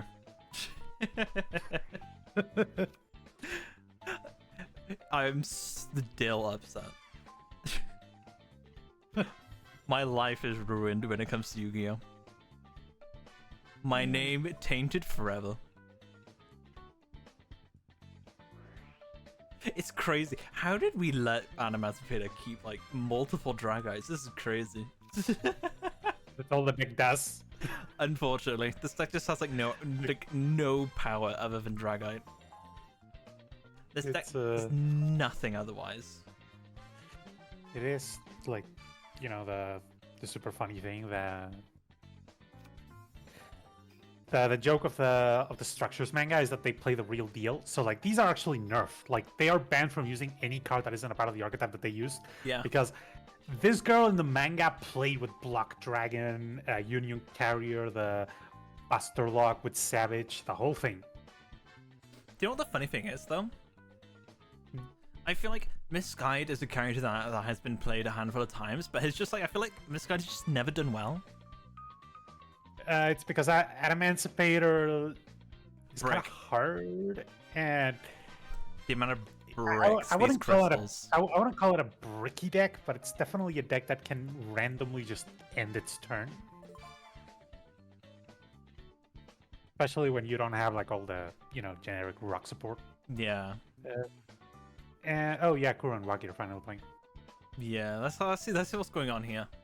I'm very curious with it's like I was told Gemini is FTKing, but I'm hoping that was just a funny haha and not actually FTKing. I believe they were just referring to an OTK. Okay. Let's hope so. I mean, it's an OTK deck. What do you want to do? Like, yeah, it's a deck that makes a bunch of dudes and attacks. I mean, there's always banning Master Diamond. It's always an option. Overlap is like that's the other problem with like Gem Knight FTK, that the cards that enable the FTK are also the cards that make the deck work. It's like Yeah. whenever I see these stacks with like just such a massive pool of extra deck, and only seeing like only two of them used because the rest are just garbage, like it's a problem. It's like kind of like a problem I've seen with Yusei. It's like Yusei in CT now is almost like a completely different character, like 6 years ago, because like Yusei, you'd actually be playing a lot of his warriors, like all the different synchro warriors, like Junk Archer, Nitro Warrior, and just the whole package, because you just could never summon anything bigger than even like shooting Star Dragon was almost an impossibility to summon, because like obviously he didn't have all the archetype cards that he does now that just streamlined the whole process. He didn't have Junk Speeder, and so the deck was like so much more interesting and like had like so many different options. But now, ever since they've made so much like archetype support for him and all the Stardust cards, everything is just kind of samey, and like they do the one thing and it's super consistent. I don't know, like part of me wants to bring them back. It's part of a conundrum because yeah, the old stuff was more buried, but it was also really bad. Yeah. It's like the thing, no one was ever taking names with pre-Dama Yusei. Like Nobody wanted to play Yusei. That's the thing. Nobody wants to play him because he's always has this stigma. Like as long as CTs existed, like Yusei always has this stigma of being difficult. He is just hard to play. He's like very like. I think nowadays with the more people that we've gotten, like the decks that were quote unquote hard to play have been figured out, because at the end of the day they're just long linear combos. You can figure them out in like an hour. Yeah. And that's if there's not like already like a YouTube thing of like, hey, you can do this and do that and that. That is just like how most combo decks work. Like not everything is a non-linear like play as you go kind of thing. Yeah. It's like I remember when one of the first CT projects I had, it was a much smaller community, and so we had a few people that like they had names to their characters where this guy would show up and he's known, he would always be the Yusei guy. He always plays Yusei, and we didn't have a rule back then where you have to keep switching characters. You could just keep playing the same character over and over, and everyone would be fine with it because people would be known as the Yusei guy or the shark guy. You could never guess which character I was known for, but it was super interesting because the way we would do it. So back then, CT was playing not really more accurate, but you would still need to play more single cards. Almost like a Highlander, but you could still play themed support at the time. So even though it was still kind of Highlander-ish, you could still play support cards, but only up to fill the gaps. So it still felt like you were playing a lot of the things that people known these characters are known for, and it felt like every duel like had so much of a chance of being so much different from the rest because you're still playing a bunch of these different cards, regardless if they were good or not, because it's just all you had. Like Gong was still normal summoning Kabuto, but he still had access to Wagon if he drew it.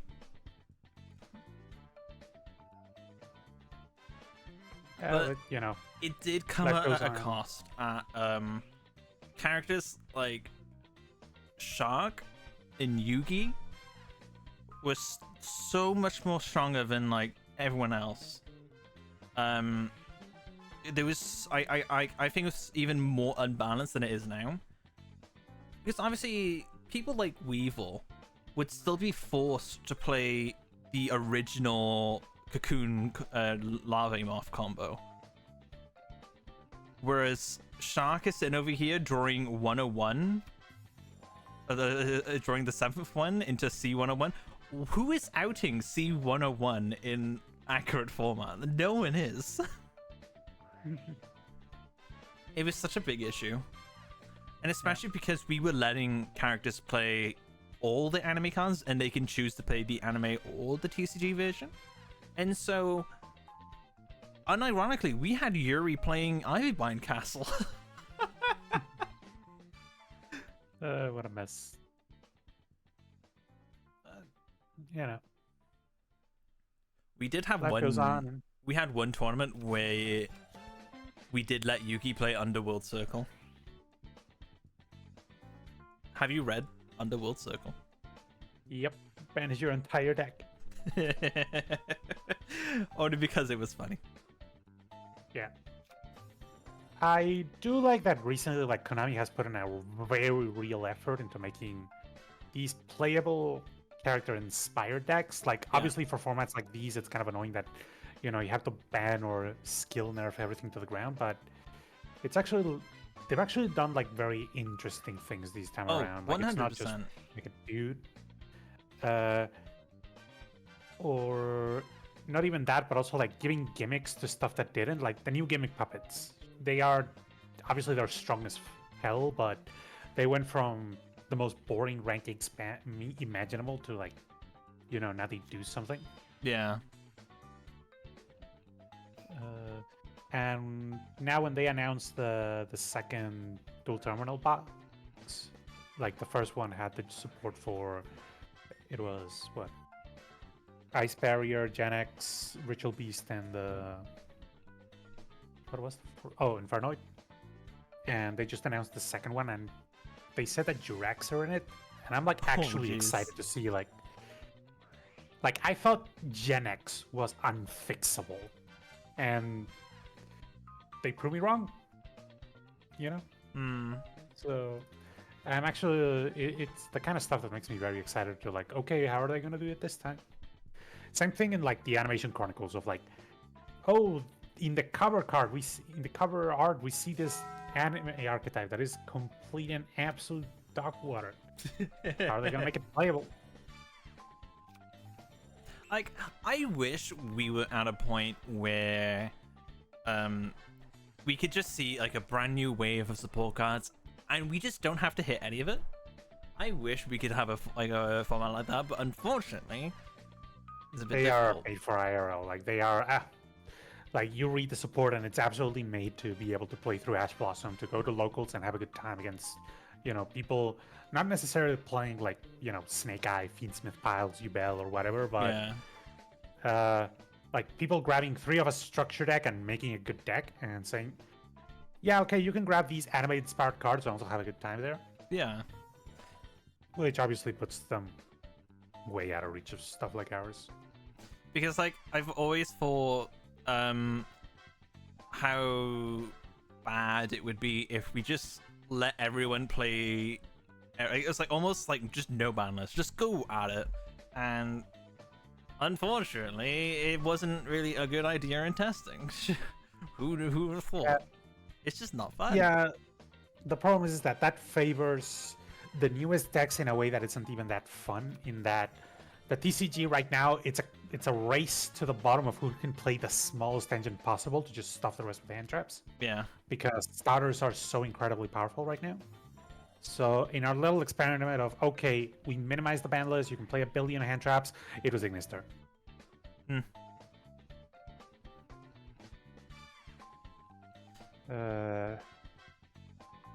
And it's I really tough to fix.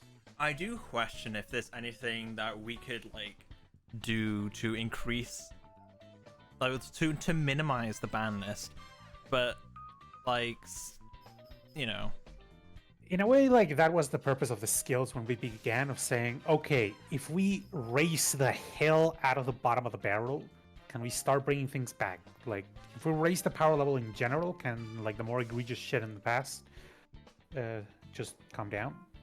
that's the thing. Like, I feel there's been definitely a lot of success, but at the same time, if we make skills too strong, it becomes an issue of this absurdly uninteractable thing that you can't do anything about, because it's not a card. You can't negate it, you can't destroy it, you can't do anything about it. It's just a thing that exists and you just gonna accept it. So Yeah. there's always that's always been like a big issue of just making sure we don't get to that stage. Yeah, it's a really tough thing of saying like, haha, it's Castle of Dark Illusions, we can give them everything, and then it's suddenly beating tier and everyone's like, what? It's like, that's why I'm thinking about like launching the website with this much smaller roster, so we can just pretty much give all the TCG decks the okay and just let them in, but then hold back a lot of the skills, hold back a lot of the anime stuff, and so we can just do a double take, especially with a lot of the old stuff like Team Unicorns. It's, fucking hell. Yeah, the Reading first wave Team had Unicorn, fucking hell. first wave had definitely a lot of stinkers. Yeah. I feel like we know exactly, well, we have a much better idea on how to make much more interesting skills to play with and against. Yeah, a lot of the early ones are just, get the dude if you have the dude, do the dude.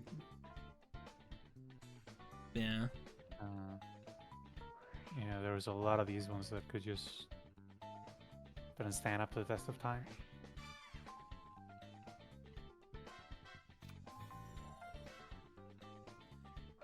I don't know how I feel about like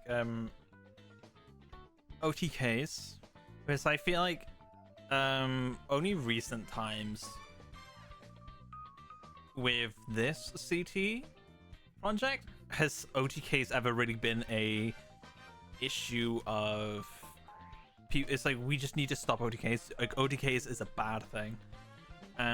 Because in previous like projects, OTKs have obviously existed. Like, fucking hell, Gong has had like Soulbuster Gauntlet available for the longest time, and is like, and as well as so many different like characters who have cards that just say yep double, like limiter, like all the freaking people with limiter removals, they kept their limiter removals. I think it's about it's fine if a deck OTKs if it's fragile in the way it does it. Yeah. Because most modern support obviously allows you to OTK because that's how the game is played. But it's made to OTK in a very resilient way, in a way that allows you to play through a lot of interaction. And because Yeah. people dislike in these casual formats a lot of interactions, so we have to tone that down, which means that OTKs that are balanced around playing through like one interaction or two interactions suddenly become unstoppable.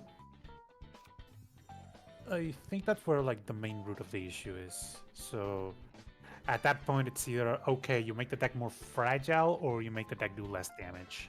Like how we did it with Fluffles, where it was like, all right, yeah, we're gonna give back the deck some tools, but we're gonna just lower the hell out of the damage. It's definitely the hardest. In my opinion, the hardest thing to balance is engine and kill power. Like the balancing of the two, because we just saw it with the Sinful Spoils. Fucking hell, it's such a crazy engine, but absolute dog water kill power at the moment. Yeah. Again, it took me banning or skill nerfing every single removal card that thing had because I found it cool. I found I found it a cool deck and I wanted it in, but I knew that if I didn't hit it to the ground, it would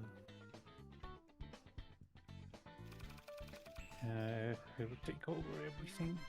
Yeah, it's like I definitely feel Adamancipator is not a balanced deck at the moment because like Dragite is such a crazy card, but we can't have the deck without it because Jesus Christ, you can't just the deck does nothing else. The deck has no kill power, and yeah, it's like Barone and Sherry. It's yeah, a crazy card, but it's all the deck does. yeah. And it just becomes this issue of having this deck that wins a lot because of the one card, or just never wins because it has nothing else.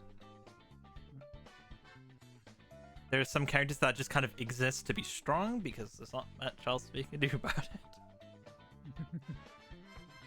It's or like we can at least meme about them, like we hit a Cybers every list. yeah. I don't hate Playmaker. I just find it really funny. Oh yeah, absolutely. I think like Playmaker is super based when he's playing just like full like code talkers and stuff, but when it gets to the Firewall Dragons, it's just like, okay. Like I love these cards like the code talkers or the Yusei Synchro Warriors, and like I love all these different like it's same with like the elemental heroes that aren't news. I just love the massive pool of a bunch of different extra deck monsters that all do the one thing. They all just have this one specific thing they do for this very specific situation. They're all situational.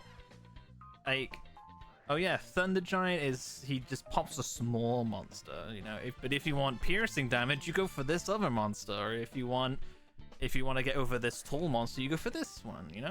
I've always liked that kind of aspect of the main characters. They always have like an extra deck monster for one specific situation, and they don't do anything else otherwise. But then you have all these other characters who just have cards like Barone and Dragite, where they're like, oh yeah, it's just good. It's just good all around. It negates, it bounces, just it does everything. I've always loved the smaller specific monsters so much more. I think they're so much more fun and interesting. I do think people in general like toolboxy decks. The problem is that not everyone has a toolbox. Yeah, definitely. Sometimes the toolboxes are way too comprehensive. Then you gotta strike that balance between people who expect their knowledge about a deck that is known to be toolboxy and has either been nerfed down or hidden certain capabilities, and it's always really hard. Yeah, definitely.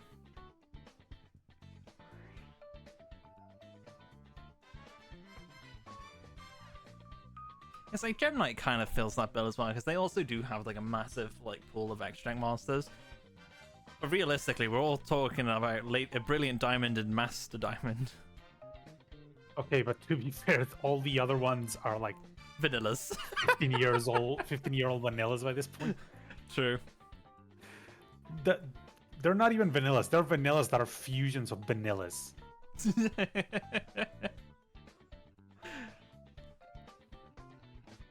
But this one, it has higher stats. It's, oh my god, it's like Metal Foes all over again. Where it's like, oh yeah, I'm playing Adamantine. Oh no, what was the big one? I was like, as Adamantine was the smaller one, the smaller vanilla, because there was the bigger vanilla. There's like 3,000 attack, and you only play it because it has 3,000 attack, so it just gets over certain things. Zirconian, he's 29. Oh, sorry, Metaphors. Yeah, Crimsonite. Yeah, Crimson Knight. I've always thought that, like, why are they printing vanillas at that stage? You know, we're like Invasion Vengeance or something, and they're still printing like vanilla fusions. I've always found that so funny. It's a super poly target. It's a crazy super poly target. Oh, absolutely. Just like, I'm pretty sure it's just like one Metalphos monster and one effect monster. Oh no, it's way better. Crimsonite is 1 Metal Foes and 2 monsters with 3,000 or less attack. Fucking hell. Yeah, the problem is that it's a pendulum deck. Why are you running super poly? Yeah, I love that discard, by the way, you know. Yeah, because if pendulums are known for something, it's having space in the hand.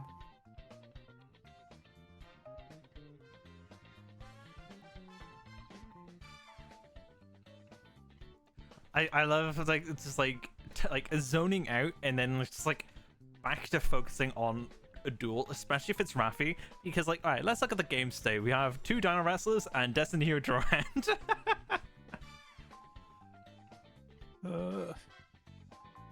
Pitch Metalphos fusion, yo big.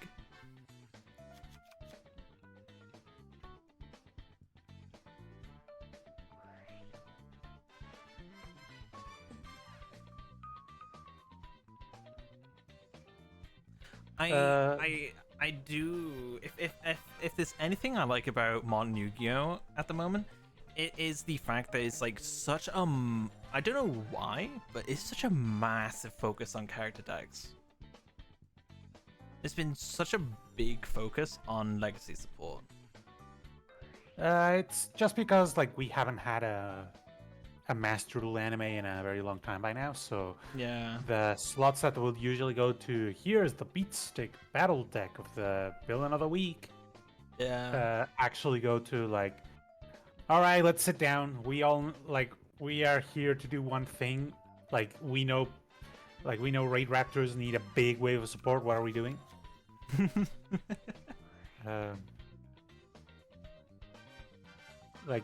They have like the space and the slots to do so, to give like big waves.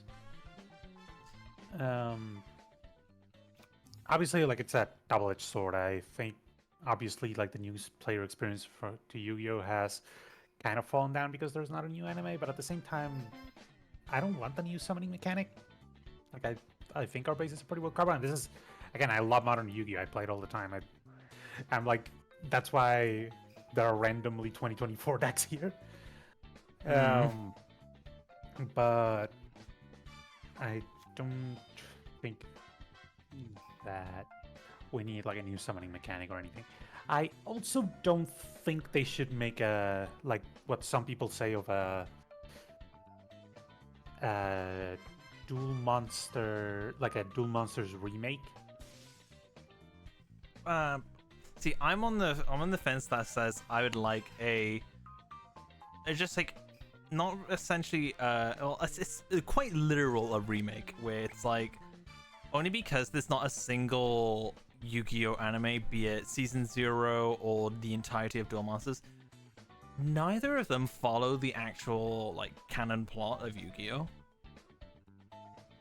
I would like a Yu-Gi-Oh series that actually just like follows the manga start to finish. There are different canons. One of them doesn't like the only one that actually does have a canon is like the original series, where the manga is the canon one. Yeah, But yeah. the rest are all different continuities, and they're all different things with even like different character relationships. Haha, Arc V manga joke. Um, it's always at least just hard to think about. Did you know what I But think would be pretty funny? I think anime adaptations of Yu-Gi-Oh mangas might be pretty funny. I know that they've done like surveys on like interest over several types of new animes. I think the one that has the most chance of being successful is actually card lore anime. Yeah, But just definitely. small, like it doesn't have to be a shonen, just a small like 12 episode little anime of like, hey, these are all the charmers, Yeah. and 3 seasons and a movie of Fallen of Alves.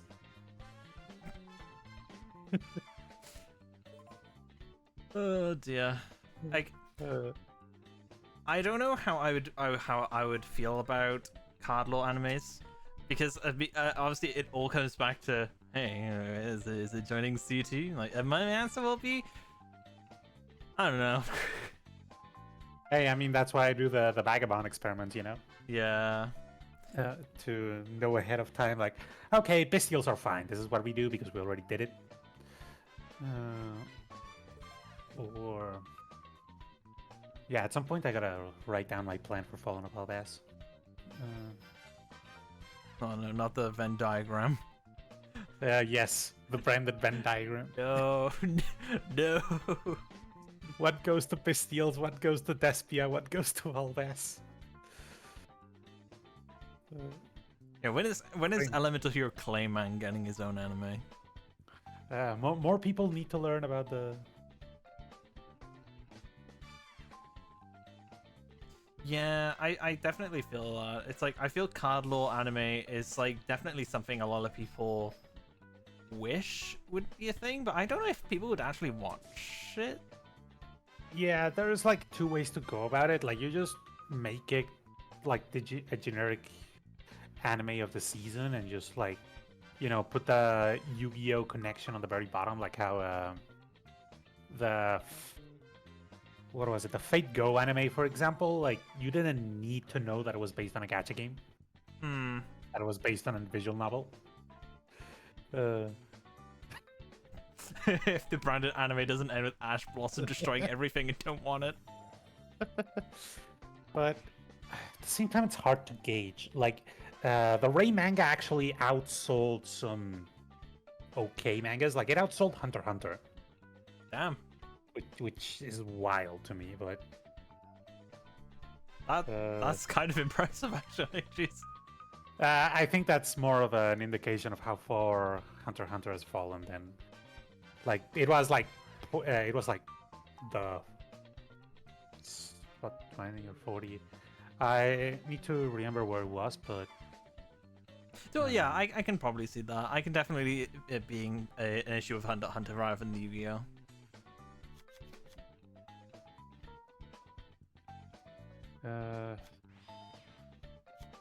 Yes, we would die for Sky Striker as Ray, but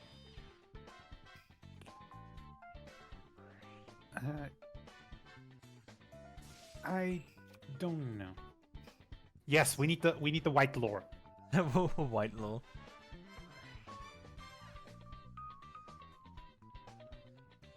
Just have it be a slice of life anime, but there's like a Skulldog Marin is the main character.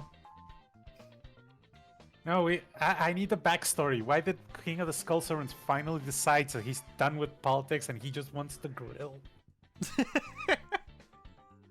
That it's his campaign. That's all it is. It's like, yeah, I'm the king. He's running his own I'm the sitcom. big king. It's all a political sitcom. That's all it is. It's like you'll see the Grill Master King of the Skull Servants like on frame, and then you'll just hear a fake audience like clapping and laughing.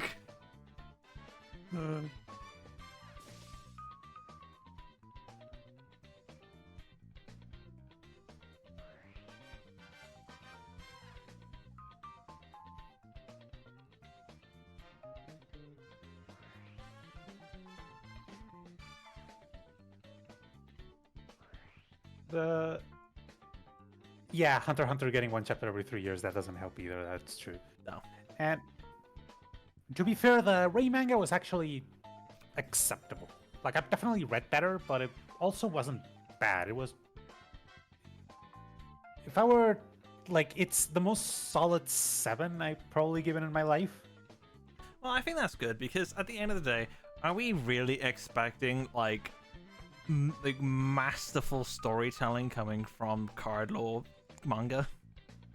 I think as long as it's like decent, I think that's just as good as it's gonna get. Like, because at the end of the day, we do just kind of know what the entire manga is gonna be about. As Actually, we didn't. The Ray manga took it in a very different direction, and the now the Megistus manga, that's also like very different to what we knew.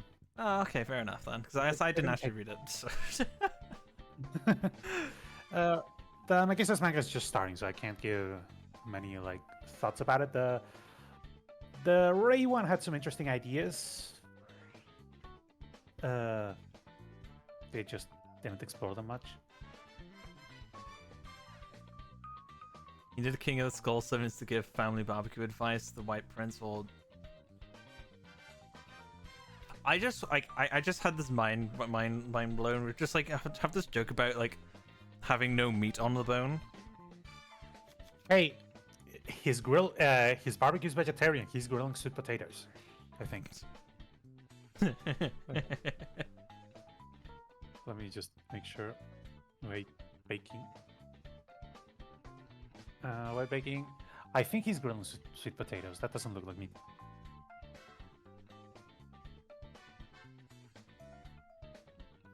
He just wants to grill, okay? Oh. Ooh, Dark Sanctuary. Okay, cool.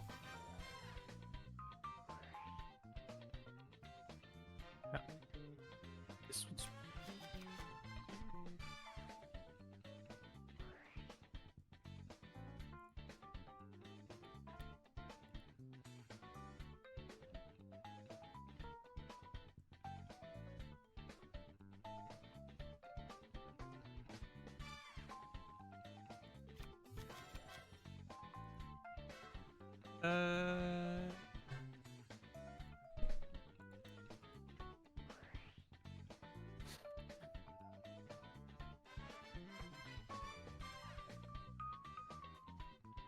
It is really funny that we started with a deck with infinite gas struggling to get over a dude, and we are ending with a deck with infinite gas struggling to get over a dude.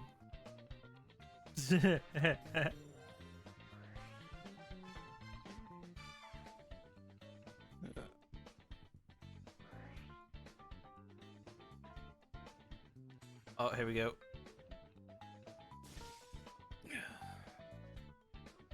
Oh, that doesn't work. He's wrestling. Oh, boy. He did a misplay. Like, here, you let the Spinosaurus die because dominance will float back into it. True. That was a misplay. Is he being treated as a Destiny hero right now? Yeah, everything's a Destiny hero right now. Right. I didn't see what was revealed. Oh, what's this? Oh. It doesn't matter. It doesn't matter. Okay, that is a win for Whack. Oh no, sorry, not Wacky Toes. Yeah, it was. Yeah, Wacky Toes. Yeah. Yeah. Oops. Yeah. And anyone left? I believe that's everyone. Let's see. What was Beta and Bryant's score? Bait and Bryant's score. They didn't say the score, but I believe Man. Bryant might have won. Alright, yeah, right. Oh, he summoned the dominance from the grave. My bad. Did Bryant lose to Rush? I think if he would have lost to Rush, we'd be hearing about it. True. But It's like, the one time that happened, it was a literal wall of text. So true. It's like if Bryant loses to Rush, he didn't lose to Rush. He lost to whatever we made that boosted the Rush. I don't think he's gotten hand rubbed by Quaidul yet, so you know.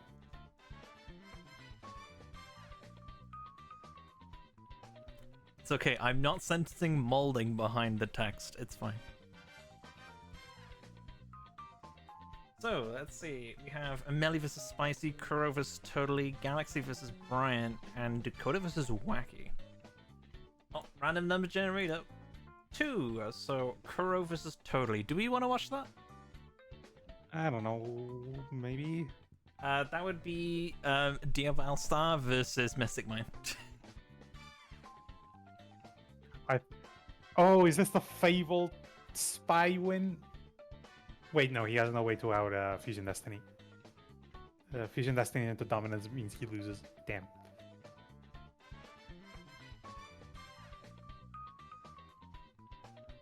Do we watch? Right, Galaxy versus Bryant. Galaxy is playing Jim. Do we? I think we could watch that. I just think it's going to be very binary because Jim, for whatever reason, you let Jim keep, you know, Fossil Dino. I did in fact let him keep Fossil Dino. We could probably watch that one. Sure, let's go for it. Brian's he's only just knowing. It's like, wait, what? I don't make the pools, I'm just a janitor.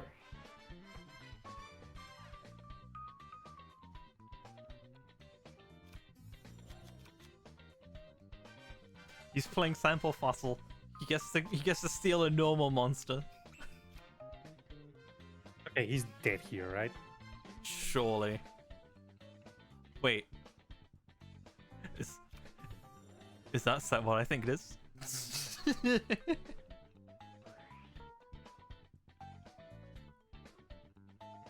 Let me check the list. What set could it be? So it's either going to be Fossil Designer or it's going to be Sample. No, what's it called? Weather Fossil? Like the one with like 2,200 defense. Oh no, we know the face down because it was special with Doki Doki. Oh, sorry. It's Fossil. Oh, it's Sample. Oh, okay. The unknown is the back row. Oh, okay. Of course, yeah, they have Doki Doki on the field. Why would I even think that? Fuck. I know the effect of special summon and face down never comes up. You know what, I will tell you this. I was pretty cheeky the other day. I did something as a test, and I tweaked the code of the Forbidden Memories to see. It's like, I remember there being an option for face down attack, and I'm like, they could do that in Forbidden Memories. But unfortunately, it was public, so I'm like, nah, no point. So I just reverted it. Yeah, face down attack is weird. It's like because they special summon, it is public, so special summon and face down attack isn't gonna help. So, I thought it was funny.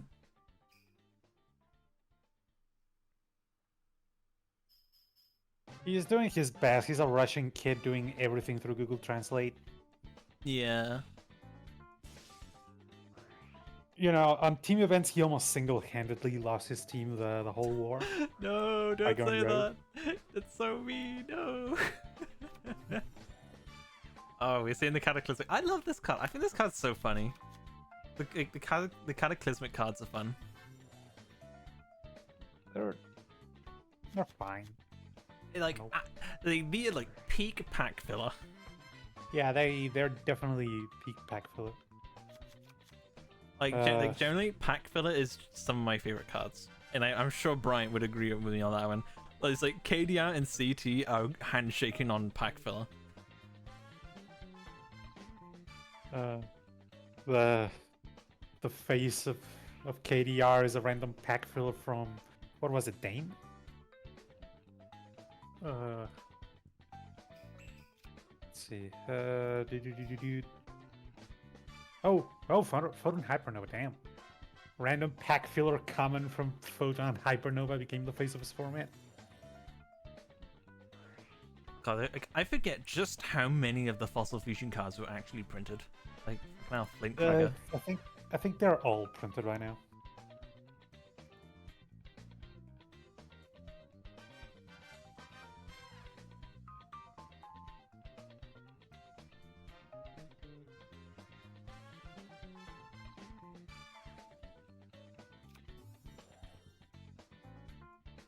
Sorius Skullbone.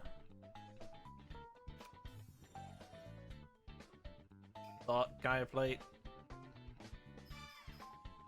Yo, is that an Edison reference?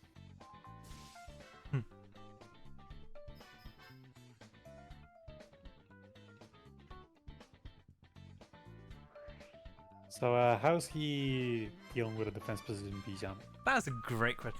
I'm pretty sure there's I think there's like definitely a few fossils that do piercing and or switch battle positions.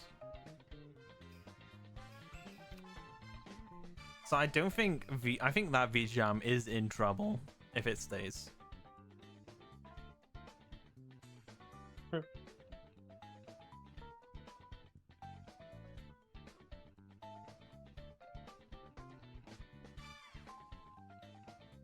But like, there's nothing on the board. Oh, beta's dropping. Oh, beta's dropping? Yeah. Ah, damn. Okay. Oh well, it's just how Rush characters usually do. Though also, like, Luke's deck is really bad. We need to take a look at his skill at some point. Oh, definitely. It was probably the Rush skill we spent the least amount of time in, because we were doing like, oh, there's a lot of new people in it. They all came from the Rush server after the thing. Let's make like all the Rush skills that were in the backlog. Oh yeah, we made one for Yuma and one for Oats. Like, people are probably going to want to ask for one for Luke, so... Yeah, it's like, I think we did Luke out of necessity and not as, let's do a skill for Luke. Yeah. He's kind of like a package deal.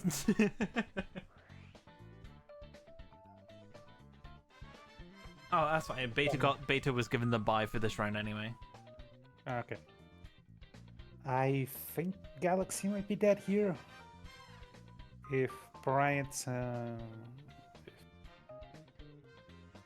if he sends a Karma, I think he's dead. Though I don't know the math.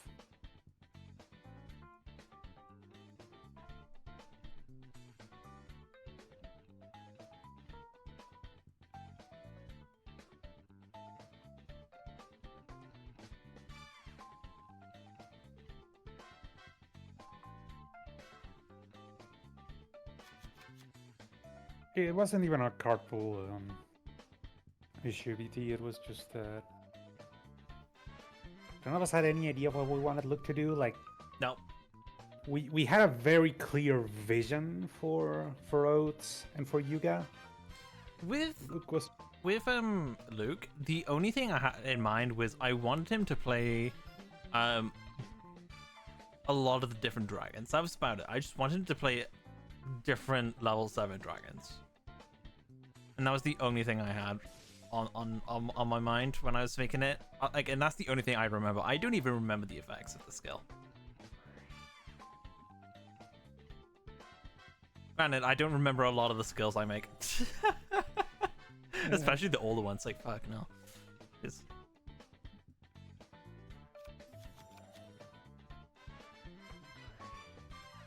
Like, it's like I'm workshopping so much stuff, especially back then. It was pretty much like every day I was like throwing out pitches.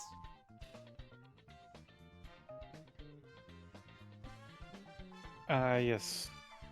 Pitches like... I can't remember any egregious ones off the top of my head. I think a lot of them haven't aged well, Yeah. but nothing that was extremely bad at the time. Probably like Rayra. Yeah, I Yeah, think Rara Rara was Pokemon, pretty absurd. Yeah, like obviously, like the big black sheep of the first wave was Bowman, but Yeah. at this point, like we've done so much with Hydro Dive, I'm by now tired of it. Oh yeah, same. I don't want to touch Hydro Drive with a 10-foot pole. I just the deck just exists as it is right now. That's about as much as I can say. It just exists.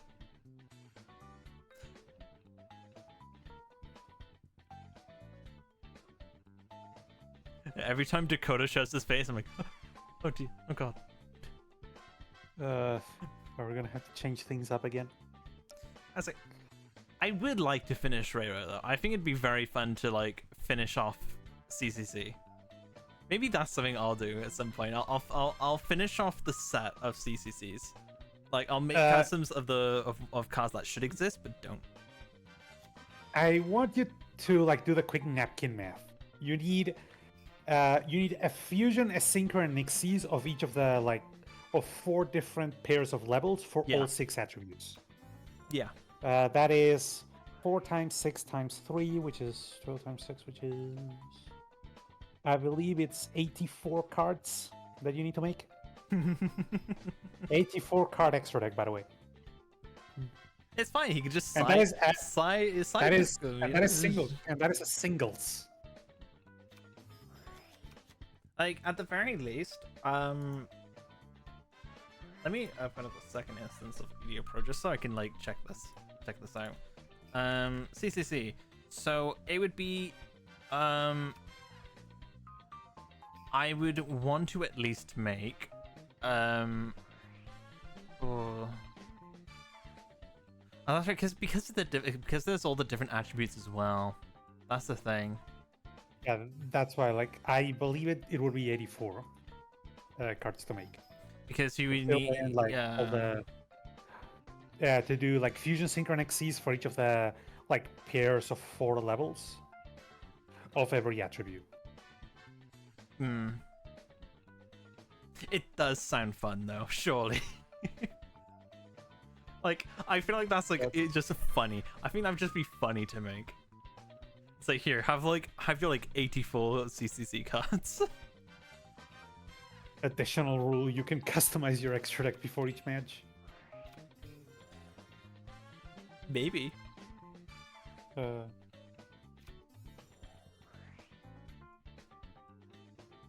Actually, I really like where Cubic ended up. I think making it the more incoming accurate to divine sword of battle. No, we need 12 divines. Oh, that bumps it up to 96. We need the level 4 fusion, the rank 4 xyz, the level 4 synchro, the Actually, no. Do you know what? I'll one up you on this. We're gonna have like you can fuse any 2 of the same but different attributes to make an Omni sword of battle, which can like change its own attribute. you fuse 2 for a Sword of X and Y. You just get the magic card. Yeah. Sword of Heart and Home, baby. It's like his extra deck is his main deck.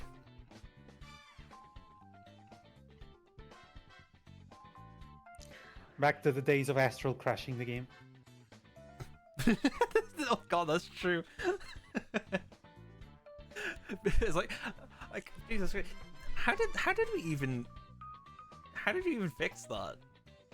By capping the extra deck at 20 and instead doing the whole number thing with the skill. Oh yeah, that's true. I completely forgot. Yeah, we did that.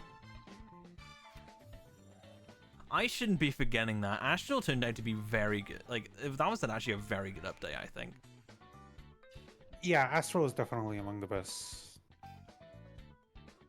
ones we did. Oh no, not the CCC Laugh Blaster battle.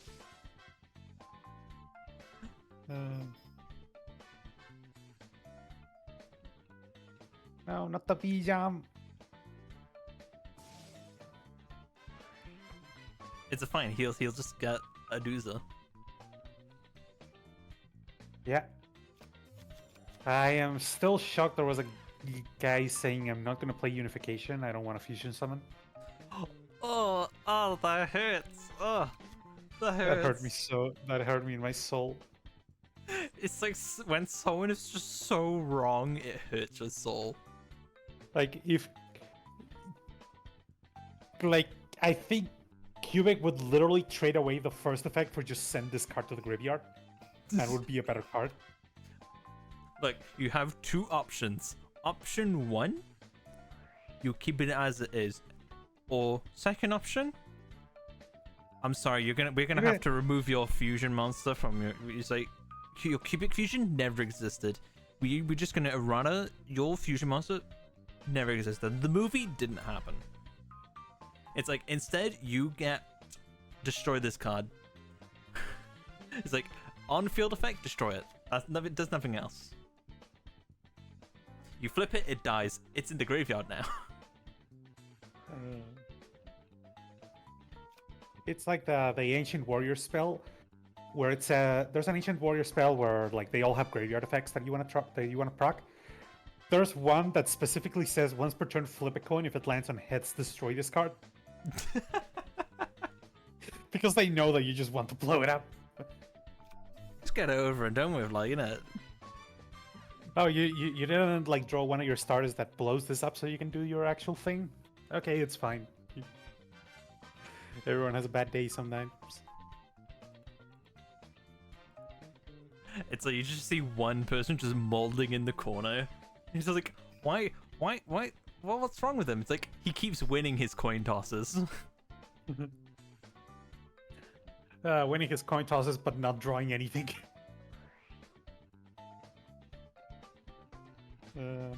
Oh, here comes Speaking the about V-jumps. like, oh V-jump! Oh my We god, love yes, I love V-jump. V-jump. I would die for V-jump, the cubic seed. I feel like V-jump is the most loved, like level 1 can't die by battle.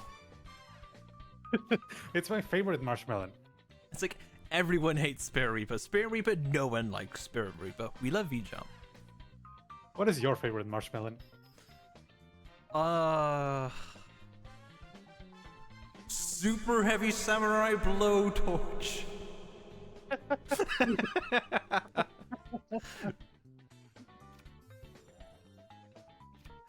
Am I wrong?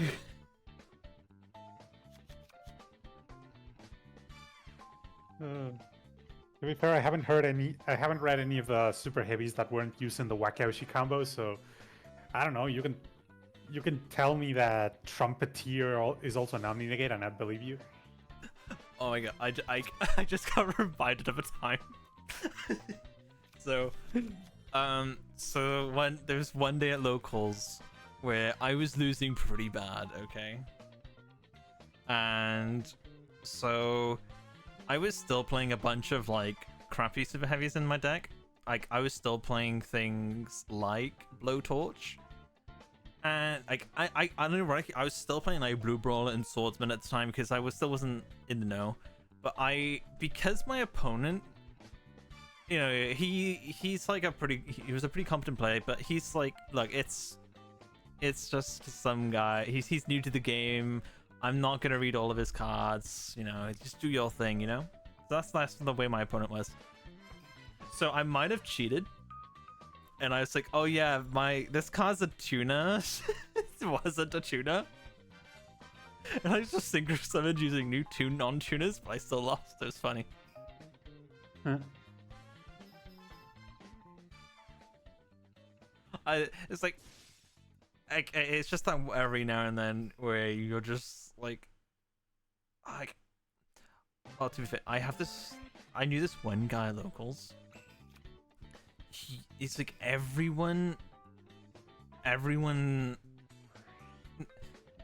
nobody really liked playing against him because he kept trying to cheat. Like whenever he was searching his deck, he would accidentally like drop some cards, and like suddenly he has the answer to the situation he's in. You know,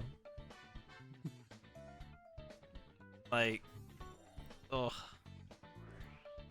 He would just like try and like, especially like a lot of battle phase, like damage step rulings. you try and like cheat through damage step rollings, but it just never works. He'd be like, oh, okay, so okay, sorry, didn't. Oh, really, I didn't know. So.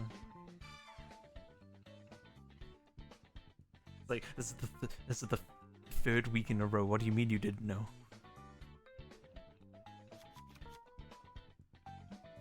To be fair, BT, this was like,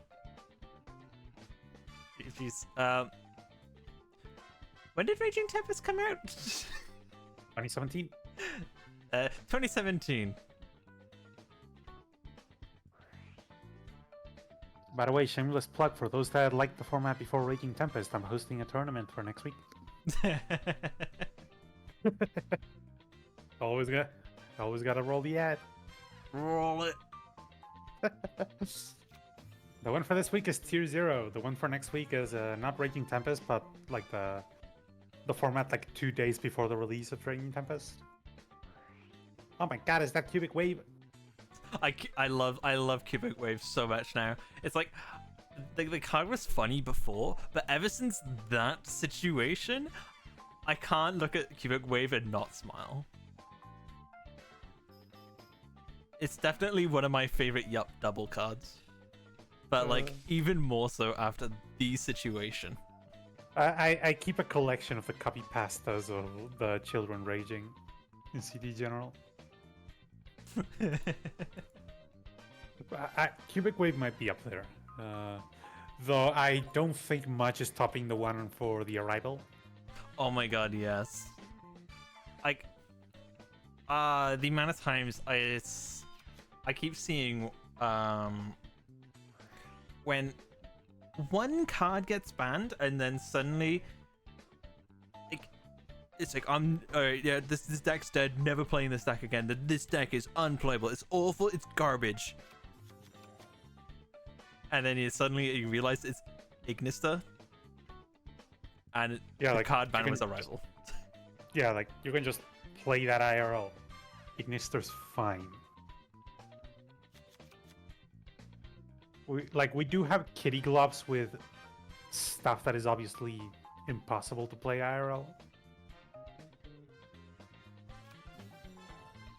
Oh, Dakota might have forgotten about the Cubic Wave situation.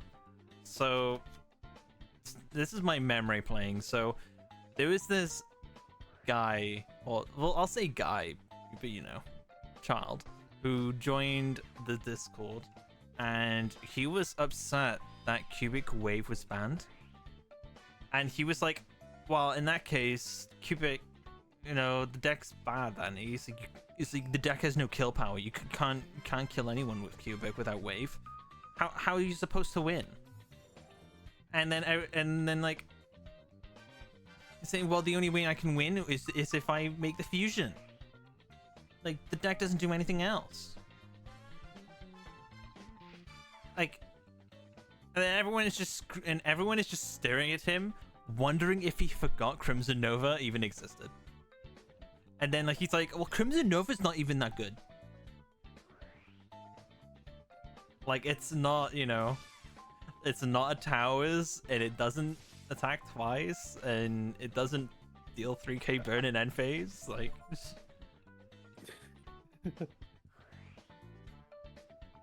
oh yeah, it was one of Melly's friends. We're not shit talking him. We're just, you know, laughing at the whole situation. yeah, I generally it's such a funny situation.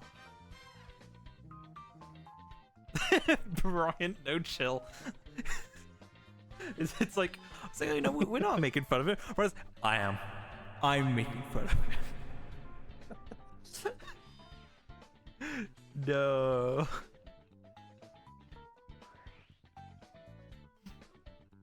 Oh dear. Yo, Mystic Mind's negated.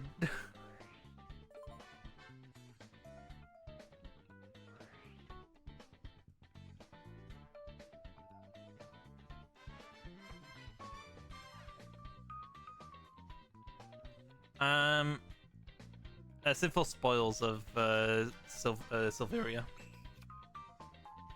Sinful Spoils of Betrayal, yeah. Yeah. It negates forever. Huh? It's kind of cool. Yes, I didn't even know that. It negates, Yeah. it negates face. Fair enough. It doesn't say until the end phase. It's okay. Draw hand.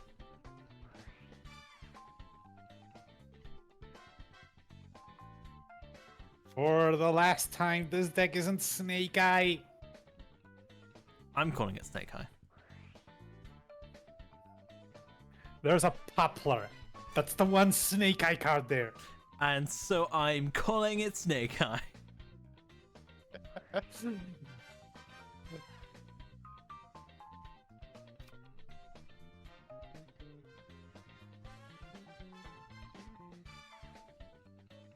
Fine, on the field spell 2 Snake Eye cards. Yes, it's the Vagabond.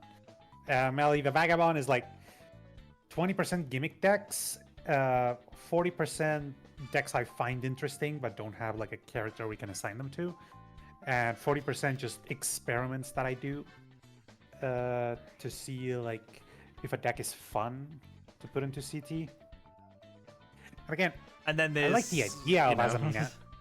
and then I like the idea of Azamina. and then there's one bad day. One bad day goes into the gimmick ones.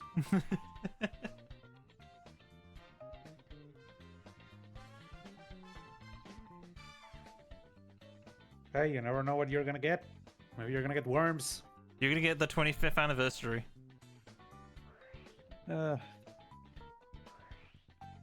Christmas. Oh yeah, Christmas event. Christmas Vagabond. Back when we didn't have rate. Yeah, true. Like for example, Sky Striker was an experiment. It was first in the Vagabond just to make sure that it was fine, and now it's just its own character. It's like surely I'm not crazy to thinking like Zodiac wouldn't even be that bad if we got rid of like. You're talking yourself into into John Zodiac. And ironically, The 3-second background character from the first minute of Brains. yeah, like one rapier, you know, no no Dryden, one rapier. I think one Dryden might be fine. The It deck does has not- to do something. And the worst part is, it's like I feel I'm okay with that. That's the worst part. Is like I feel like I'd be okay with one Dryden. Like I'm just not against that. Yeah.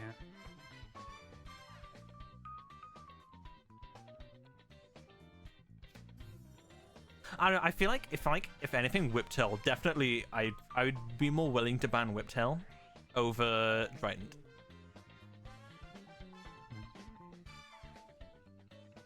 Katie has 3 Trident. Yeah, What the but- fuck? What the But fuck then happened? Yeah, but then you would miss out on people misplaying by thinking you can use Trident and damage step.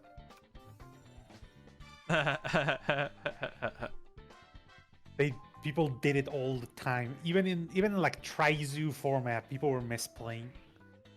Yeah. Saying, okay, damage step, Whiptail? No, you actually can't do that. But why? It increases attack. No, it doesn't. It's as it's attached. While it's attached, it gains attack. The actual effect doesn't increase the attack. Rulings. This is a children's card game.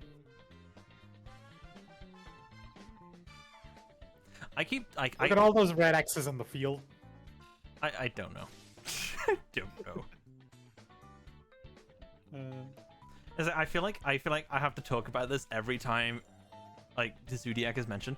I generally had such a fun time in Zoo format. Which zoo format?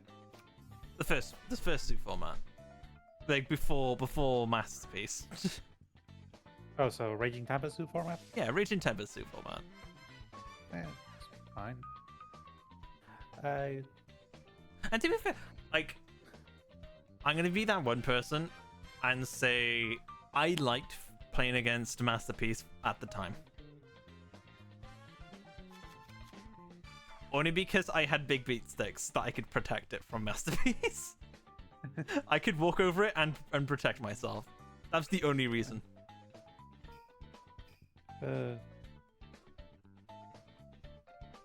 Yeah, unless you got hit by D-Barrier. Oh yeah, obviously, yeah. D-Barrier can fuck off.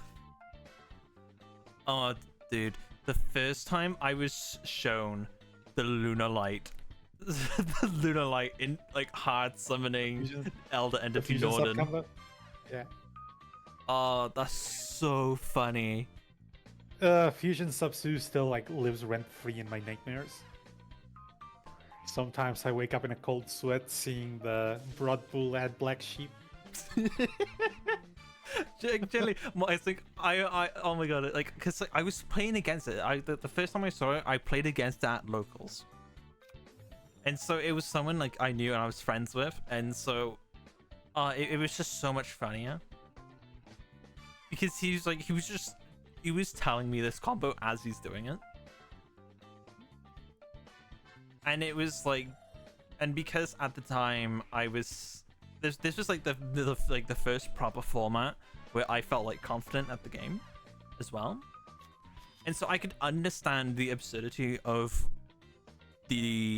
like Black Sheep in it. I generally thought it was so funny.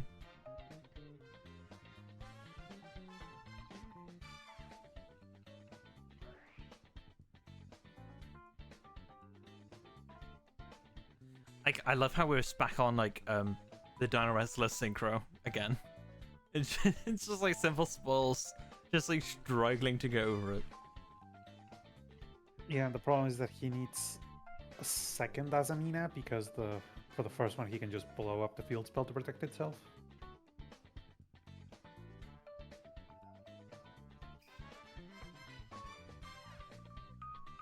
Oh wait, no, he can. Oh, never mind. No, he can Silver Arrow to negate it.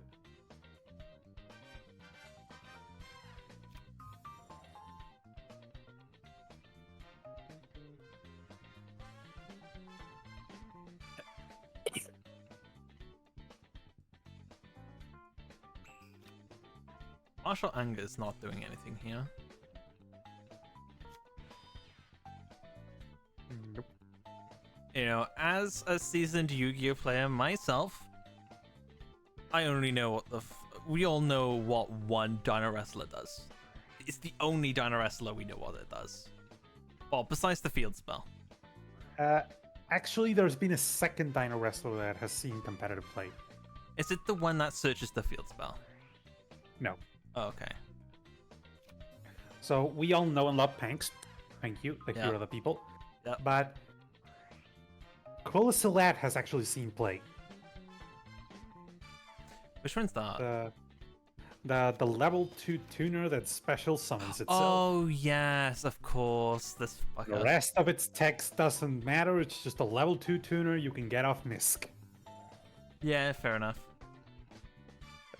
It's like how Jurak Aeolo saw top tier competitive play for years. Just because it was a level 1 tuner that you could get off Nisk. Oh god, I miss sneak peeks.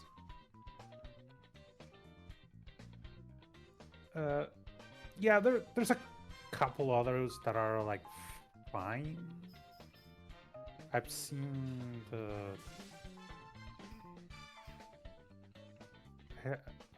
Is it Captera? No, it's Oh yeah, what? Yeah. No, it's specials from Graveyard. The one that specials from deck is World Dino Wrestling. Which I remember people at some point cope with like 3 Foolish Barrel Goods, 1 World Dino Wrestling for Pankratops. But part of the reason why Pankratops is so good is that it just happens. Oh yeah. Like it just gets there. It's like Pankratops just doesn't need any setup, he doesn't need any requirements. You can't even negate it, he just hits the field. If you have a 2-material Appaloosa, too bad, it's gone. Yeah. How many rounds of locals do you have left? 2. It might actually be done. Oh, 2? Yeah, it's like it was gonna be 4, but I feel like that might have been a bit too short. So we're doing 6 rounds, but if we want to end at 4, we can. By the way, BRB, I'm gonna go to the bathroom real quick. Yeah, okay.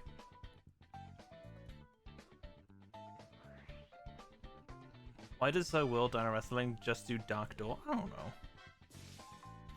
I feel like Dino Wrestler is definitely the most, yep, this exists, deck from Vrains. It's... I don't know how I feel about it. It was such a random segment in Vrains.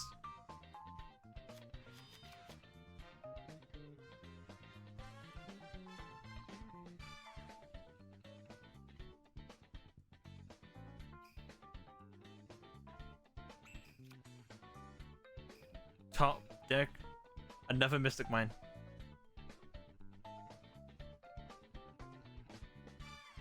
Bro traded his tier 1 deck for a deck with one good card.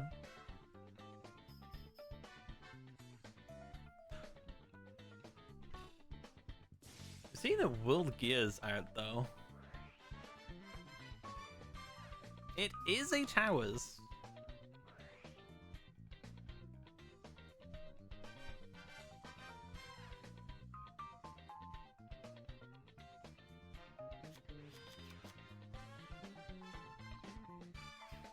Though the worst part is, like, Dino Wrestler is genuinely pretty good in CT as well. That's the problem. I still don't know what the deck is supposed to do, but it's just, like, not even that bad. It's, at the end of the day, it is a Vrains deck. It is just a Vrains deck.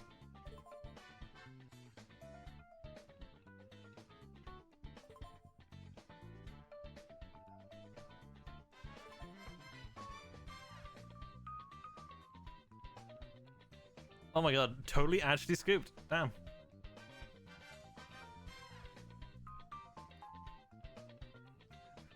Ouch.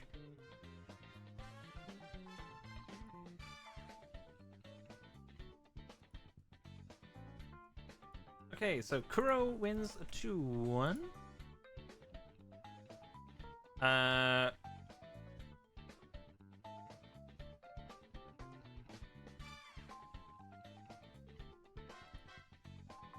Okay, totally is gonna drop.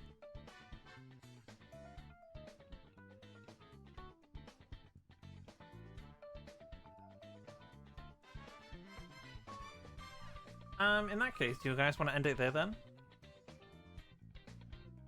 Since, you know, it was supposed to be 4 rounds anyway, I didn't think it'd be this long. Yeah, sure, let's end it there. Yeah, 4 is plenty. I generally think it was gonna be a lot quicker. Cool. Yeah, we're fair. Do you want to get top cut? One sec. I mean, just fill up these results.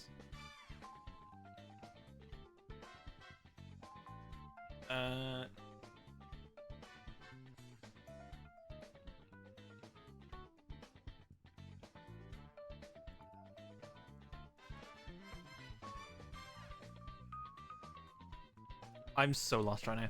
Alright, so Shimon wins 2-0. Who was on Shimon? Okay, Dakota wins 2-0. We have Miss Guide win 2-0.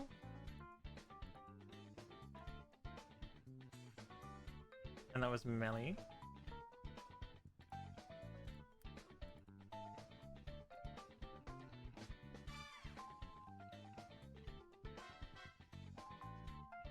And Bryant won 2-0.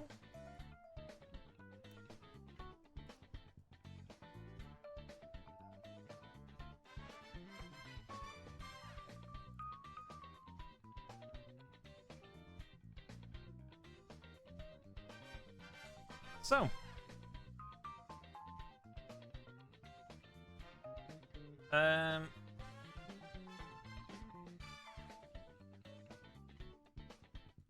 I'll post the results at the moment.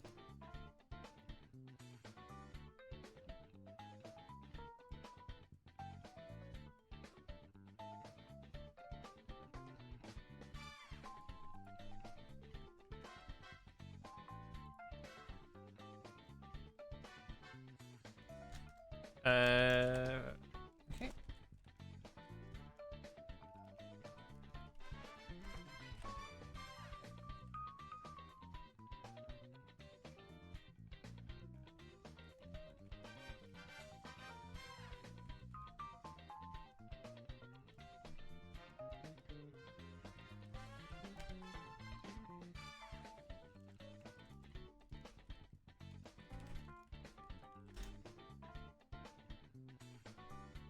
So there's the results.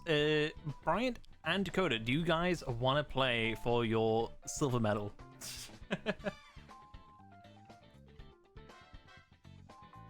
Not a chance.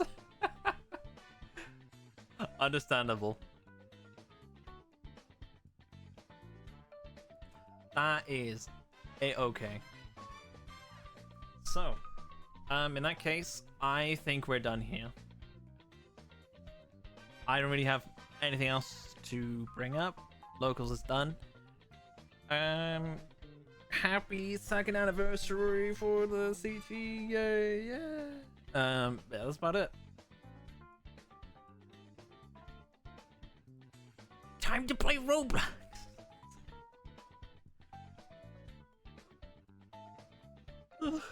So, well, in that case, I'm gonna go make some food. Yeah, thank you for everyone stopping by. Hopefully, alright, to be fair, I have been procrastinating on the website so much. I don't want to work on it. Brian's gonna save the format. Yeah. Alright. I'ma go. Bye, guys.